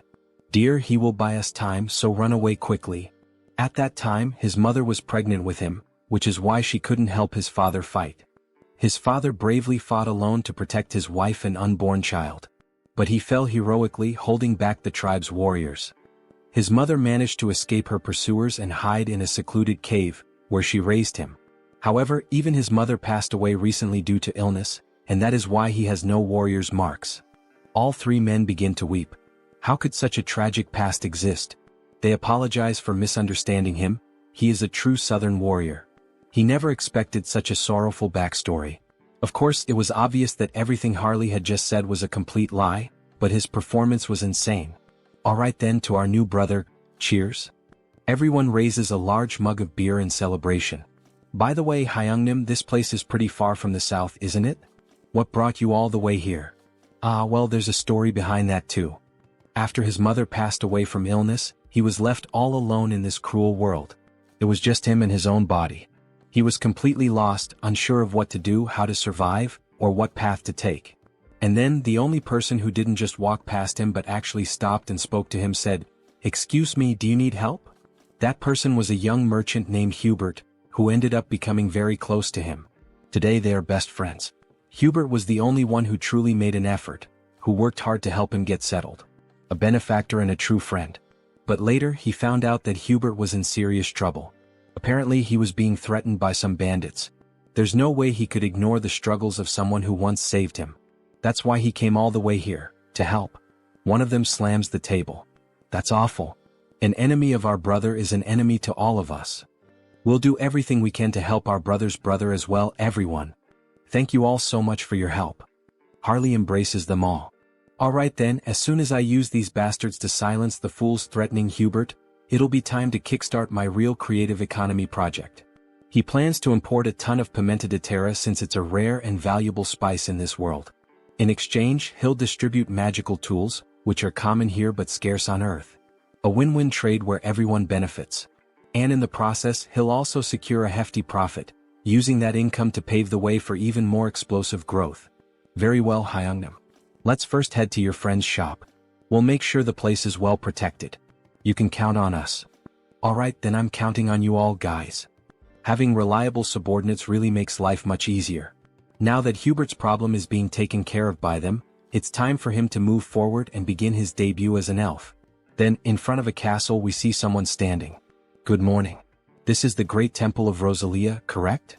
I am Harris, a skilled mercenary and close friend of Harley, who in turn is a close friend of the Holy Knights Order. I've come here after hearing that the elf envoys are present at the moment. Would you be willing to grant me an audience? Of course, he also brought a proper letter of introduction. Then we see a piece of paper with a message written on it. This elf is definitely my friend. He would appreciate it if you allowed him to enter. That ridiculously sloppy, no freely expressive, handwriting, and even the scribble on it, leaves no doubt that this is a handwritten letter of introduction from Sir Harley. Please come in. They will guide the elf to the accommodations for the elf envoys. Here we are. We've already informed Lord Rayfury, so just wait for him to arrive. Alright, thank you. Excuse me, it's a pleasure to meet you. I am Rayfury Grandwood, a high elf from the Elf Kingdom. Please have a seat. He heard that Harris was a fellow mercenary of Sir Harley? Yes, I am Harris. Thank you for taking some time to meet with me today. It's a bit difficult to pretend not to recognize familiar faces every time. But more than that, it's honestly fascinating. Seeing him through the eyes of a high elf, his eyes truly seem to shine even more. The longer he looks, the more and more he feels like he is being drawn in, as if he is being sucked directly into them. What a strange feeling. This must be because I'm in an elf's body now. He knew that Harris is a close and dear friend of Sir Harley, seeing him wear the bracelet that he gave him. Seems to be true. Then the bracelet begins to glow. I'm sorry, he says. I accepted the gift because it was from someone of your kind, but if it offends you, I'll return it immediately. No, not at all. On the contrary, I'm happy, even honored, that a relative is wearing it. More importantly, he heard that there is something Harris would like to ask him. Yes, that's true. It's nothing urgent, but he would like to learn how to harness the power of nature and form contracts with spirits. He never had the chance to grow, form contracts, and become stronger as an elf, since he spent almost his entire life being alone. I understand, he says. The potential of this person, there's no doubt about it. We see an immense amount of power leaking from his body, as if he were the very embodiment of the world tree. Alright, would you like to go outside and get some fresh air? Oh, of course, it would be an honor. You asked me to teach you, but unfortunately, it won't be possible. He is leaving this place soon, so he wouldn't have time to help. However, would you consider coming with us to the Elf Kingdom? Pardon? The Elf Kingdom, the land of the elves, located on the Enchanted Continent. It's where the Institution for High Elves is located. It would be an honor for him, but would there be any special qualifications or requirements? Yes, originally it is a place reserved only for the children of High Elves, only they are allowed to enter. But there is an exception. This is a lot of pressure. And this exception is a person who possesses the qualities of a high elf. You feel something when you look directly into my eyes, don't you? Look directly at me now. Is happening again, this sensation, what is it? It feels like he's being pulled in, as if he's being sucked into them. Where is this place? Is it some kind of mental realm like the one where he fought against the Society of Divine Retribution? No, the energy here is much purer and cleaner than in that place. Then something catches his attention. He doesn't believe what he's seeing. Could it be? A beautiful elf with pink hair? Could that be the elf goddess? No, is that the world tree? Then the elf descends from the tree, gently approaching him. Hey, wait a second, I am? The elf gently touches his face. Why is this beautiful elf doing this? Why is the goddess doing this? Oh, poor child, come to the realm of the elves, says the beautiful elf, speaking in a strange language as she gently strokes Harris's face. Then she vanishes right before his eyes. That leaf, that aura. Is she the world tree itself? More importantly, what did she even say? I didn't understand a single word of that strange language. Maybe it was the language of the elves. Hey, wait a second, he has no idea what that meant. Don't just leave. Before he can finish his sentence, he snaps back to reality. What did she mean by that? Then he returns to the garden. She's already gone, isn't she? What the hell is going on? He felt the presence of the world tree. He saw an elf. That was the world tree? So that's the form she chose to appear in. It seems she greeted him in the most familiar way she could. It seems that the world tree has a special interest in you, Harris. Seriously? Wait a second. First the divine, and now even the world tree is paying attention to him? What the hell is going on here? The next day we see a shop open. Hey man, he's sure he made it clear last week. He told him to close the shop and leave town. We see 3 men with strange tattoos intimidating Hubert.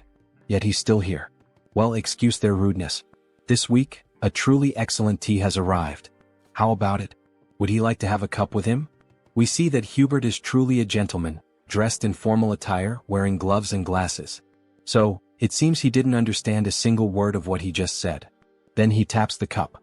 He'll be giving up this place and leaving today. Or does he really prefer to die here at their hands? My God, so they don't like tea, huh? Well, either way, his friends seem to enjoy it even if they don't. What the hell is this bastard even talking about? Before he can finish his sentence, Harley lands a solid punch right to his chin. He's sent flying from the impact. Get the hell out of our sight, you piece of shit. What the hell are they? With just one punch he took down our leader. Where the hell did they suddenly come from? Then Harley and his friends charge forward. The 2 enemies are beaten like gangsters' wives, their screams echoing from inside Hubert's establishment. So, at the end of the day, alright, cheers. Thanks to you brothers, Hubert is safe now. The drinks are on him tonight. Eat up, don't hold back. We see a feast laid out on the table: meat, barbecue, beer, bread. That was way too easy, don't you think? And more importantly, after watching him fight today, he's convinced he really needs a crest. A crest? Yeah, like his. As he takes off his shirt, we see a strange tattoo, a proper warrior's crest. He's heard that there's a shaman from the south here in Tarik who knows how to carve them. So what do you think? Why don't you go ahead and... Luangya, what the hell are you doing? Let's go find him right now. Harley takes off running with Luang in his arms. But he hasn't even finished at least one dry ink. Elder, you old fool. Has age taken your hearing too? He's sure he told her to have the protection money ready by today. We see the same three idiots from before demanding money from an old woman who apparently sells some kind of magical potions. Didn't she tell him that amount was too high? Where the hell does he think she's supposed to get that kind of money? She really doesn't understand the situation she's gotten herself into, this old woman. As he grabs her by the blouse, does she see this face? He's already had enough problems today, really a rough day. And now what? She doesn't have the money? Then go find a way to get his damn money. He doesn't care how this useless old hag does it. Just get him his damn money. Otherwise he swears to God that. But something catches his attention. Hey, what the hell is that coming this way? It's that son of a bitch again. What the hell is he doing here? Then Harley charges toward them, nearly trampling them with his overwhelming force. Greetings, madam. He's here to have a crest carved. Meanwhile, Luong is feeling sick from Harley's sheer speed. What is she going to do about those thugs? Well, they'll wake up and crawl back on their own, it doesn't matter. What a damn mess this is. Anyway, come inside for now. So, he said he came looking for her to get a warrior's crest? Yes. Can she do it right away? She hopes he knows that while a crest grants great power, it also drains a significant amount of one's life force. Of course he knows. That guy already explained all of that to him. It's been a long time since she's seen someone with such monstrous life force. With his endurance, he might even be capable of handling the supreme crest, the warlord's mark. Warlord? Hell yeah, carve it into his skin right now. Harley shouts, startling the poor old woman. That's impossible. She doesn't know how to do it. It's a technique no one has been able to carve in hundreds of years. And at this rate, her ears are going to fall off from all this yelling. Ah, come on, don't kill the mood like that. Well, if that's not possible, then he guesses she could carve the great warrior crest that Luong mentioned. That's a problem too. What the hell? She's low on materials, it's been ages since she last carved a crest and, more importantly, she simply can't do it. To receive a crest, you need the most crucial thing, a warrior's achievement. In other words, a feat like slaying a dragon or saving a kingdom. If he wants the great warrior crest, then at the very least, yes, beyond the Iron Fortress in the northern mountains, he would have to defeat the ogre that rules over that place alone, killing it with his own hands. An ogre? Does she even have any idea what kind of monster that is? No one would dare face that thing. Is she trying to get his brother killed right now? Just the head of that beast is as big as his brother's entire body. How the hell is he supposed to deal with that alone? However, while they were talking, Harley started rummaging through something at the portal. Did she mean this? Then a massive skull appears. That's the ogre's skull? Don't tell her he hunted this thing by himself. Aha, of course he did. An ogre is nothing to him. Alright, she can see that he's an impressive warrior, but even so, come back in a few days. Lately, she's been low on energy and her body isn't in the best condition. She needs strength to carve a crest, but she hasn't even been eating properly. Food. Leave that to him. Restoring vitality is his specialty. What does he mean by that? Then, before she even realizes it, he's already vanished from in front of her. He really just left. So, she just hopes he doesn't cause any trouble. You little shit, it's him again? We sure are running into each other a lot today, huh? You again? Then he throws another punch at the thug, making him groan in pain. What the hell is he? Who sent him? Why is he doing this to them? You messed with the wrong people. You're the ones who laid hands on our shaman. Huh? Shaman? That old witch is the southern shaman. Sorry, we didn't know. We thought she was just some random village healer or something. Harley raises his fist, threatening another punch, but this time he slams it into the ground instead. Alright. We won't do it again. Please stop. Yeah, you better not. Keep that promise. Hyungnim, I've wrapped things up on my end too. So now what? He knew that a bandit hideout like this would have stuff like this lying around. Luong, get over here and help carry these crates. We're having a barbecue feast tonight with that old lady. As they return home, we see the old woman sweeping the street. Grandma, they're back. She is surprised by their sudden return. My God, what the hell is all that in their hands? What did she mean by all that? It's all meat and alcoholic drinks, to eat and drink together. So what did she think? Isn't that enough for Grandma to eat, recharge and stay healthy? Then we see a flashback as if Harley were another young man. What a shame. If her son were alive, he would be the same age Harley is now. At her age, meat? Seriously? She can barely chew. What? So you're not going to eat it? Maybe she'll try a little, since he went through all the trouble. Then we see the old woman biting into a piece of meat and downing a bottle of wine by herself. They knew that women from the south had big appetites, But still, she ate everything by herself and didn't leave anything for them. Ah, that was so good, the food and the drinks were delicious. Alright then, now that our stomachs are full, shall we begin the engraving on Harley's skin? The engraving process is painful, you know. So she lays Harley down on the bed and starts getting ready with the needle to pierce his body. Is Harley mentally prepared? Aha, of course he is. Don't worry, old lady, he was used to going through procedures like this on a bed, a reference to when Hans used to perform experiments on his body. However, before he could finish that thought, the old woman put a stuffed bear in his mouth. Her son bit down on that toy when he had the engraving done on his own skin. So she knows it's going to hurt, so keep it in his mouth because she's about to start. Alright, here we go. When she presses the needle against his body, the needle snaps. Damn it, his skin is so tough that the needle broke and she can't pierce through it. Wow, I can't believe it. Isn't there another way to do the engraving on his skin?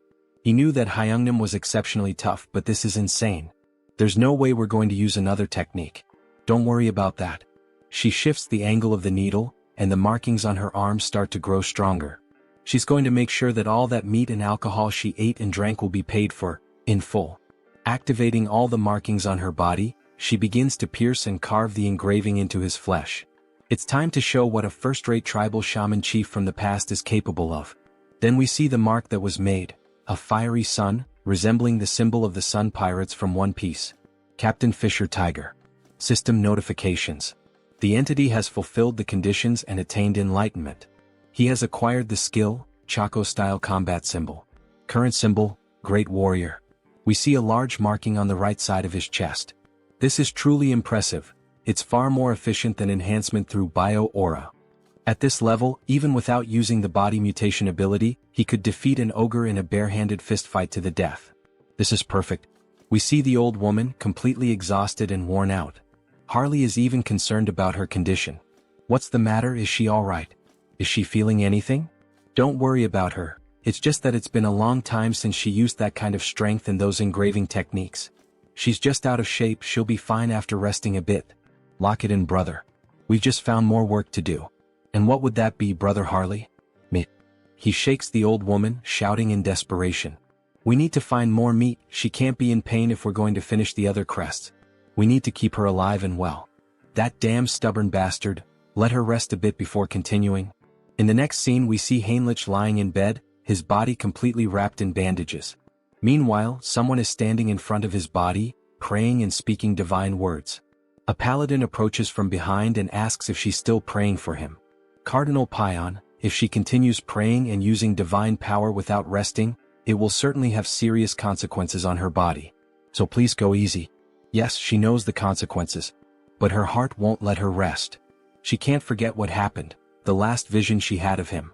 In that moment he stood firm against the immortal king, refusing to back down until the very end. Yes, it was like witnessing the birth of a new hero. Wait, Sir Heinrich, a new hero? The saint's face turned slightly red. Oh, your eminence flatters me by speaking that way. Sir Heinrich, you're finally awake. We were worried, you've been asleep for many days. Is the pain bearable? Thanks to the saint's care, your body is doing well. Sir Heinrich, we now proclaim you not just as a champion of our great divine order, no. We proclaim you as the hero of Out Erica. Finally, says Heinrich with a mischievous smile. Now he can say that both the hero and the demon king have officially been cast in their lead roles. Let's create a Taoist, the one who will play the demon king Hans. Now that the hero has been born, he believes it's time to fulfill his duties as the demon king. With the power of his perfectly refined contagious ministry magic, he will spread his infamy even farther than before. He sees it clearly now, the filthy stains of wrongdoers. He prepares to begin the night hunt. He will drag every one of them into hell. Quick, move and keep going. This patient came first, get out of the way. Damn it, what the hell is going on this time? Looks like that bastard with the Haho mask showed up again. Well, any idea what's happening? One thing is certain, they got involved with someone extremely dangerous. On Sunghyun, a dark mage sent by the skill management department. They ended up messing with the wrong person, got on the wrong path and ended up dead like this. That freak with the Haho mask or whatever it is a completely insane monster. This level of pure dark magic is beyond human comprehension. That person's body is basically just an empty shell now. He'd bet their soul has already been enslaved.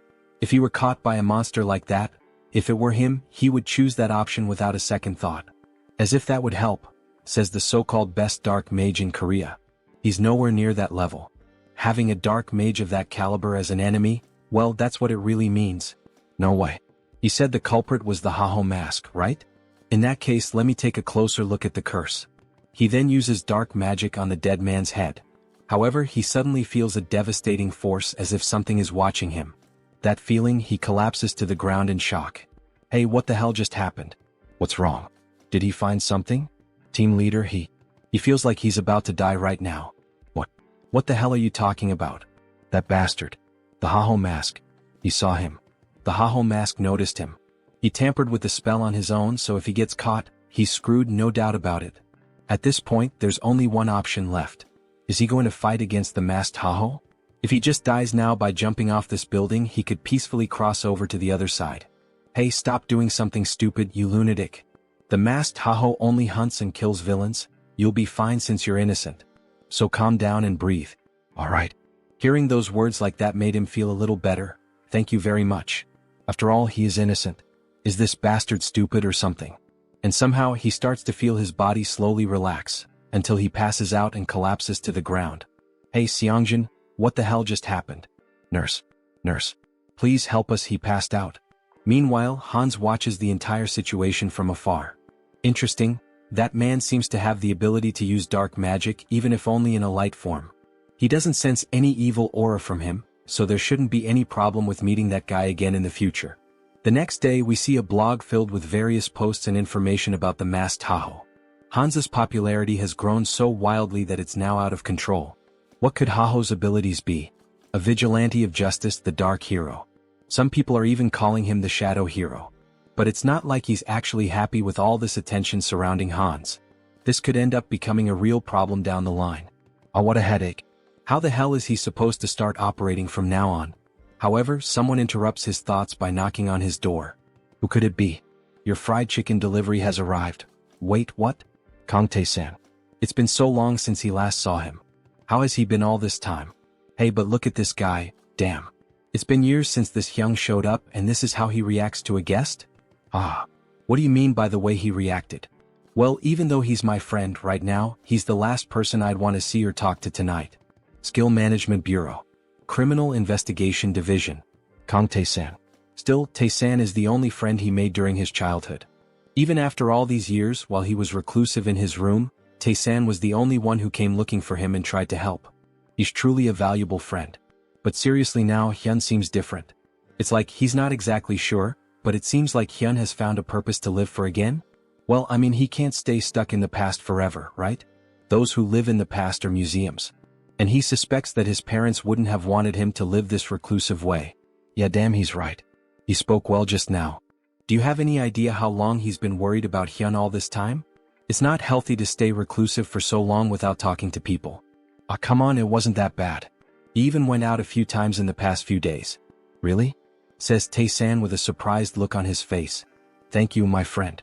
Going back to the past when he was grieving and struggling with depression, Tae-san always visited him and tried to help in every way possible. He then opens a can of beer, seeing how well things are going for him now. He feels like he can finally reveal a secret. What does that mean? He knows, right? The reason Tae-san joined the Criminal Investigation Division. Of course, he was like family to Hyun's parents, like an actual son to them. And after they died in that accident, Tae-san enlisted in this division. Yes, back to that case then. Everyone thinks it was just a random attack by someone who had awakened. That's what everyone believes. Well, at least until recently. But he doesn't think that's the reason for this case anymore. There's a group that has been operating in the shadows for a long time, calling themselves the Society of Divine Retribution. They are a group of bastards who are very meticulous. So far, they haven't been able to link anything or even catch a scent of them. But you've been following the news, right? That masked figure known as Haho has given us a lead. They've given us the first clue. Haha, even dropping hints for the skill management department? Did he go overboard? Anyway, he'll keep him updated as soon as he knows anything new. But don't go around talking about it. Do you want me to end up in a cage? Haha, as if he had anyone to tell. Still, from what he's heard, the masked Haho has been quite impressive. So why is the Bureau trying to hunt him down? Exactly. That's what's bothering him. Why the hell are they going after someone who's actually doing a good job? Yes, exactly. The protagonist is happy to see Tae-san on the side of the masked Tahoe. After all, it's his clone who is doing all this investigative work. Anyway, let's drink until we pass out tonight. A celebration for Han Sunghyun's new beginning. Then, after several drinks and chickens, they start talking about other things. Just give up on being a writer. What's wrong with that? A hero and a demon king? Well, that's so cliché. And giving the demon king the name of Hans? Haha, Tae-san laughs a lot. That's so boring. It doesn't even sound like a name you made up over coffee or something. What does that mean? This is a classic. There's nothing wrong with the description of this story. This isn't a classic, this is what we call cringe. If it's something that's been done to death, how about pretending it's an abbreviation? Hans, short for something like Hannibal Strauss. Oh, that was actually a good suggestion. Right? If he becomes a writer, remember he can always ask for help from his hyung here. So while they were talking, Tae-san's phone started ringing. Oh, look at the time. He needs to leave. Seriously? It's still so early. The leader of the Dawn team said he has to show up today. He's leaving. Oh, alright then, Tae-san. We'll talk later. I forgot to ask something before. Your grandmother is doing alright, right? Tae-san pauses for a moment at the door as if feeling uncomfortable. To be honest, her condition has worsened quite a bit recently, and there are no signs of improvement. Maybe it's already time to start preparing emotionally in case the worst happens. Wait, is grandma that bad? Is there anything he can help with? Anything at all? Hey dear writer, just focus on writing your material. Don't worry, he'll take care of things somehow. The protagonist really felt the weight of those words, and we see a flashback of someone holding his hand. Is this okay? If you feel like eating something more, tell your grandma, alright? Tae-san's friend is no different from his real grandson. He knows, yes, grandma. Tae-san's grandmother. When he used to go out with Tae-san, she always took care of him, looking after the little things. These are some of the few warm memories he has. And now, knowing that she is seriously ill, he feels very sad. A friend who has always been by his side is going through something so hard, and yet, he is completely helpless. Hey, wait a second, how could he be so stupid? He had a brilliant idea, something he can do. Kang Tae-san, you owe me an apology for mocking my sense of sampling. Because these characters who sound like they're shrinking are the ones who will help you. Then we see the protagonist invoking Heinrich, a paladin who would be perfect for this situation. Then we see a system window showing the paladin Heinrich. To heal someone, a healer is needed, like a priest. But he has one who fits that description perfectly, doesn't he? A familiar with faith recognized by the archbishops and overwhelming divine power. We see that Heinrich truly became someone special in the other world, being regarded as one of the greatest figures of faith. Heinrich really can heal Tae-san's grandmother. But wait, how is he going to make Heinrich disappear for a while? If he vanishes right after officially becoming the hero, it will lead to misunderstandings. Even the saint is focused on him now. Well, with night falling and the day about to turn, it's better to wait. For now, it's best to hold off until the right time to disappear from the original world so he can heal the grandmother. Then in the next scene we see a child singing while carrying apples, dressed in very formal clothing. A lively city with many people walking through the commercial district. The girl asks the boy if he's alright if the bag full of apples isn't too heavy. Yes, sister. It's fine, it's not heavy. However, in a moment of distraction, one of the apples ends up falling out of the bag. Stop rolling. Wait, don't run through the city like that, Aaron. Then the apple ends up landing at the feet of a stranger. Oh dear. You need to hold this more carefully, says the man, holding the apple in his hand while the children stare at him, startled. But then the girl finally begins to smile with joy, so it was him all along. Mr. Hines. Hello everyone, how are you doing? All good. The boy looks impressed. Is he really Mr. Hines? He looks completely different from when he helped him escape from the vampires. Yes, it's him. His face has changed a bit over time, hasn't it? Uncle, why on earth are you only showing up now? It's been so long. Haha, right, it's been almost 7 months since he last visited them. Apologies. He had been very busy lately. Alright, but the fact that he came all the way here like this must mean he has some business to take care of here as well, right? Haha, she seems to know everything about him. Heinz looks surprised. How does she already know? No, he came here just to see them. It's alright, Mr. Hines. They're comfortable with it, just be quick about saying what you need to say. But you really should visit us more often, says the boy. Alright, honestly he can't defeat both of them, so he decides to be direct. He searches through his clothing and then makes a proposal. Diana, can he be her employer again? He wants to borrow her information gathering skills and offers her 2 gold coins. Yes, of course I'll help Uncle Heinz, says Diana with a smile. A moment later, near the end of the afternoon. We see a house and its garden, someone shouting out Soren's name. Also look for places that sell these magical tools. We see various luxurious items, jewelry and magical tools spread out on a table. Wow Lord, where did he manage to get all these high-quality items? Haha, there's always a way to get certain things. Thanks to Diana, he not only obtained high-quality magical tools from the shop in Talia, but also got information from Brokaslak, who had been silent for a while. The pepper he requested is stacked up in the storage room. Great, her friend is going to sell it. And the purge is over. The purge? What does that mean? The people who pretended to surrender or tried to hide. He identified every one of them and executed them, he says with a sinister laugh while throwing cards with his dead targets onto the table. Finally, now our clan will be normalized and secure. Alright.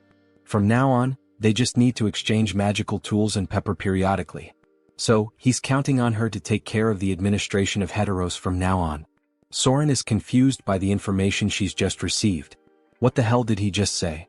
She's never done anything like this before, she's not sure if it's a good idea. Can she really manage the clan well on her own? Jean Soren, she's a capable person he trusts. If it's her, he's certain she will do just fine. Oh, the master trusts her. She blushes at his trust and promises to live up to his expectations. How easy it is to deceive this girl and gain her trust.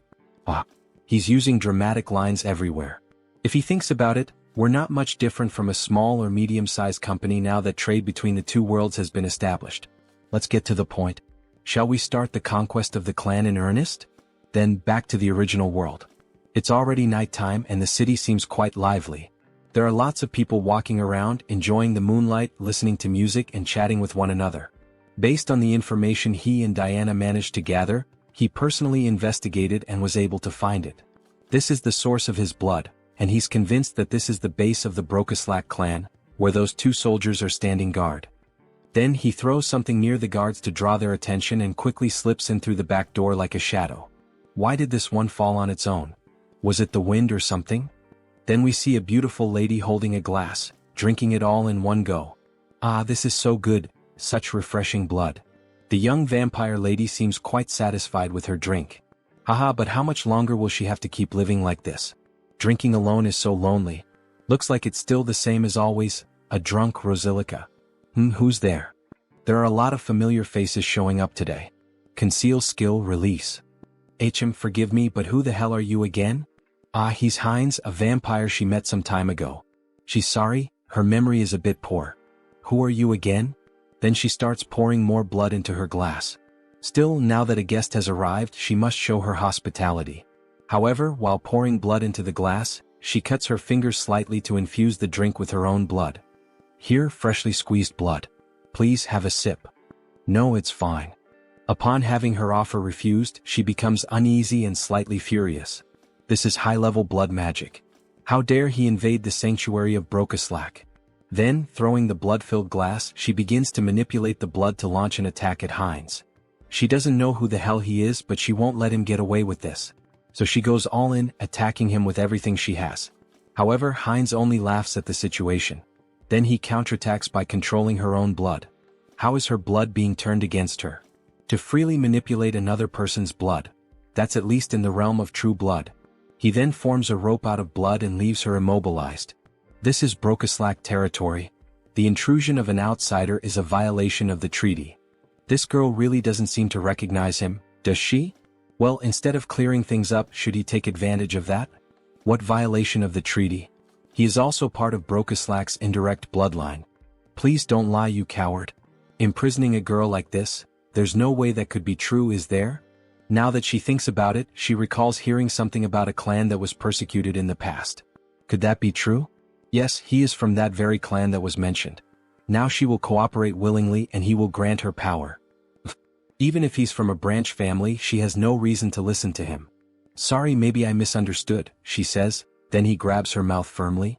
She has no choice but to obey and will do exactly as he commands. Then, holding a crystal in his hand, he pushes it into her, making her moan in pain, so much so that people near the house found it strange. Then back inside. She is in ecstasy. What is this sensation? It's overwhelming. The crystal is taking hold of her body and flooding her with more energy and power. And at the same time, it feels as if her master has changed. Now let's see if she can reveal everything she knows. Damn it, she can't disobey his command. The true blood that oversees this region of Thalaria is Lady Frisia. If she had to describe her defining trait without a doubt, it would be as a user of demonic eyes. Then we see a beautiful woman with very pale skin, blue eyes and slightly pointed ears reminiscent of an elf, sipping a cup of coffee. The butler then offers her another cup of tea and asks, "Lady Frisia, are you also enjoying the human world today?" Yes, it's always interesting to observe it. The way they struggle to live with such humble bodies. Then we see that they are well above the houses and buildings high up in the mountains. However, he has heard that the recent Protestant denomination is expanding its influence in Rafalashi. Don't worry. This kingdom already belongs to Brokaslak disguised as human nobility. A simple pressure on the kingdom will resolve this quickly. However, before she could finish her sentence, the butler's head is ripped off, and a jet of blood sprays out. Alright, so you are Frisia? Her expression changes now she begins to question. She has never seen this vampire's face before. He is a complete stranger. Pure blood. He doesn't seem to be of true blood. Meanwhile, Heinz savors the butler's blood. Let's assume he's from a branch bloodline. Humph, a humble branch blood like him dares to pick a fight without knowing his place. She makes a scornful face and takes a light breath. She's going to make him realize the mistake he just made, so she activates the demonic eye, which turns completely dark. However, the protagonist quickly repels the attack with ease. That's impossible. How did he dodge her demonic eye? He already knew how her ability worked, the fact that it doesn't work against him. She knows what that means, doesn't she? Now, who is the one that doesn't know their place? Oh, so he is a true blood after all. Attacking them right in the heart of Brokaslak territory, what is his goal? She asks angrily. His goal? Isn't that obvious? He says with a laugh. Everything you have in Brokaslak. He will be the one to take it all and become the new king of the vampires and the cities. She bursts into wild laughter, unable to believe what she just heard. I don't know if he's stupid or just bold. Alright, I get it loud and clear. But he should have one thing in mind, she is also of true blood. Then she awakens both of her eyes, increasing her speed. Even Heinz can't keep up with her and takes a punch to the stomach. Her hand is reinforced with magic and martial arts, making him spit out blood. He really thought his nonsense would work with skills so weak that he can't even dodge? She laughs as we see her arm massive and full of veins. This woman, is she a martial artist? What the hell? She's using her demonic eyes, so he thought she would rely on magic. This is so different from what he expected. Then she starts to summon the blood from her umbrella, using a blood strike toward the protagonist. It lands squarely on him. So, she's a physical fighter, huh? He's under pressure, spitting blood. Impressive, he can still stand. Let's see if he can block this too. Then she charges at him full force, wielding an umbrella. She even handles a sword with flawless technique. That umbrella wasn't just for show, huh? He tries to dodge the quick attacks. The dodges won't help him forever, especially since he's being injured little by little. Alright, this next blow will definitely crush him. It will leave him with nowhere to escape. Then she summons a sea of blood against the protagonist. Is this an AoE ability? If that's the case, he'll cut his way through this blood tsunami. However, something feels off. She's vanished from his sight. Where did she go? Then suddenly his vision distorts as if the angle has shifted. We see her appear, delivering an elbow strike that breaks Heinz's neck. He flies several meters from the impact of the vampire mommy's hit. Look at that arm. How annoying. So this is the end? We see Heinz's body on the ground, covered in blood, while she watches from above. But then he starts to get up and responds, "The end? What the hell are you talking about? Who said she gets to decide when it ends?" Then we see Heinz's head regenerating after the impact. For him, the fun is just beginning. He's perfectly fine as if nothing had happened. His neck was definitely broken. What happened? Injuries like that heal in an instant for him. He has something called hybrid evolution, she observes. This is insane. Aside from the master, she can count on one hand the number of people who have faced her attack head-on and survived. She's astonished. He admits it, she has some good talents and tricks. Of course she still has some flaws, but with those beautiful eyes. He thinks he could make her stronger than she is now if she followed his path. Have you ever thought about following me? What kind of nonsense are you saying? How dare you insult me, of all people? She will turn him into a pincushion so full of holes that he'll never get up again. However, before she could attack, her body stopped moving. What is this? We see a massive pentagram made on the floor with blood, layered with profane magic. If that's the case, then he has no choice. He'll have to use force. Then he starts moving the blood around. Blood magic from the blood on the ground? When did he do this? Then she is bound by strands of blood around her neck. It's true, he's not a martial artist like her. He's more of a blood specialist, a kind of vampire mage, we could say. She's completely covered in the strands of blood. And also, he can do this sort of thing. He turns his finger into a magical crystal, and as it penetrates her neck, she begins to undergo a mutation. Raffalashi injection. She starts crying out in pain, screaming that it hurts so much as the crystal starts to take full control of her body. Sorry, but for a high-ranking vampire like her, a small dose wouldn't be enough to control her body. Then she begins to transform even further, emitting a huge red aura. Finally, it ends. She lies on the ground, devastated. What the hell did he do to her without her consent? She will never forgive him. This is so ungrateful. She should be thanking him, not lamenting. Doesn't she feel it? That sensation, that strength, as if she had been born again. He's right. Every sense in her body feels completely different from before. Her strength, reflexes, flexibility, all her physical attributes not only improved but evolved to a completely new level. Well, starting to feel like thanking me now. She thinks she is. So that she could give him the power to finish him off. Then she tries to make a quick move with a direct punch at Heinz, but her body stops before reaching him. She can't move. What the hell is happening? Her body doesn't want to move. What did this bastard do? It's as if her whole body is bound by iron chains, or rather, chains of blood. This is the power of his blood domination. She has no choice left. She will move exactly as he wants her to. No way, not even with sacred blood would this be possible. Too bad for her because he can. Now, finally, he can ask the most important question, the reason he came to her. Frisia, where is the clan master? Does he think she'll answer that so easily? It's the Duke Bright's mansion. Wait, what? What the hell? Her mouth moved on its own. Good. A little servant so obedient. Our protagonist has gotten himself a nice slave, haha. You bastard, take your hand off me. The gold of the Duke Bright's mansion, huh? It's impossible for a clan lord not to notice that a true blood is being captured. I think it's time to end this quickly and cleanly. Time to begin the massacre. Then at night they arrive at the Duke's house. Master, it's Frisia. She has something urgent to report. May she enter? Yes, please come in. Really now, sir? Couldn't he have at least lit a candle or a lamp or something? Isn't it a little dark in here? He's not human. He simply doesn't need such things. He can see perfectly well in the dark. More importantly, she said she had something to tell him? Yes, well, forget it. She thinks she already understands. It's because of that uninvited guest who's after you, isn't it? So he's already noticed. As expected of a clan master, excellent perception. Well, yes. It would be a shame if the head of a clan couldn't at least notice that. Deactivate concealment ability. What a disappointment, he laments as he closes the book he was reading. Frisia, oh beautiful woman, why did you do this? Then she became a traitor. He releases a murderous aura. He's ready to kill both of them. He is deeply disappointed in her, Frisia. To think that she would dare betray him and serve another master. Mullo is boiling with rage, almost fully transformed. Frisia tries to calm him down while Heinz watches the situation unfold. Lord Mullo, this is a misunderstanding. Please calm your anger. A misunderstanding? You both come to his house at this hour of the night and try to attack him, not to mention the different scent I smell on her. Frisia, you treacherous woman. He spent 100 years with her. Did she really think he wouldn't notice that her blood scent had changed? That something had been altered? That rotten stench of betrayal is contaminating his study. How could he possibly remain calm like this? Then he lunges at Frisia. Die, you traitor. However, before he can finish Frisia, Heinz blocks the attack. That's not going to happen.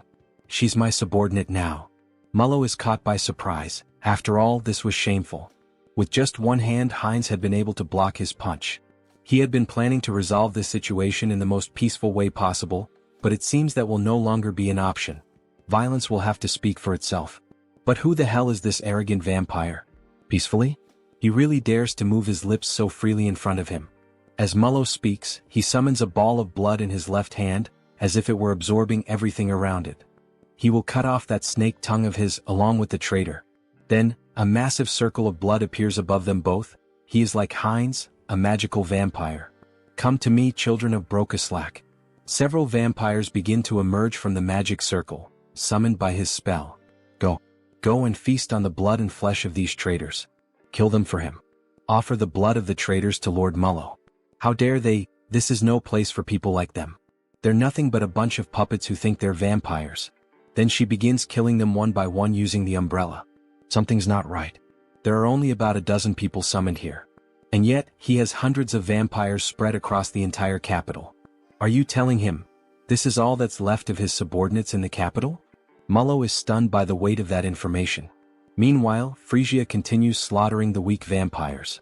Frisia, what the hell did she do in the capital? What happened to all of his subordinates there? Frisia remains silent. After all, she has a new master now. I'm sorry, Lord Mullo. And as a sign of respect, leaning on the umbrella, she informs him. Most of them are now subordinates of Lord Hines, to whom they have sworn eternal loyalty as their new lord. He doesn't understand.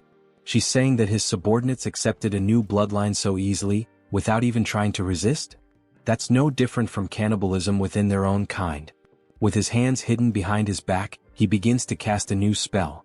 With both hands brought together, a black sphere made of blood starts to form. This will drive him insane if it continues like this. Is she really sure she wants to follow a man like that, one who will soon lose his mind? Well, all of this is only possible because Lord Hines is from a collateral bloodline of Brokeslack. He's from a collateral bloodline of Brokeslack? As if, don't be ridiculous. Did they really expect him to believe all this crap? As if he were stupid. Brokeslack, magical blood technique. Blood mist. Bear witness. He is visibly shaken by the fact that he's lost all of his subordinates in the capital. So this is the infamous barrier of a blood sorcerer representing Brokeslack. What is this pressure? Is this Mullo's domain? Feels like his head is being crushed and his body is twice as heavy as normal. It's far too early to be this surprised, Hines. No matter when or where, they will always answer the call of their master. Then, by sacrificing a bit of blood into the magical seal on the ground, a vampire wielding a scythe begins to emerge from beneath it. Serve your master, Obeyer. Ah, what a headache being woken up so suddenly. Then we see that it's actually just a vampire child holding a massive scythe in their hands. Why did you summon him so suddenly to this place, Lord? Even though he can see a lot of blood scattered across the floor along with some vampire corpses, what the hell is going on here? Why was a child summoned alone this time? Damn it, Obeyer is already realizing this is a complete mess. No time for chit-chat. Obeyer, kill those two bastards right now. Leave no trace of them behind, wipe out their very existence. Alright. Understood, just give him a moment. He's still waking up from the deep sleep he was in, but he quickly comes to and suddenly appears behind Frisia and Hines, both of whom are caught off guard by his sheer speed. So this is Obeyer, right? Hines had noticed how fast he was, so he must be some kind of pure-blood vampire assassin. Obeyer tries to strike Frisia first, but she dodges the sudden attack. However, he can't afford to be held up here, so he activates his ability, Acceleration. Now it's Hines who appears behind Obeyer, who is taken aback by his speed. Hines grabs him using a blood claw. What is this? A binding spell? How are you using blood magic inside the Lord's domain? Meanwhile, Hines charges toward Mullo, who is also caught off guard by his acceleration ability. However, Obeyer manages to break free from the claw and shouts, asking where the hell he thinks he's going. Their fight isn't over yet. He then quickly attempts to strike Hines again, but Hines narrowly manages to dodge the furious swing of the scythe. Holy shit, he was right in front of him. He could have killed Mullo if it weren't for that damn kid. Looks like he has no choice now, he'll have to deal with that bastard first. So he uses the acceleration ability again, and the two begin fighting all around the area. All that can be seen are flashes of light moving rapidly. Not even Mullo can clearly follow what's happening. Unbelievable. Obeyer's agility is simply the highest ever recorded, not just in Brokeslack, but compared to any vampire they've ever known. And even so, that other vampire is keeping up with his speed? Seriously, who the hell is that guy? In the heat of the moment, while the two were locked in combat, Frisia took the opportunity and attempted a surprise attack on Obeyer, which ends up being successful, allowing her to completely overpower Obeyer. That damn child, she never liked his irreverent attitude, not even back then. Now is a perfect moment to settle this. He shouldn't overstep his limits. Why doesn't he have some fun with her instead? She's dying to kill him with her own hands. Wait, something's wrong again. Even Frisia is managing to keep up with Obeyer's speed? That's not possible. After all, the Lord knew both of them perfectly and was aware of every trait his subordinates had. What the hell is going on here? And she's even taking down other subordinates on her own? Where the hell did she get that kind of power? Does he really think he has time to let his guard down? Heinz seizes the moment and launches a surprise attack from above. Mullo is caught off guard, but in truth all of this was part of his plan. After all, did Heinz really think he entered this barrier of his own free will? What foolishness. He'll never be able to dodge his attacks here. Then, forming symbols with his hands, he summons a powerful strike. But Heinz was laughing. Dodge. He never planned to do that in the first place. Then his arm is brutally torn off, yet he keeps advancing straight toward Lord Mullo. And finally he manages to press 3 fingers right into Mullo's chest. That bastard, he actually dared to sacrifice his own arm just to win this battle and get close to him. As if he knew how frugal he truly is. But Heinz's arm regenerates quickly. He wouldn't be foolish enough to actually lose a limb. What do you mean his arm regenerated instantly? Even among vampires, very few possess the ability to heal that quickly. Don't worry, Lord Mullo. He's not planning to kill him. Not planning to kill him? What's that supposed to mean? What the hell is he trying to do? What do you think? He's inheriting his lordship. Then he begins to drink the blood of the former lord. In the next scene we see a spiraling staircase that leads down to a coffin at the bottom. A fairly typical setting with 2 statues of guards standing watch. However, the coffin slowly begins to open, and we see a girl emerging from within. A beautiful vampire with long dark hair and ears resembling those of an elf. Her arms are held close together, and she wears an extremely elegant dress, with a crown of thorns resting on her head. She lets out a yawn but finally rises. She's so tired, she wishes she could sleep a little longer. We get a better look at the coffin, wide and large. But she thinks that can no longer be allowed. After all, something happened, something changed while she slept. Her gaze is shown, completely red and unlike anything seen before. This vampire clearly appears to be someone powerful. Something has happened to her son. It's time to act. Then back at Lord Mullo's castle, we see a commotion unfolding. Step forward. Don't move yet, stay still. We see him summoning more magical crystals. Raffalashi injection. Both Mullo and Frisia watched the process they had both gone through, but now it was time to do the same for the remaining subordinates. Those who have finished, step back, there's still much work to be done. Next. Finally it's over. He took an eternity to finish marking all the remaining subordinates. So this means all the subordinates in the capital have been accounted for? That's right. The rest can be summoned in order. It will be more efficient that way. What? Watch your tone, alright? Ahem, it will be more efficient. Heinz takes the opportunity to tease. As expected, having a clan lord nearby really does make things easier. This visibly irritates Mullo. His hypothesis about the marks was correct. Injecting a Raffalashi into a high-level vampire seemed too risky, so he forcibly drained their blood, which ended up lowering their level. And finally he extracted the Brocaslack, the source of their blood. It feels like just yesterday that he was bitten and accidentally became a vampire. And now, he's rising from the very bottom all the way to the top of the hierarchy. It really seems like a whole different world. Along the way he's gained numerous useful allies, ranging from simple vampires to ladies and lords. Hey Mullo. Yes. He will be responsible for gathering the remaining Brocaslacks from all the regions. Understood. And one more thing. Damn it. Alright, and now what else do you want him to do? Then Heinz begins to move the globe of the world map. He wants Mullo to start gathering information about the continent. Wait, information about the continent? Yes. He wants him to build his own intelligence network, or make a deal with an existing one. How he does it is entirely up to him. This is an important task, so he is counting on him to carry out this mission. As he leaves the room, Mullo seems restless and finally he asks. He heard from Frisia that he said he would unite all the vampires and become king. He has already proven his abilities well enough, Lord Heinz, so he will give him his full support. Good to hear that. So he is counting on him. As he exits the room, Heinz pauses for a moment and becomes thoughtful. Why the hell did he say something like that? About becoming the king of vampires? He probably just let it slip in the heat of the moment. Well, he thinks having more subordinates to command isn't such a bad thing. Lately, he's been saying a lot of these catchy phrases, whether with Hans or now with Heinz. The path of the vampire king? It might be time for him to start laying out a serious game plan. One where he dominates all the vampires and maybe even becomes the Holy Blood. Then, snapping back to reality, we see our protagonist excitedly fiddling with something. Yes. Almost perfect. Define the jawline sharply, shape the orbital bones so they curve upward nicely. Now that's just right. He was using the new customization option to modify Hans. After all, he is the immortal king, so this is the least he can do, to have a fearsome appearance. And let's be honest, my subscribers, doesn't this new design for Hans look amazing? What do you think? Comment on the video and take the chance to leave a like, as it really helps the channel keep posting this manhwa. Well, I finished customizing Hans, now let's focus on something else. Finally it's done, right? The conquest of the Brokeslack kingdom by the vampire Heinz, it's all coming to an end. Or at least this is just the small beginning of what's to come. Which means now the long-awaited moment to profit. Karma Shop. When opening the Karma Shop, we see that he managed to accumulate quite a lot of money thanks to Heinz's conquest. As expected, he amassed a considerable amount. Well, normally taking control of an entire clan is something most people couldn't even dream of.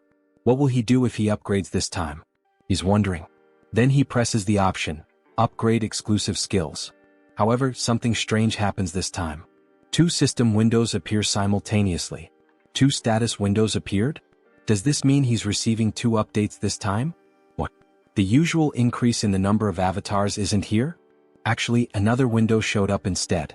Media selection. The avatar's potential will increase drastically. The entity's growth rate will become even faster. I can't believe it. This enchantment cost 900,000 in the Karma Shop, after several days of saving up his hard-earned money. This isn't right. Just as he was starting to enjoy collecting different races. What a shame. Then he analyzes the second update he received. What is this? Entity projection. Entity projection. It can be used once a day. It allows the user to project one of their avatars onto their own body. What did that say? Does this mean he can use the power of all the clones he's created so far directly with this body? Right? Surprised by this new update, which allows him to become one of his clones through a specific power, he begins to look through all the information about his clones. Hans the Immortal King. Heinrich the Paladin. Heinz a vampire. And even Harley and Harris. All of them are available for use. Seeing them all together makes him very proud. After all, he built each one from scratch. He completed missions, spent points, changed part of some world, whether for good or for evil. Entity projection. Can be used once per day. Allows the user to project one of his avatars into his own body, so he can become one of his own clones. What a spectacular ability. Wait, if he uses this skill wisely, does that mean there could be 2 immortal kings at the same time? That's incredible. Having 2 Heinrichs at once, even Heinz. This is definitely a skill he'll be using a lot in his future plans. But this could turn into a complete disaster if he's not careful. So Hans is out of the question for now. Having 2 of him at the same time could mean the end of the world. Well, as expected, the first one to use this ability will be him. He will transform into Heinrich. Then he taps on his notification window. His body begins to undergo a transformation. Even the armor and weapon are exactly the same. The hair, the voice. This is incredible. However, not everything is perfect. The divine power is about half of what it was in Out Erica. Is this what it feels like when an awakened one returns to Earth? Then a notification appears on the screen. Duration time, 9 minutes. It's a shame he can only use it for 10 minutes. Well, I'll head out for a bit. That should be more than enough. In the next scene we see a hospital at night. The classic shadow of Hans appears inside a room. Then we see Hans and Hyun emerging from the darkness. So, shall we begin the work? Before Hans leaves, he gives a like. Just like you, subscribers of the channel, make sure to subscribe, like the video, and comment if you want us to keep making videos about this manhwa.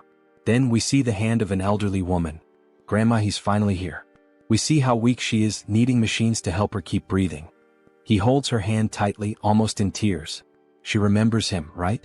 He's Sunghyun, the one who used to play, go out, and party a lot with Tae-san, her grandson. He had wanted to visit her a bit earlier, but he was only able to get out and come here now. Starting today, he'll begin visiting more often, so she'd better not get tired of seeing his face.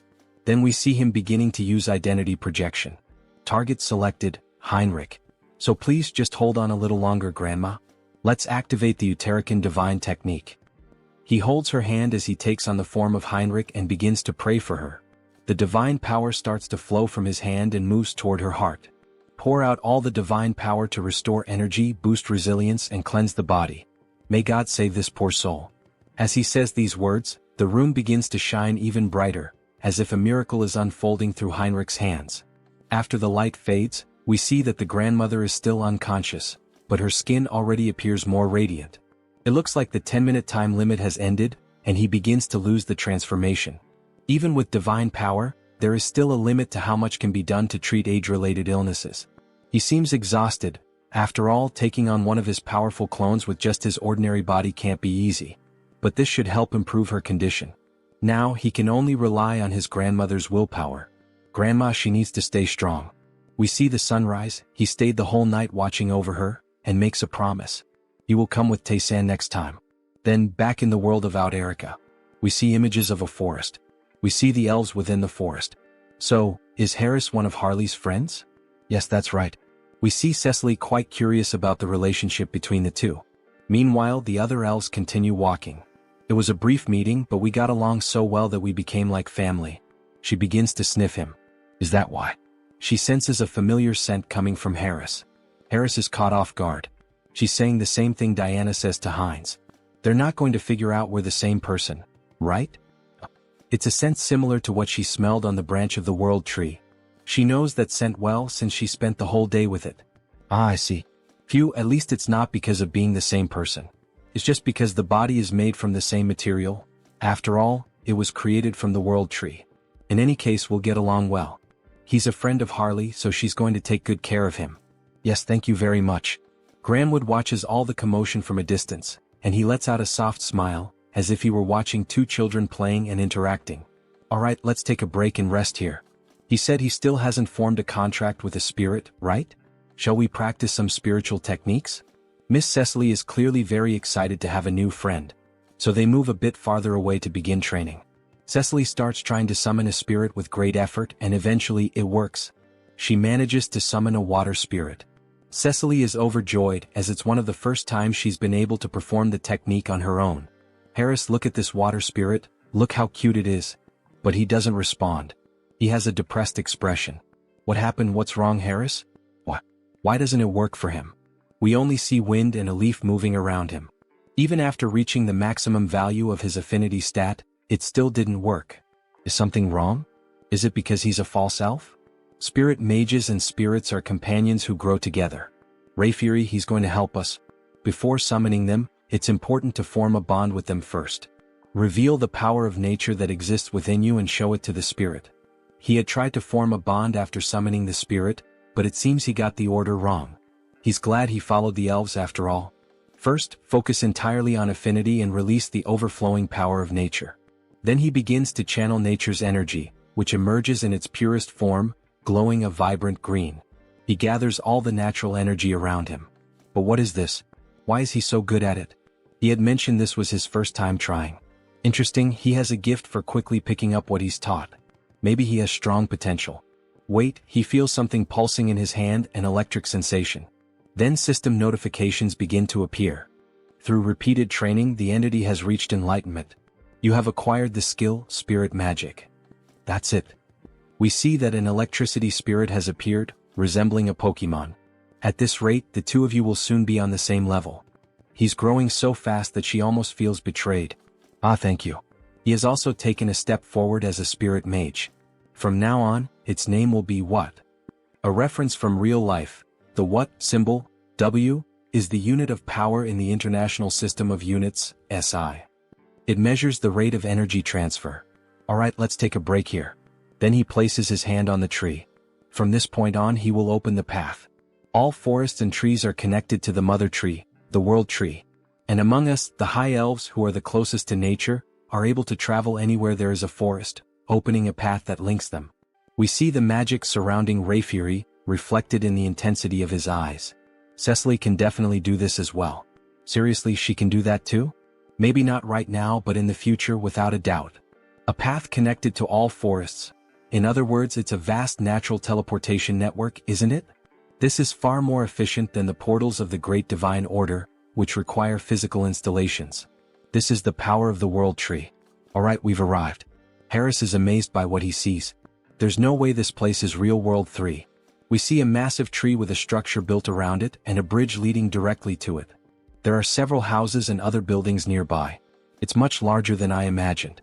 It's your first time seeing the world tree too, right? But Cecily doesn't respond to him. Upon coming into contact with the true tree, she enters a deep trance. Then, with no control over her body, she begins to float toward the tree, while Harris and Rayfury watch in silence. She moves toward the tree which radiates natural magic. This must be the first time you've seen this as well, Mr. Harris. Watch closely and admire. This is the eye-opening ceremony of a high elf, an event that even other elves rarely witness. Cecily is awakening as a high elf, her new eyes are beginning to appear. The eye-opening ceremony, what a spectacular sight. Everything is being reborn, an overwhelming force of nature converging in one place. Then some elf spirits begin to appear. Wait a moment, what is that? The fruit of the world tree. It is handed directly into her hands by the elves. Then she takes a bite of the golden fruit, which resembles an apple. Cecily is truly becoming a genuine high elf. Wait, this is not the time for him to just stand there admiring. He can't let this kind of pure natural energy go to waste. So he begins to channel and meditate. Absorb as much as possible into your body, make it mine. Then something catches Rayfury's attention. His energy flow, something strange. New system notifications appear. The individual has met the conditions and reached enlightenment. You have acquired the skill, affinity with nature. There it is. Now he can grow stronger simply by absorbing natural energy just like the other elves. Mr. Harris. Sir Rayfury, he wasn't just relaxing or anything. Ah, don't worry about that. Look to your side. Then we see a plant floating nearby him. It seems the world tree is quite interested in you, Mr. Harris. Wait, is that for him? Yes, it's a gift from the tree. Really? Normally, sacred relics like this are only granted during the eye-opening ceremony. It's an extremely rare occurrence. They can even be transformed into weapons or accessories.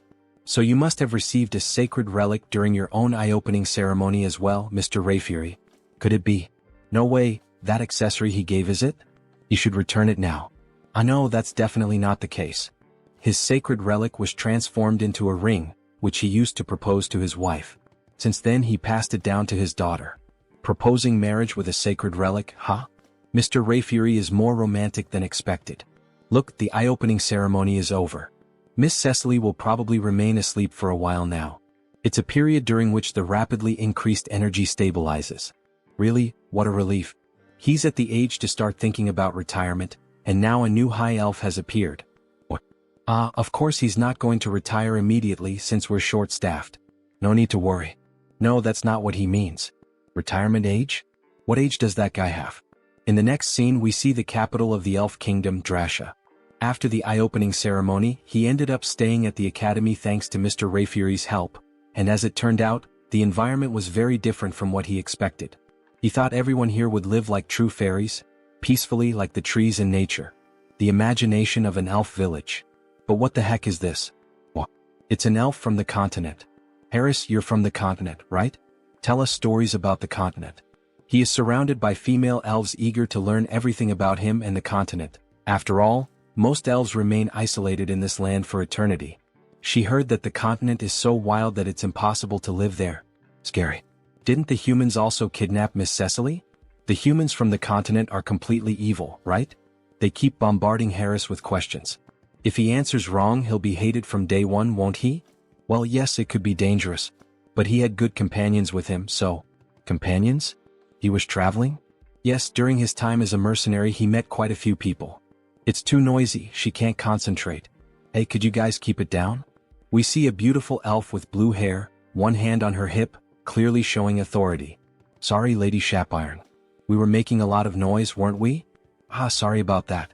See you next time, Harris. Finally, a little peace and quiet. Thank you. Thank you as well. Then he is interrupted by her. How low class. As she makes a haughty face, bringing some worthless mercenary from who knows where. Why is she so annoyed with him? Right. There's always at least one character like that in a school setting, isn't there? Will I really be able to get along here? Maybe she's the classic tsundere of the Manhwa, Elf Kingdom Royal Capital. And that concludes the report on our interactions with the Great Divine Order. We also disclosed information about the new immortal king to the other races of the enameled continent. An immortal king who can move freely through space, huh? That means this time he might even cross over to our continent. Still, it's truly a relief that Lady Cecily has appeared now. For me and for His Majesty as well, isn't it about time to start thinking about retirement? Indeed. Thanks to her, one of our greatest concerns has been eliminated. Then we see the Majesty of the Elves, a beautiful elf with yellow hair and golden eyes. Her skin is pure white, adorned with flowers in her hair. On second thought, she heard that the person who came with Lady Cecily is also quite remarkable. It's true. He has already caught the attention of the World Tree. His talent is exceptional and his growth rate is incredibly fast. If we provide him with proper education here in the Elf Kingdom, he will undoubtedly achieve great things. Sir Rayfury, you seem exceptionally enthusiastic. Ah, do I really? He is also scheduled to complete his basic training at the Academy for now. Oh my god, the Academy? That means Sir Rayfury's Academy. Let's pray everything is going well with Harris. If he's that kind-hearted guy, I'm sure Mr. Harris will be a great help to you. Then back at the school near the great tree we see Harris feeling sleepy. What a beautiful day, maybe it's thanks to the blessing of the World Tree. The weather is perfect, the air is fresh, and the elves sing beautifully. It's pure healing. Maybe he should just give up on everything and keep living as Harris. Hey you. Books suddenly fall from the sky toward Harris, hitting him hard on the head. You really don't have the luxury to just lie around intoxicated by the World Tree, you know? Intoxicated by what? As a former mercenary, she thinks he probably doesn't even know this kind of basic common sense. This place is the closest to the World Tree itself, which is nature itself. Elves with high natural sensitivity are especially prone to becoming intoxicated by this comfort and harmony with nature. They become lazy. So all of this is because Harris has a great affinity with nature. He starts to feel his vision growing heavy again. Are you listening? Yes, he is listening. He possibly still doesn't know much about being an elf or these interactions with the World Tree, so because of that, she will lend him her book. She made sure to organize everything so that even an elf without roots like him could easily understand. Listen carefully. If the class average drops because of him, she will never, ever forgive him. Scary. Are you understanding me? We see one of the first Sundra traits in this manhwa. Goodbye. Well, at least she doesn't seem like a bad person, he thinks. That ring. He can feel the energy of the World Tree within it. There's no way a sacred relic would be carelessly left lying around. Is she from some noble family? She seemed familiar from the beginning. Somehow there's a strange feeling of déjà vu. Then he remembers what Rayfury told him. He gave his to his daughter though. Wait, that can't be true. Could she really be his daughter? Why are you placing your hopes on that idiot father? Then Harris starts to think more deeply about this matter. This is ridiculous. Shapiron is Rayfury's daughter? They don't look alike at all in terms of personality, do they? He is so calm, but she is like a caged beast. Well, she seems not to like him, but her explanations are very kind. It feels like a private lesson about spirits. Alright, should he try it like this?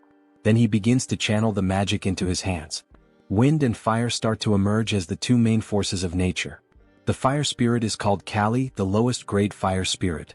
The wind spirit is called Pascal, the lowest grade wind spirit. Now that he knows the trick, this is not so hard. Even the one he summoned last time, has already been promoted to a lower rank. Low grade lightning spirit, what? To think they could grow this fast. Coming to the elven realm was definitely the right choice. Alright, he just has to keep his head down and adjust properly without causing any trouble. Well, as long as he doesn't get involved with Shapiron, there shouldn't be any problem. Or at least that's what he thought, until he ended up having to sit right next to her like they were two stubborn kids. Somehow, he got himself tangled up in this situation. We see a flashback. 10 minutes ago, the teacher started to explain the lesson's content. Let me repeat, forming bonds with spirits is extremely important. And traditionally, there is a secret to maximizing this connection. It is done through dance and song. Just like our ancestors used to do in the old days. Dance and song? That is an interesting theory. Soon, there will be a festival for the new High Elf, Lady Cecily, right? On that day, we will rent one of the main stages in the capital for the evaluations. It will be a performance that Cecily herself will be able to watch. It has been a while since he has done something like this, so wouldn't it be better to show his coolest side? Now, as everyone knows, we have a transfer student. Therefore, this time we will do a group project for the new student. Each group will work together to create their own performance. Your ability to connect with the spirits will be evaluated on stage that day. They can't believe what just happened. Then we see two together and two other unknown elves forming a group of 4 members. Wow, working with celebrities. How lucky. I'm Timer Coffin. And the elf very shy. Nice to meet you. Curie. Well, things have come to this point, so there's nothing to be done. So do you know how to dance or sing anything? If not, we will adjust to match you. He has no idea what to do, so I'm in. Me too. They are being so blatantly dismissive that now he is starting to get annoyed. From what he heard in class earlier, as long as it helps build bonds with the spirits, it doesn't have to be traditional elf music or dance. In that case, thank you for your consideration. At that moment he remembered a song he used to sing often in his hometown. Ah, it's a song from his hometown, so it must be from another continent, right? Yes. His parents loved it too, so it's a song he could never forget. Ah, he's confident, isn't he? Of course. Even though he lived a reclusive life for a long time, there was a time when he never scored below 90 in karaoke. It's time to show them the skills he polished at karaoke. However, even as he shows confidence, Shapiron still remains suspicious of him. She does not approve of him at all. What would a mercenary know about elven music? Someone like him being acknowledged by my father and by the world tree? All these stares are burning me up, Harris comments. She will never accept this. Fine. Prove your worth. But if you mess up, you will be held responsible. Alright then. But he has one condition too. A condition? If they get good results, would he be willing to teach him about elven culture? There is still so much he doesn't know. What a strange request. Alright, it's a good request. But only if they achieve a good result. Then he starts to sing a song from planet Earth itself. By my light. Find my light. To the paradise that I will find. I will embrace you, one that will never disappear. While playing an instrument, the spirits danced along with him. Then a system notification appears. The entity has reached enlightenment through repeated training. Acquired the skill Melody of Harmony. Melody of Harmony, huh? The tone definitely sounds more stable now. It feels like the power of nature is keeping his vocal cords steady. It's the first time he has heard a song like this. And these instruments? He has never seen anything like them before. Wow, congratulations. The shy elf claps her hands, meanwhile, Shapiron stays silent with her head down. This is ridiculous. Her spirits really reacted to that rootless, baseless song. They actually connected with the music of an outsider? Shapiron, why that face? You were shaking your shoulders just now. When did she do that? Then the system shows another notification. The spirits are evolving in sync with the melody. Low-level fire spirit. Low-level wind spirit. So now Callie and Pascal have also evolved, just like what? Then he starts to hear a strange noise coming from the forest. What the hell is that? It feels like he's being called. Wait, could that be a sound spirit? He begins to channel magic into the palm of his hand to feel the call. Suddenly, a magic portal opens right in front of him. A spirit manifested in the physical realm. This is something you almost never get to see. They resonated so deeply that even a sound spirit responded? Alright. Its name is Decibel. Sound spirit Decibel. This spirit looks like a small ghost-type Pokemon, like a tiny Jengar. What an incredible gain.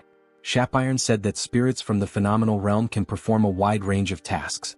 To think there is a song that moves the hearts of the spirits like this. Let's do this one. It will definitely be a huge success. She thinks so too. Sound spirits are only attracted by beautiful sounds. So what did you think, Miss Shapiron? Alright, I admit that the sound was very beautiful. Great. Then shall we start planning the rehearsal schedule and the stage production until the day of the performance? Yes. Well, could he teach her how to play the instrument he used earlier? It seems interesting. Haha, with a mischievous look he says, of course I can help, miss. What is that expression? That is not appropriate for elves, so stop that right now. So, shall we split the parts first?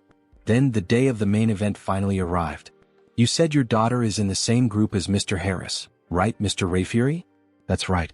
You must be very nervous. Not at all. Why would he be nervous about a simple performance? Ah, he is very nervous, it seems. So, shall we listen to the song that Mr. Harris prepared? We see the four members up on the stage. Harris is holding a guitar, Timer Coffin is playing the drums. Then the show begins. Harris starts playing the guitar, creating a beautiful sound that even makes the spirits around them start to dance. Timer Coffin and Curie follow along with the rhythm. And of course, our dear elf, Shapiron, is playing the acoustic guitar in a very shy way. Harris notices this and starts playing more strongly to draw everyone's attention. Among the green bushes. If we run together, the spirits will guide us. As Shapiron and Harris keep singing, everyone becomes moved and amazed by the quality. Even Rayfuris is enchanted. The beautiful singer is showing all her talent for culture. It's the first time she hears this song, but it makes his heart race. The tone is also very beautiful. In search of the miracle of connection, let's find it together on our new journey. Shapiron can make that kind of expression? What song is this? It's the first time she hears it, but it's amazing. My ears are sensitive, but this music is really good, isn't it? Walk under that light, take my hand. Sir Rayfury, look over there. To think they are using the spirits this way. It's incredible. We see all of them together on stage, singing and smiling, a true show. Then, when Cecily was about to speak again with Rayfury, she noticed that he had vanished. Where did he go? That child over there is my daughter. She is my daughter. Yes. The woman is confused. Who would have thought he had this side, the overprotective father? Let's go together toward a new light. I'm not afraid. Shapiron helped a lot with the splendid stage production and the tuning of the instruments. As expected from an elite. Her spiritual knowledge is incredible. Since we are together. After being so irritable, she is the one enjoying it the most, isn't she? They keep singing, everyone happily putting on a big show for everyone in the Elven realm. At the end of the show, everyone gives a round of applause. Sing another song again. Her breathing was more stable than usual, and the music flowed smoothly. Who would have thought she would become so immersed? System notification. Melody of Harmony Skin is in action. Target, Shapiron Sylvest. Looks like it works well on other people too. He used the new skill to support Shapiron. So even her father was there watching her. Shapiron is moved. Shapiron, what do you mean? This is... Sir Harris, she has misunderstood you all this time. Sorry for being so rude to you. She lost the bet. Just hearing that already calms his mind. It's amazing that music alone can have such a big impact on so many people. You will definitely have a great impact on the Elven realm, Sir Harris. Then back in the Holy City. We see the Saintess sitting and reading some documents in her office. Lady Saintess, it's Heinrich. So he has already arrived, ask him to come in please. Come in, make yourself comfortable. Welcome, Sir Heinrich. However, what really catches his attention is the book on the floor. The Hero and the Saintess's Adventure. Let's pretend he didn't see that. Please have a seat. She called him here today to talk about something important. Something important? Maybe you have already heard about the Sacred Sword? Sacred Sword? The most powerful exclusive weapon that the hero protagonist in fantasy stories uses. Well, he doesn't know much about it, but he knows it is a traditional weapon for the hero. There is a decree that was unanimously approved by all members of the church. What do you mean? What kind of... Sir Heinrich, please challenge the trial of the Sacred Sword. The trial of the Sacred Sword? Am I really worthy to receive such an opportunity? Jackpot, you are the best, Lady Saintess. It was a meeting held in a hurry because of the resurrection of the immortal king, but no one had any objections. Because Sir Heinrich is the new hero of the Grand Divine Order. That praise is too much for me. The place where you will undergo the trial is the Great Temple of Pickle, in the western part of the continent. If it's the Great Temple of Pickle, the Salb Empire, which was destroyed 300 years ago by the second immortal king. After that, for countries claiming to be descendants of the empire were founded in that place, forming an alliance of kingdoms. Charlotte Steel Fortress, Talia Tulk Lesk. The great temple built in the southernmost kingdom among them, Lesk, is Pickle. It is a temple built on the site where the second immortal king was subdued by the hero. The previous hero defeated the immortal king but could not completely remove his heart. Soon the abyss spread and the land became tainted. Only after the hero drove his sacred sword into him was it purified. The great temple of Pickle was built right on top of that. The previous hero made it so that only someone who would succeed him could find the sacred sword. But if he pulls out the sacred sword, won't the seal of the abyss be broken? It has been 3,000 years. Now it is sufficiently purified, so it is fine. Therefore now it is time to inherit the hero's weapon. Leave it to me, Lady Saintess. When should he depart? Right now, she says with a smile on her face. If you enjoyed this video, don't forget to give it a thumbs up, it really helps. And for more content like this, make sure to subscribe and hit the notification bell so you don't miss any updates. Let me know in the comments if you'd like to see another part. I'd love to hear your thoughts. See you next time. Bye-bye.